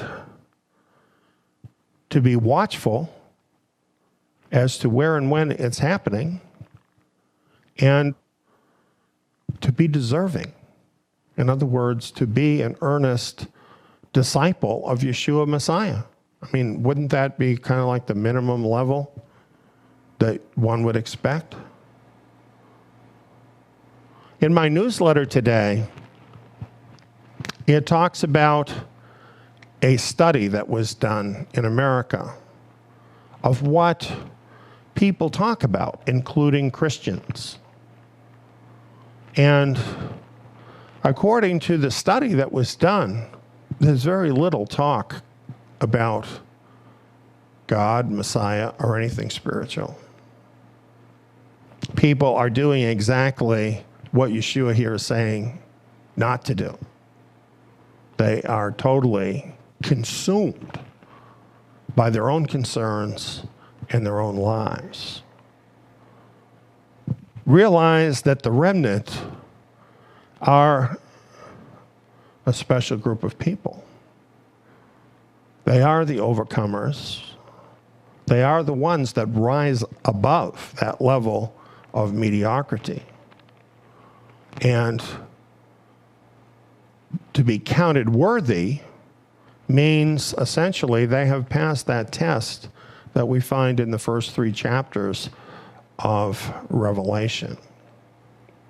In Revelation 3:10, Messiah said this, addressing the overcomers, because you kept my command to endure, I also will keep you from the hour of testing, which is to come on the whole world to test those who dwell on the earth. I don't think he could say it any plainer. Because you kept my command to endure. Where do we find Messiah's command to endure in the scriptures? Do we not find it in the Olivet Sermon? Isn't this where he says, he who endures to the end is the one that will be saved? Doesn't he say that? Is this a command to endure to the end? Apparently, he thinks so. And so he says, because you kept my command to endure. I don't think by endure he means just surviving, does he? Because whoever's alive at that point, including those who dwell on the earth, will have survived to that point. It's not just surviving, but it is maintaining a vital relationship with him and keeping his commands, obeying him, which means to be a true disciple of his. He says, if you do that, he says, I will also keep you from the hour of testing, which is to come on the whole world to test those who dwell on the earth. What is the hour of testing that comes to those who dwell on the earth? Is it not the Great Tribulation?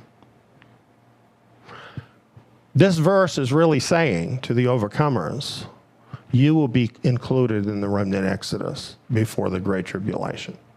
If you pull together all of the prophetic verses we just looked at tonight, that's what he's saying. That's what he's saying. If you keep my commands and endure,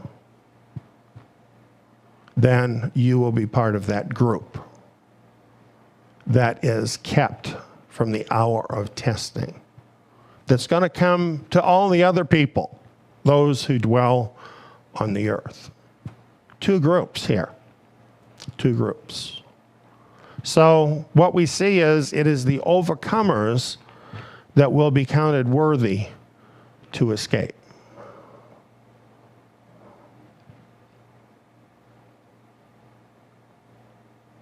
The people that are listening to this video are not primarily the ones that I'm concerned about when I read this.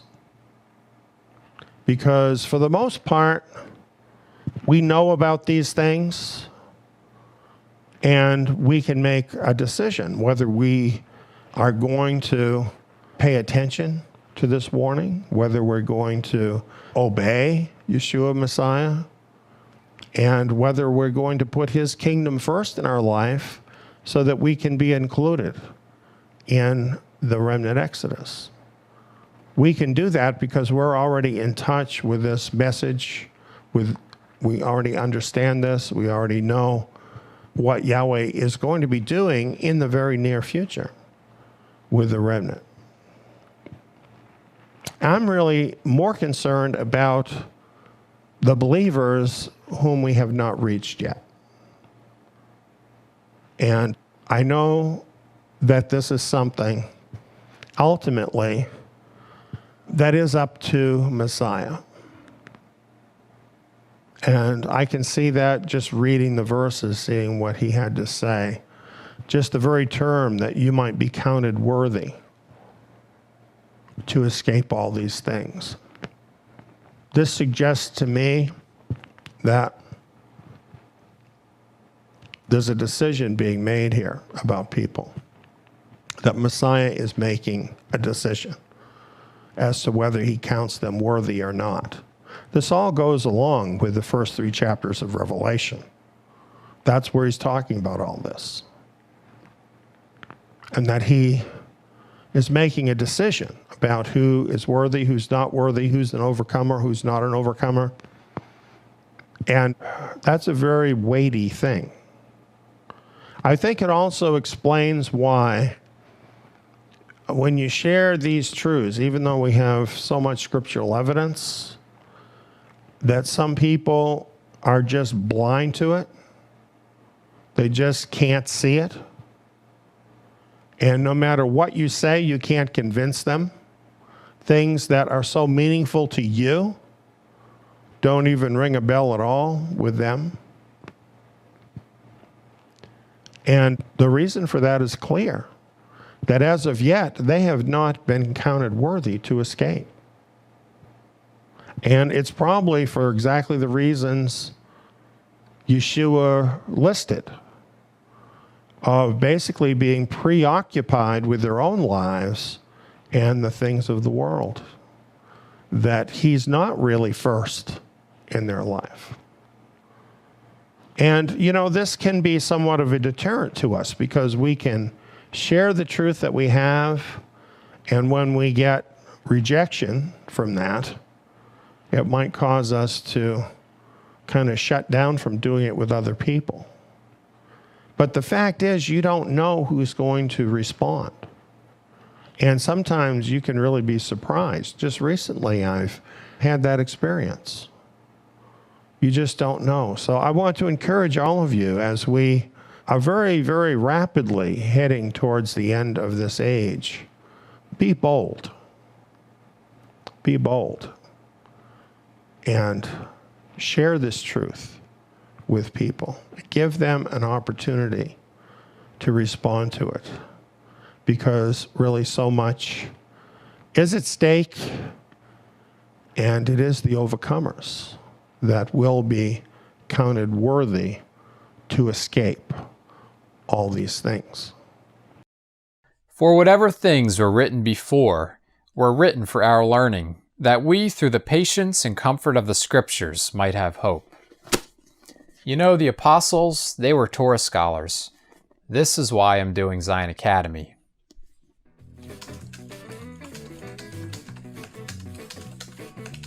The lessons include 2-hour audio programs and quiz modules.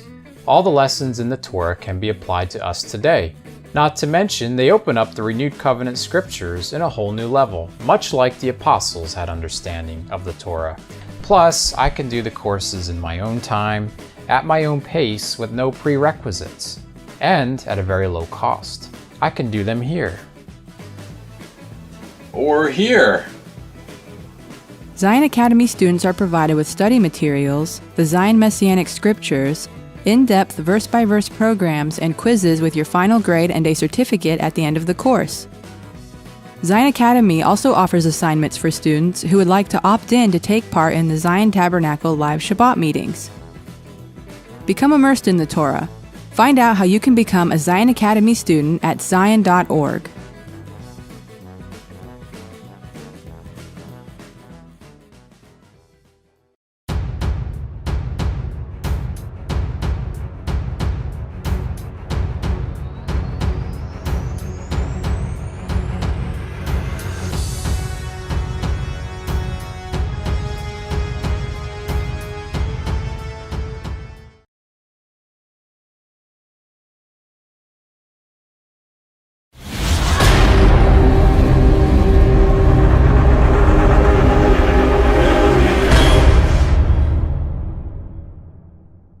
Resurrection power, we want to talk about that because there's more to the resurrection than our future life. Just laying out a few terms on what we're going to talk about. And basically, I think that this topic that Mike brought up about these two ideas, one going off in your spirit and living forever in heaven, and the other resurrection to live in the kingdom, the established kingdom of Messiah. These are two different ideas. They're not the same idea. Now, there's different ways that they try to bring these two things together, but it never really works very well. And so I think this is something that deserves a little bit more scrutiny. So I thought Mike really did great, brought up some excellent points, and I'd like to also just bring some more support to that before I get to the idea of resurrection power. Now, about heaven, we're not saying we don't believe in heaven. Heaven's in the Bible, right? In the beginning, God created the heavens and the earth. So we're not saying that heaven isn't in the Bible. The Bible teaches that the Creator made heaven and that he lives there with other spirit beings whom he also made. So you find that all through the Bible, that the Creator lives in heaven. There are angels in heaven. Read the book of Revelation. It tells you all about this. So we believe this, and I believe this.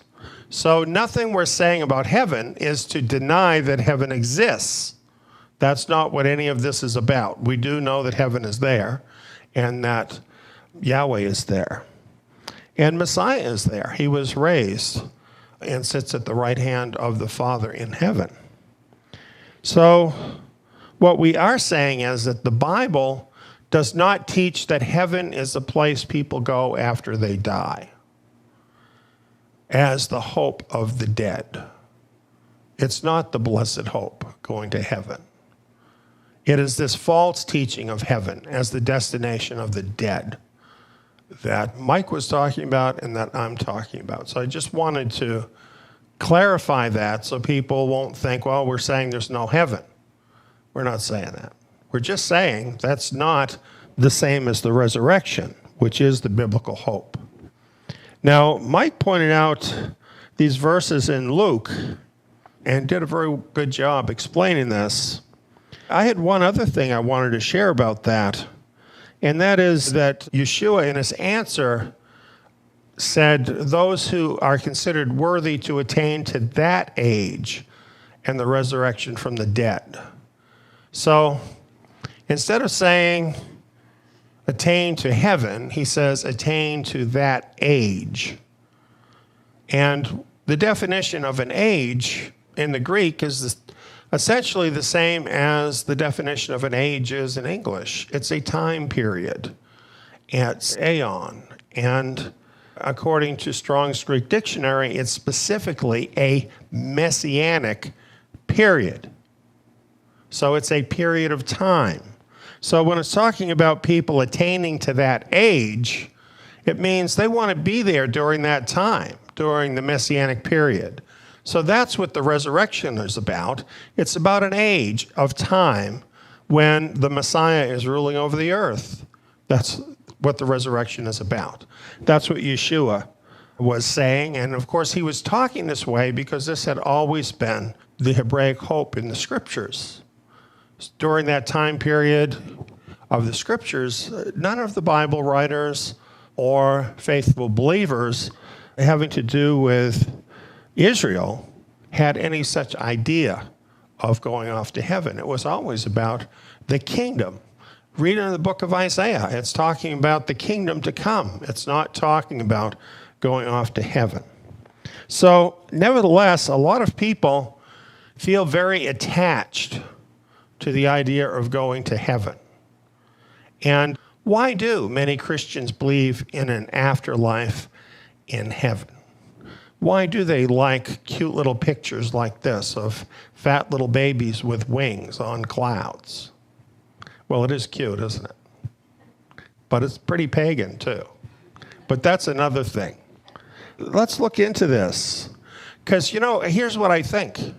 I think most people that believe in heaven don't believe in it on the basis of some solid theology they believe in.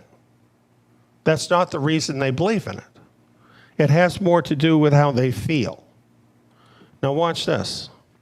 This is a movie, and it's called Heaven is for Real.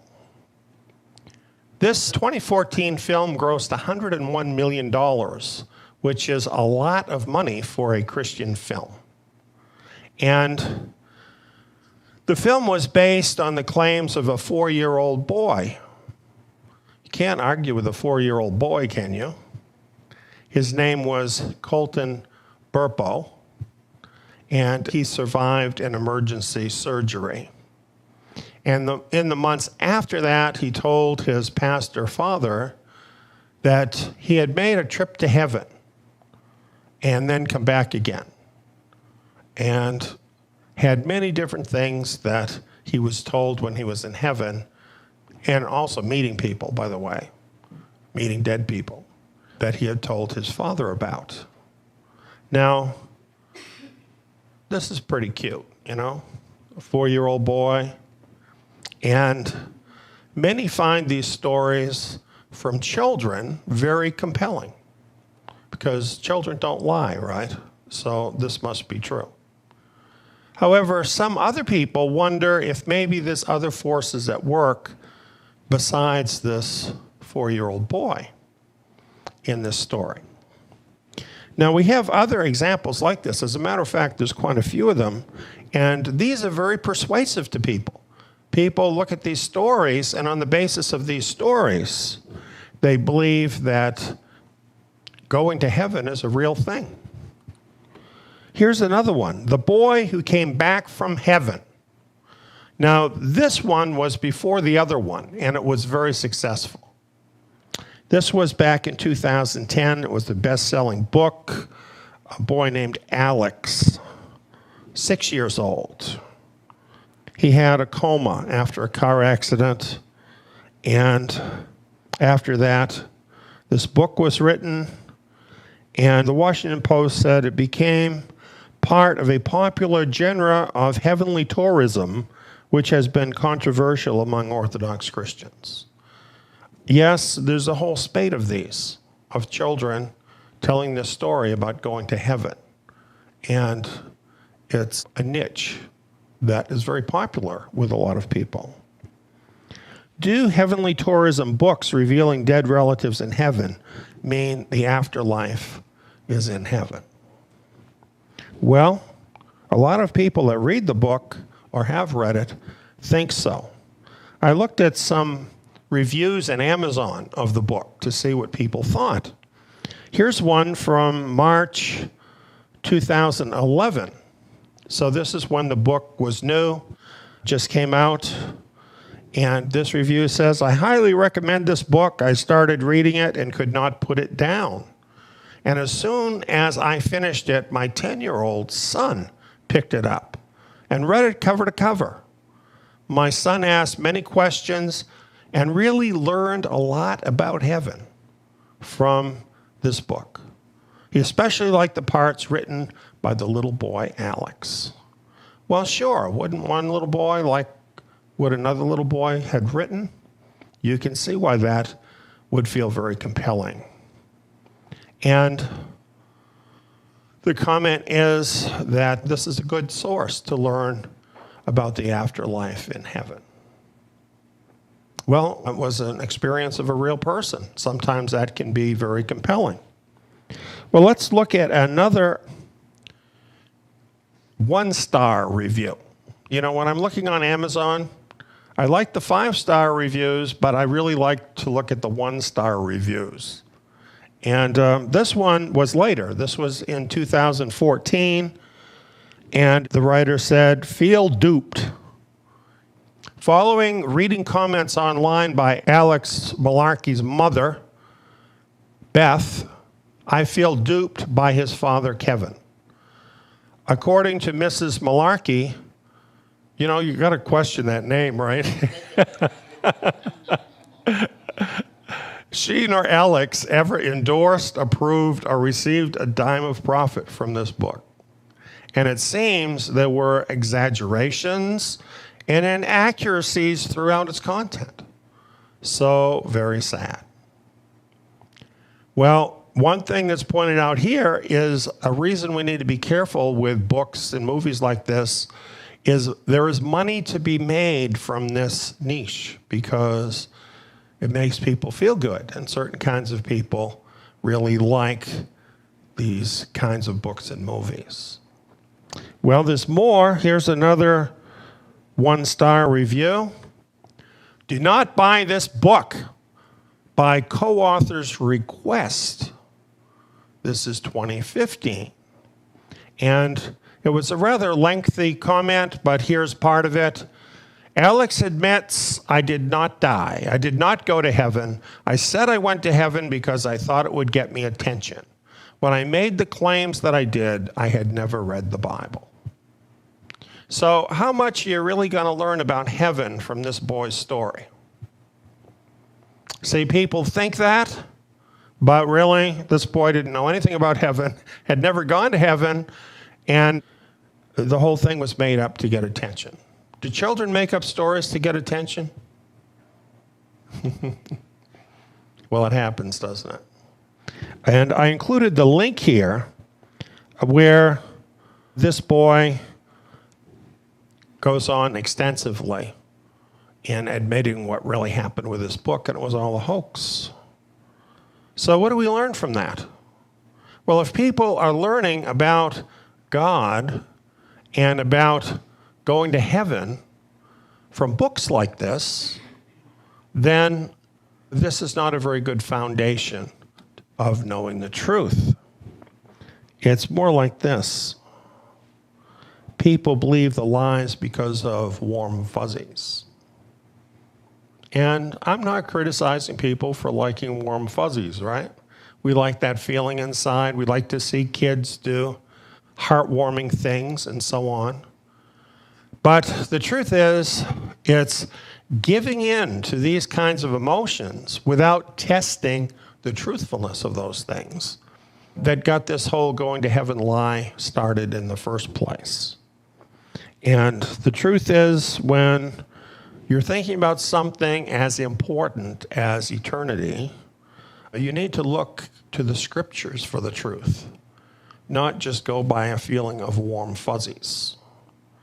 And that can be a very big problem.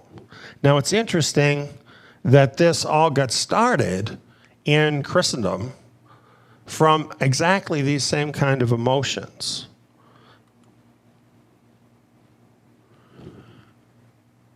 Here's a Catholic author. His name is C.F. Aiken, who is also a bit of a church historian.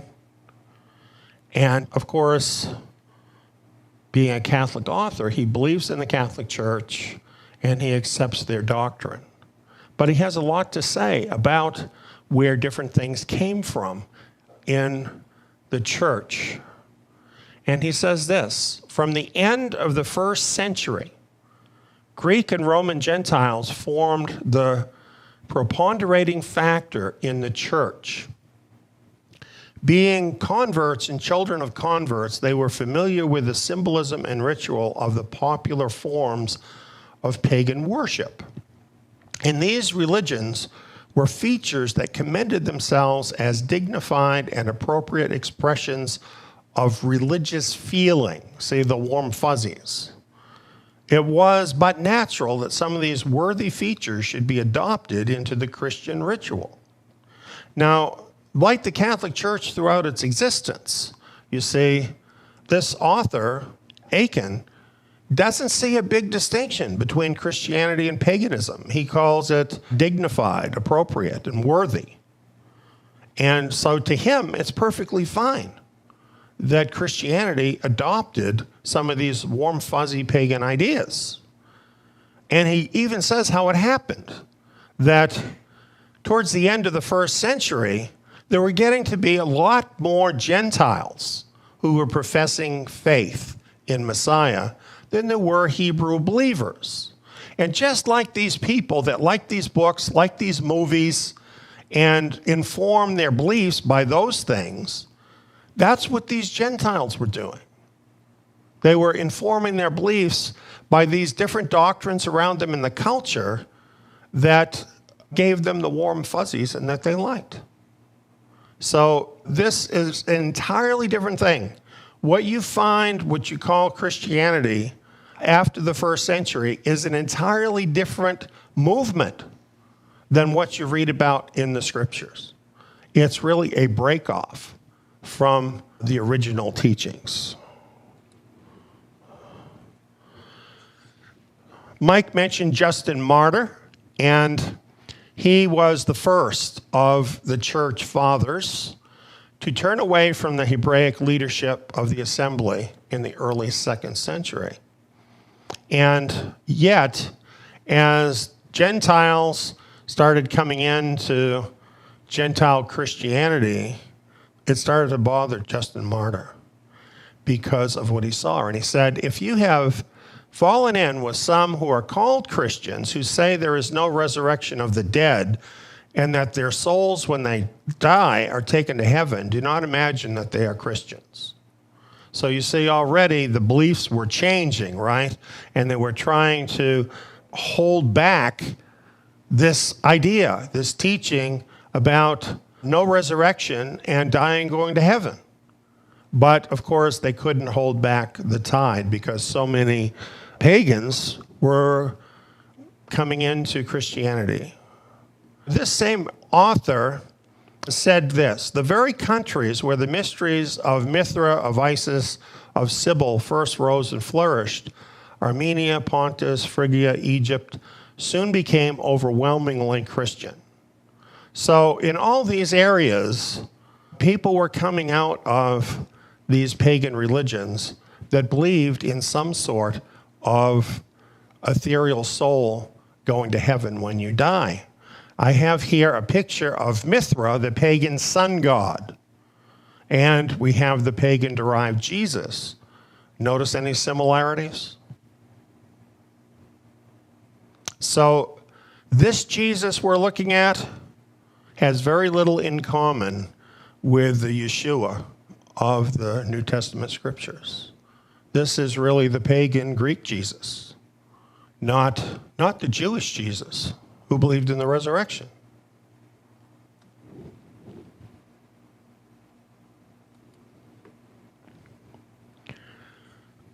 Their deities, especially Mithra and Isis, were brought near to the worshiper by ties of filial confidence and gratitude. Both these cults held out the hope of eternal bliss in heaven. Say it's all warm fuzzies. It's all supposed to make you feel good. This is just like so many of the faith preachers on TV, right? And the mega church pastors. It's all about making people feel good in order to loosen up their wallets. And it was the same sort of thing way back then. It's kind of like there's this spirit in this heretical Christianity that broke off from the truth. And this spirit has survived through all these hundreds of years down till today. This is what has happened. Now he talks about Constantine. He says, when Constantine and his successors gave the church the freedom to expand, it drew to its fold innumerable throngs of converts. Constantine was the emperor of Rome. And he made Christianity essentially the official language. And he wanted to unify all the people. So this is when he made it official. And he brought in, he himself was a worshiper of Mithra, the sun god. So this is when all of these different doctrines were brought in and became a part of the Christian established church. And all of this is a matter of history. So this is why someone who comes from a Christian church might hear the things that we teach and they're thinking, oh, that is so weird. I never heard anything like that before. No, you never did probably in your church. But if you read your Bible, you would find the things we're talking about because we go through it verse by verse, don't we? Looking up the words, looking to see what it really means. And there's a very different and very consistent picture in the Bible than this hodgepodge of pagan ideas and doctrines that are the Christian church. So what does this bring us to? Well, we have to cross out all these cute little warm fuzzies. Warm fuzzies toward pagan thinking was how the heaven afterlife myth became a Christian doctrine. So this is why, even though we may feel attached to that because our Aunt Martha went off to heaven and the pastor said so at her funeral, well, there's a different hope than what the pastor said. And we need to believe in what Yahweh actually says in his word, because after all, isn't he the one that knows? Isn't he the one that tells us what the truth is? Of course, not everybody is enamored with heaven. Not everybody has warm fuzzies towards spending forever in the Christian heaven.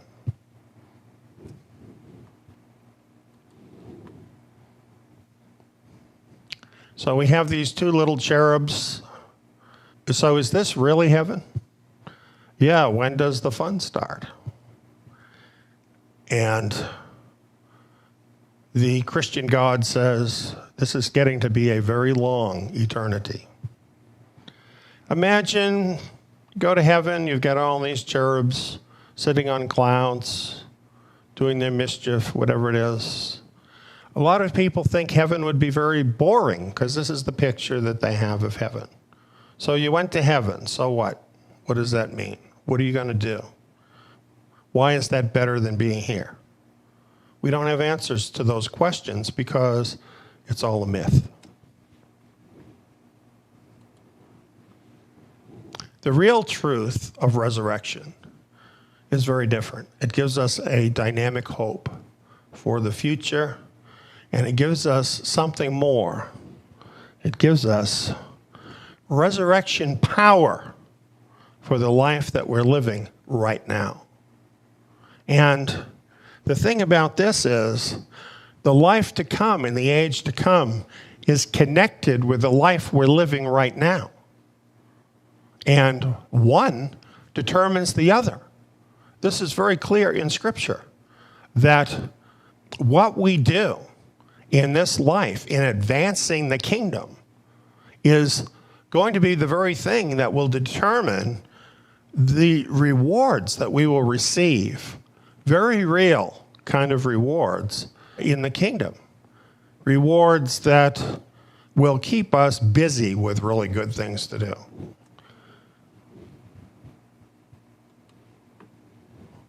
So what does it mean to know the power of his resurrection? Paul talked about this. This is what he was interested in. He says, that I may know him, that is Messiah, and the power of his resurrection. What is it to know the power of his resurrection? And then he says, if by any means I may attain to the resurrection from the dead. So these are interesting questions. It's not a matter of just dying and floating off to heaven. There's something to do with the power of his resurrection, something to attain to. What is this all about? It's a sacred mystery of a power that comes to us who believe through his resurrection in this life.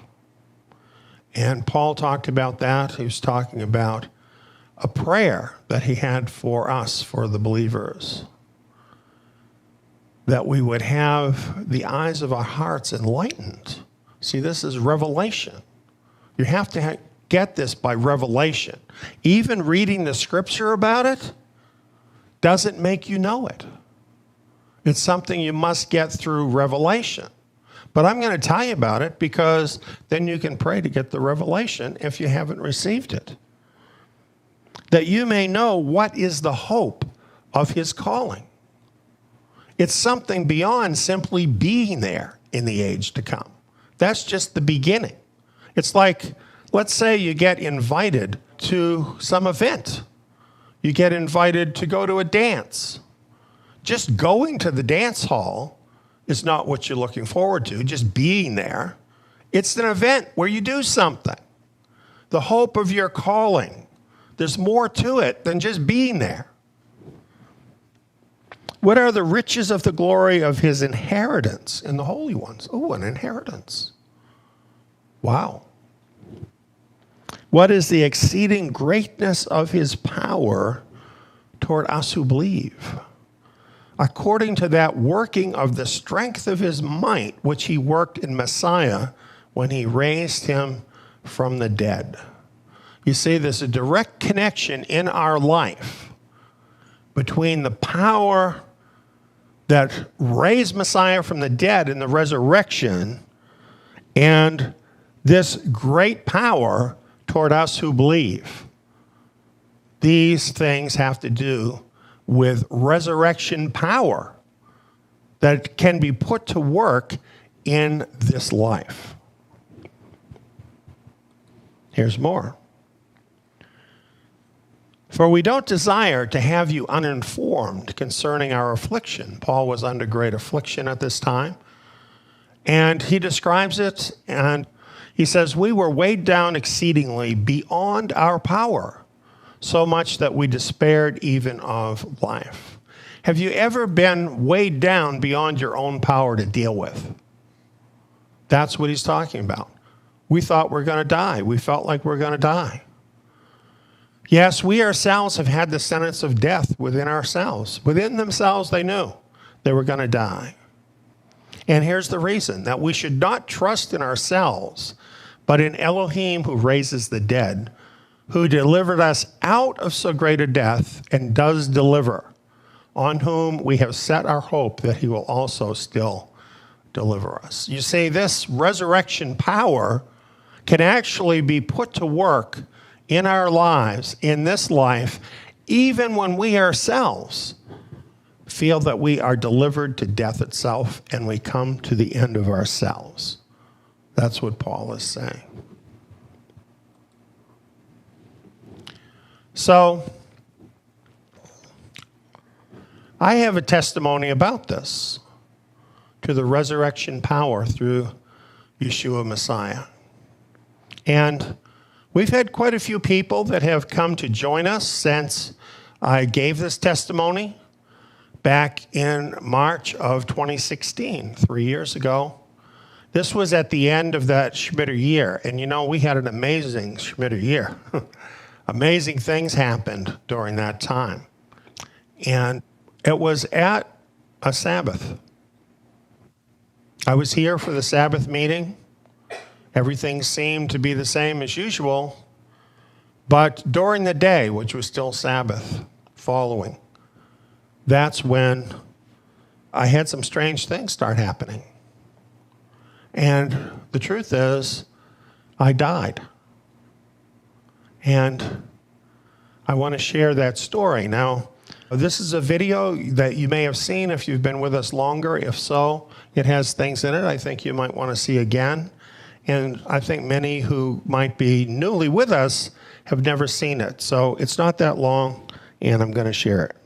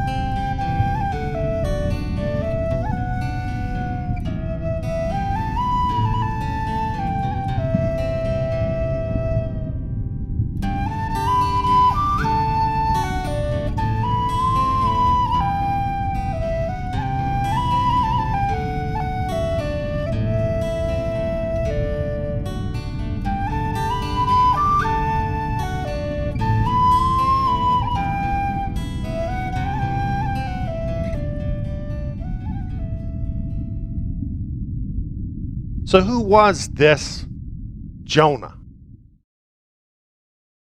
Jonah was a prophet of the one and only true God. And Jonah received an assignment that he didn't like. And so Jonah decided to go in the opposite direction from the direction he was sent, as far away as he could get from doing his mission. And out in the midst of the ocean, aboard a ship, Yahweh found him there, sent a storm that all but capsized the ship, so that everybody on board had their life at stake. In the end of it, it was revealed that this was because of Jonah.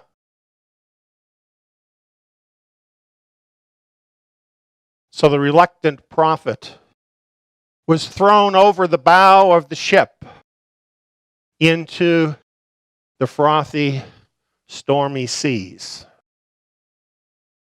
Down, down, down he went into the depths of the ocean. As he looked up towards the surface and could see the light fading and fading, seaweed wrapped around his feet. His breath was taken away from him, and his life was sure to be gone. At that moment, Jonah was inhaled by a huge fish. In the belly of the fish, Jonah was as good as in the grave. Three days, Jonah was in the pit. 3 days, Jonah threw himself upon the mercy of his Creator. There's no return for a person that has this happen to them. And yet, as we see in our picture, the 3 days ended with Jonah still alive, vomited up onto the seashore. Jonah had a spirit in him, a reluctant spirit that was very different than Yeshua Messiah, who always chose to do his Father's will. But the scriptures use people, weak people, normal people, to illustrate for us truths about our Creator. And so we find in the scripture pictures about different people that point to Messiah. And they're not perfect people, but there's things about them that point to Messiah. And I think we know about Jonah, 3 days in the pit. And then he was raised up. Yeshua Messiah referred to this as the sign of Jonah. It is the sign of the power of the resurrection life of Yeshua Messiah. They killed him on the tree. And he was dead. And they buried him in the heart of the earth. And in 3 days, his body, now in a glorified state, was raised up by the power of the Almighty. This was the picture of Jonah, and it was a sign to that wicked generation that judgment was soon to fall upon them.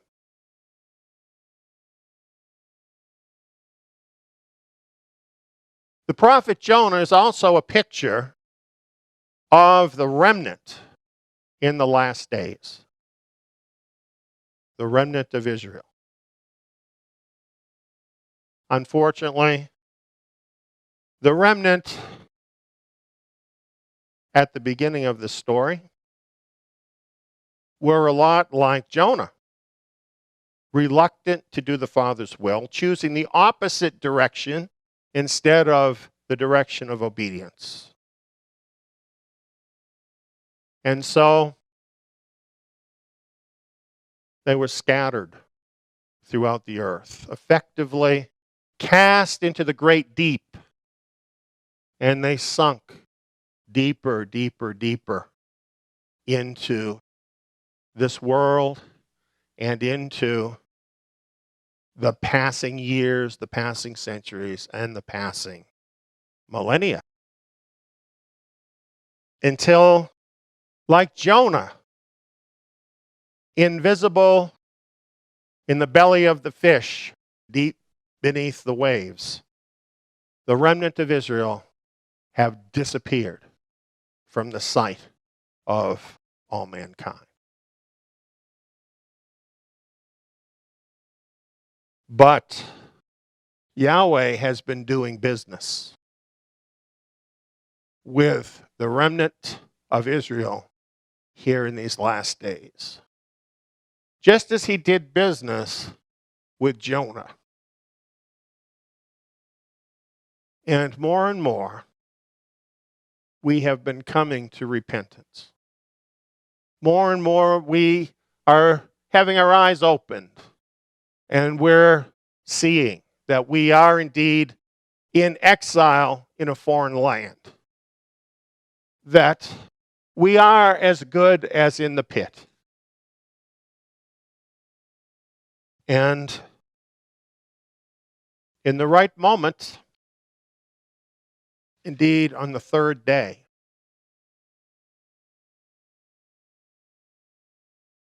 we are being raised up again, just as what happened to Jonah. Jonah is a picture of resurrection life. It's only the resurrection life of Yeshua Messiah that could raise up the remnant out of the pit in these last days.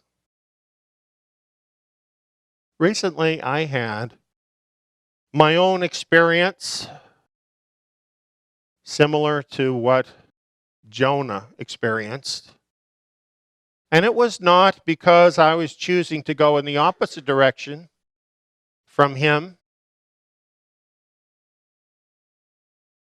but it was for the Father's will, whatever it may be, and I accepted it as such. Now, it was a very interesting experience that I had, and I'm going to share it with you. Before I do, I want to just play a sound clip for you. Now, many of you might know in 2011, after we had a fire here at Zion, Yahweh sent a prophet to speak to me, to tell me what his will was for me, his purpose was for me.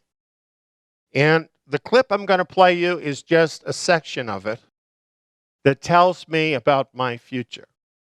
Let me share it with you. I am bringing my children back to my land where all authority is given. No one earns this unless they earn this through my will. Your authority is to lead them back, and you will. That is a promise, and I received it as a promise. I received it as the word of Yahweh, that it was his will for me to lead the remnant back home to Israel. And there's an affirmative there. You will. And I believe I will. And I've been working towards that goal. That's why I'm talking to you right now. That's why I'm always talking to you, right? And yet, I just had my third heart attack.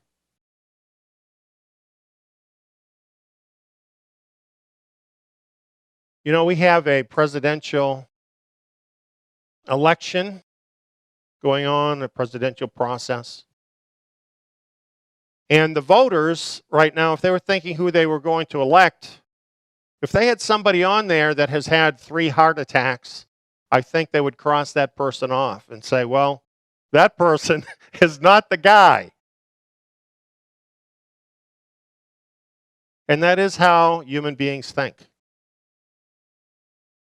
Yahweh thinks entirely differently in how he does things. He told Abraham that he was going to make his seed like the stars of heaven. And then he made his wife barren so she couldn't even have one child. Time and again, what we see Yahweh do is make it impossible for what he promises to happen. Have you noticed that? So he made me this promise, and then since he's done that, I've had 2 heart attacks. This last one that I had was on last Shabbat. Yes, we haven't skipped a beat, have we? So next Shabbat, we're having our Shabbat meeting. Everything's the same. It could have been different.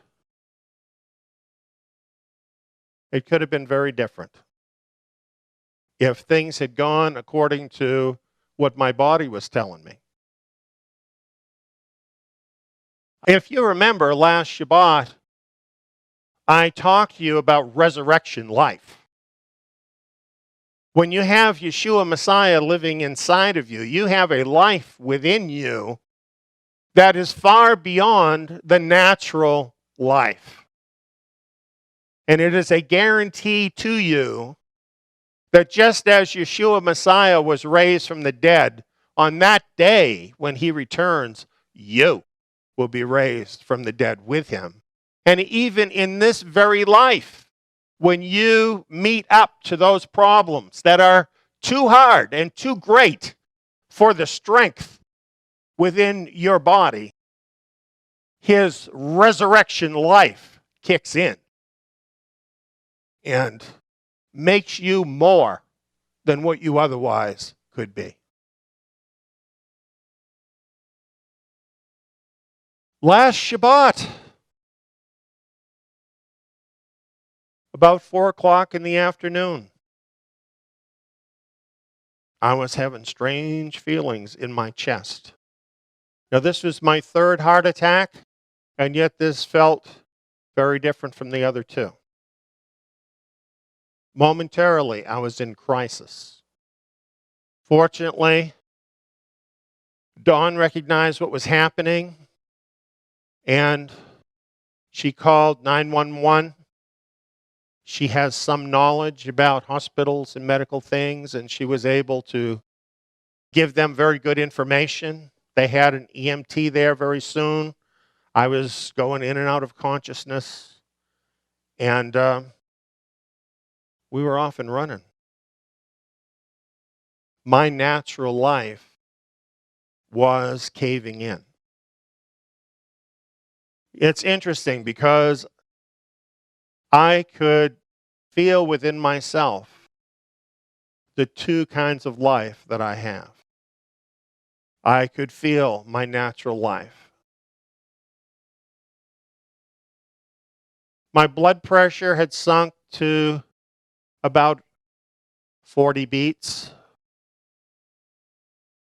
just barely keeping me alive. And the sensation I had reminded me of Jonah.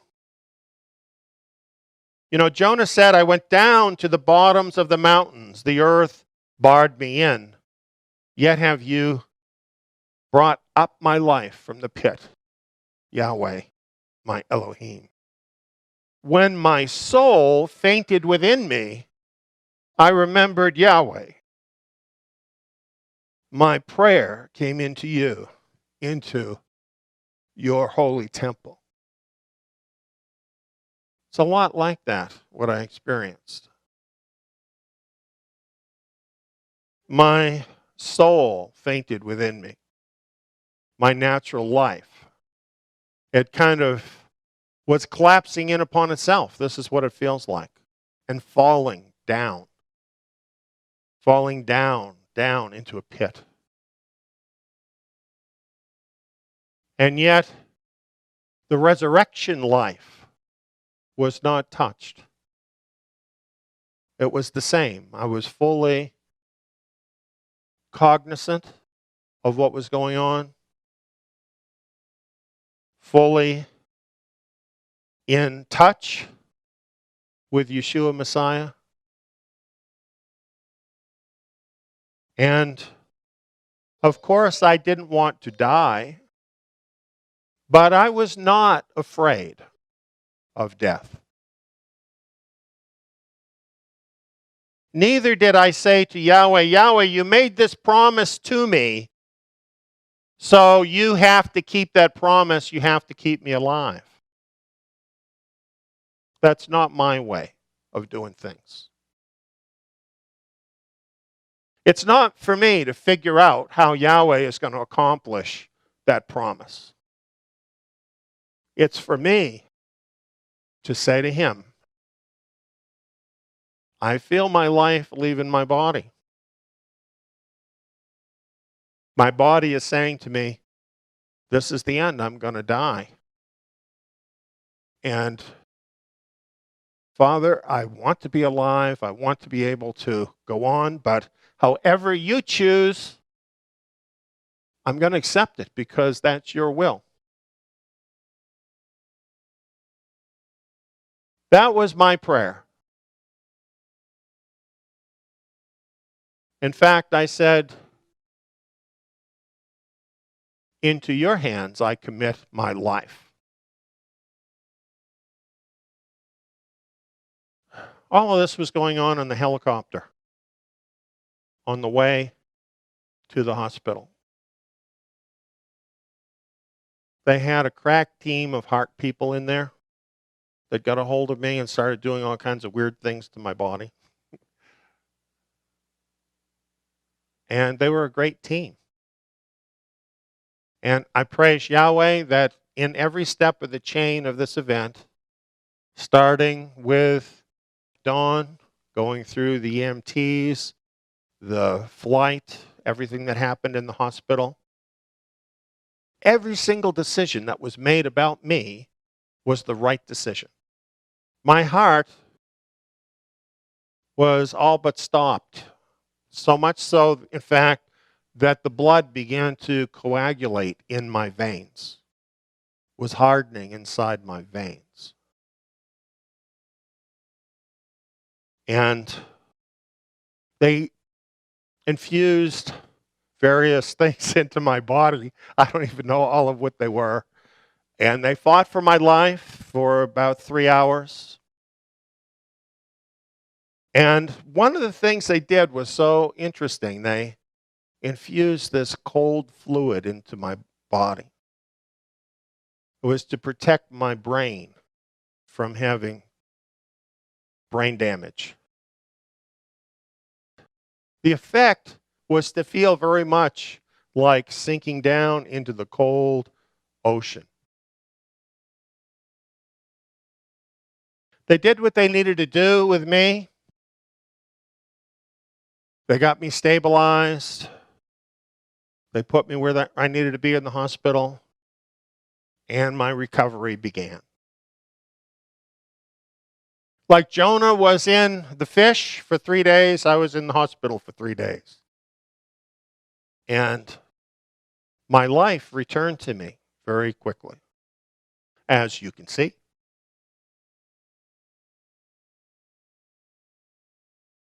Here's what I know about this. My body was saying, you're going to die. Now, that wasn't just fear. That was the fact that my life force was wanting to leave my body. But the resurrection life that lives inside of me, through Yeshua Messiah, was such as to preserve me alive through these events.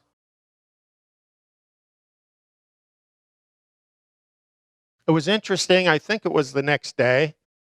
I called home, talked to the folks at home. Of course, they had been praying for me.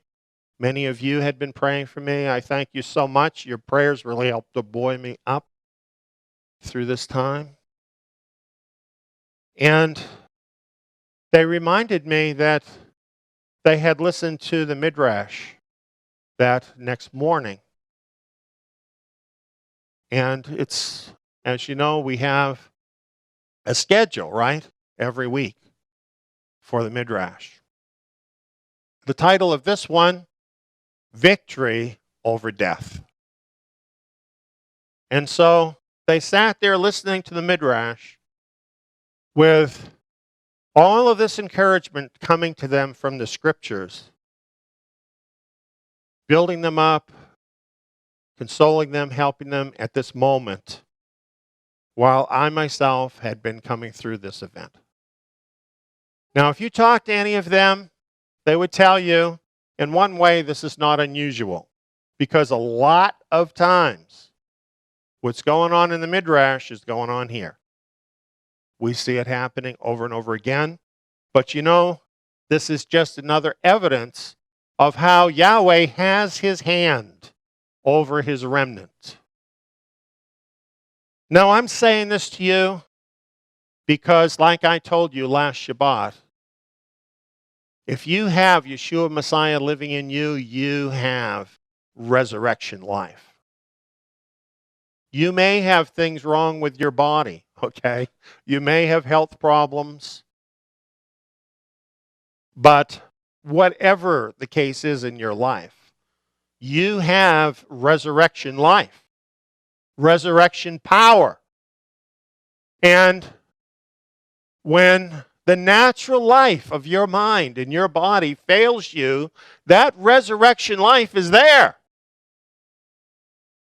And I want you to believe that. Because if you believe that, you can step out in faith and do mighty things that you need to do, that the remnant needs to do here in these last days. Resurrection life. So we look at Jonah, a picture of resurrection life.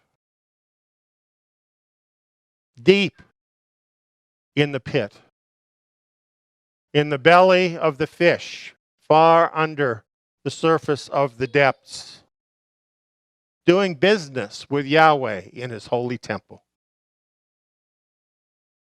He says, "You brought up my life from the pit." He says, "I will sacrifice to you with the voice of thanksgiving. I will pay that which I have vowed. Salvation belongs to Yahweh." This is the truth of the Word of God, and it is also my testimony to you on this Shabbat. This is our Yahweh. This is our Yeshua salvation. He is our salvation. And let me tell you something. Whatever that scumbag, Hasatan, wants to throw at us, he's bigger than what that is. And we will complete the work that he has given us to do. We will go home in the second Exodus. We will be his glory in the earth, and we will see Yeshua Messiah coming on the clouds of heaven. Well, you know, I watched that, and I'm thinking as I'm watching that, this was 1 week after that happened. You know, that was just amazing. If I didn't tell you it had happened and you came to that meeting, you would never know that I had just died. You know, my heart actually did stop. And not only that, but the doctor who worked on me said that he was amazed because he said what happened was beyond his ability to do, that he didn't do it, and he was really mystified how it happened. So, wow. I mean, I wanted to share that with you because I want you to know that you have that resurrection power in your life. And if you are choosing to walk according to his will for his purposes, then he's going to be with you in whatever is happening. And in those moments, when you are the weakest, that's when his power will be made known. You know, Paul wrote about that. He said, "He has said to me, my grace is sufficient for you, for my power is made perfect in weakness. Most gladly, therefore, I will rather glory in my weaknesses, that the power of Messiah may rest on me. For when I am weak, then I am strong." You know, most men want to feel like they're strong.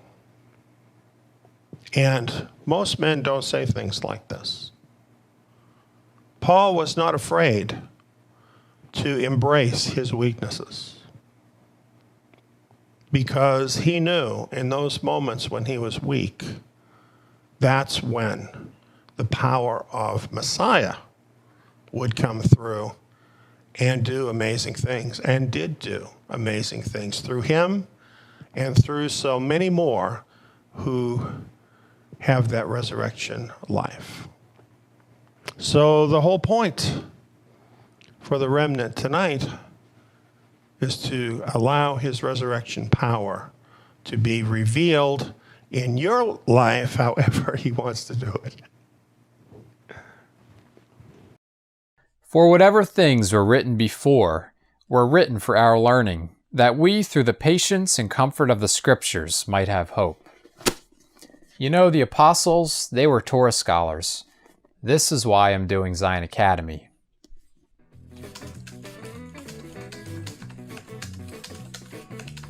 The lessons include 2-hour audio programs and quiz modules. All the lessons in the Torah can be applied to us today. Not to mention, they open up the renewed covenant scriptures in a whole new level, much like the apostles had understanding of the Torah. Plus, I can do the courses in my own time, at my own pace, with no prerequisites, and at a very low cost. I can do them here. Or here. Zion Academy students are provided with study materials, the Zion Messianic Scriptures, in-depth verse-by-verse programs, and quizzes with your final grade and a certificate at the end of the course. Zion Academy also offers assignments for students who would like to opt in to take part in the Zion Tabernacle live Shabbat meetings. Become immersed in the Torah. Find out how you can become a Zion Academy student at zion.org.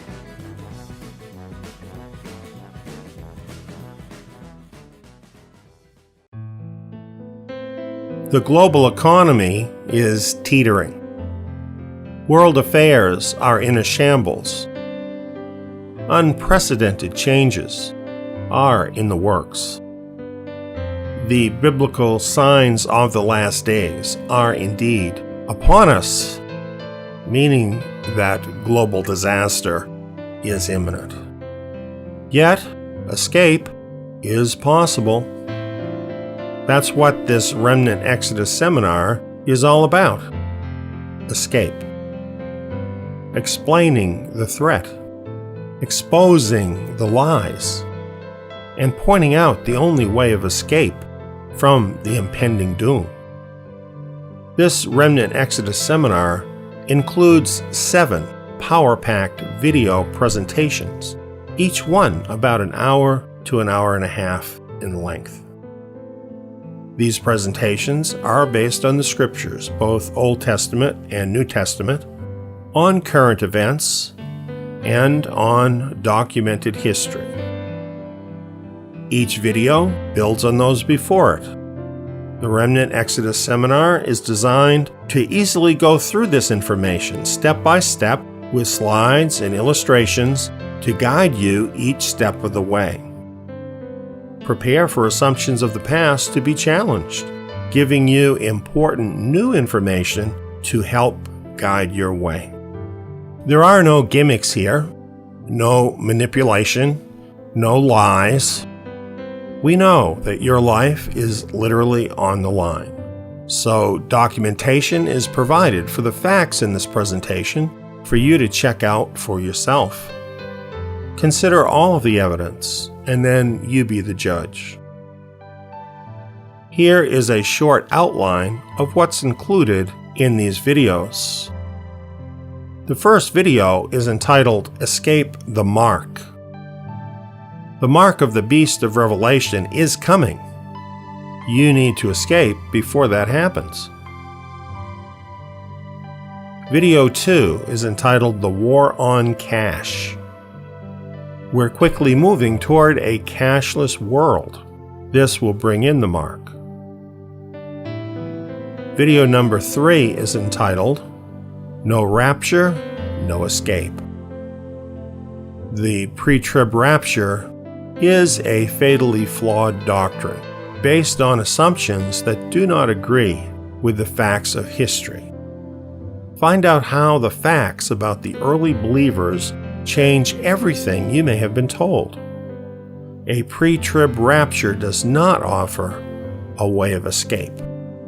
I would add that the history that is presented in this particular video is absolutely eye-opening and an entirely different paradigm than what you have ever heard.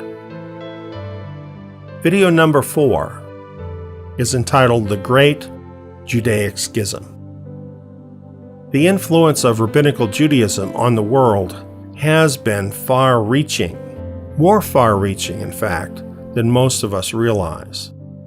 Revisiting the history of first-century Judaic sects is eye-opening for Jews, Christians, and Messianics, since all three groups are directly affected by this information.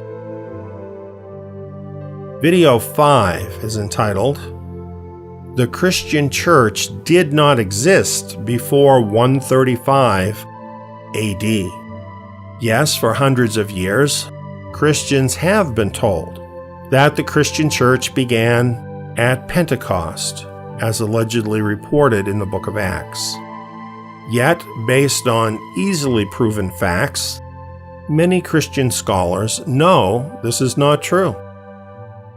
The Christian church did not exist before 135 AD, a fact with huge ramifications when looking for a way of escape. Video 6 is entitled Into Babylon. History clearly shows that both rabbinical Judaism and Christianity started on the path into Babylon in the 2nd century AD. This has set up people from both of these groups for disaster when Babylon the Great of Revelation 17 and 18 soon meets its end. Yes, this is a shocking claim. That's why you need to take in this seminar. The final video, video number 7, is entitled Remnant Exodus. The remnant is one of the most well-established teachings of Scripture, yet probably is also the most neglected. Here you will learn who the remnant are and how the remnant exodus offers the only way of escape.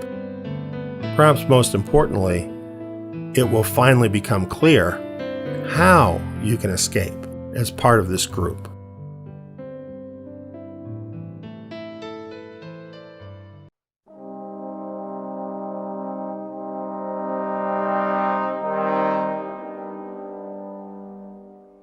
Do the events and moral legislation in the world today seem a bit strange? And what about all of the incidents we hear about on the news that appear to strategically promote this ungodly and oppressive path of immorality and control? Is this all just mere coincidence? Eliyahu ben David's series, War on the Saints, reveals to us details about the ones behind this immoral chaos, along with vital information regarding the war that the adversary and his worldly regime has waged on the holy ones.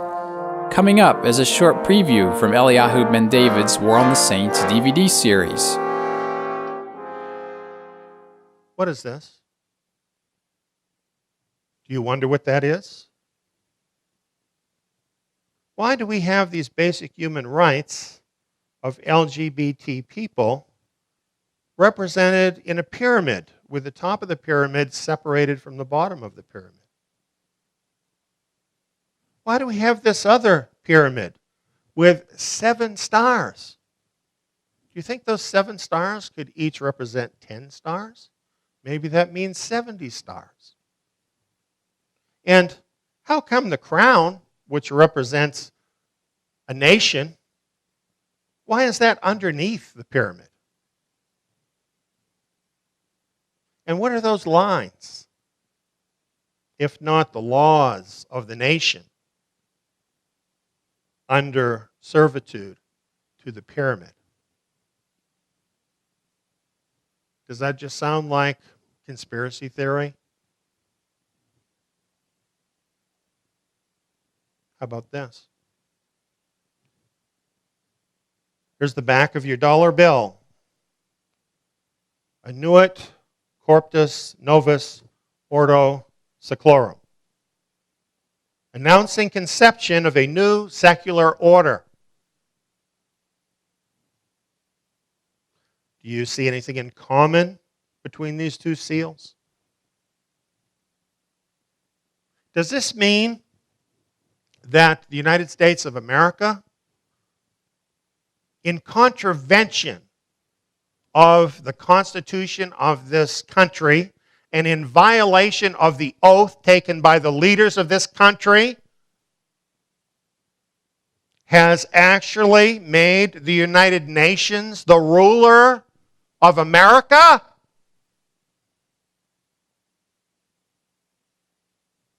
It's like the shell game. God-given rights are now out.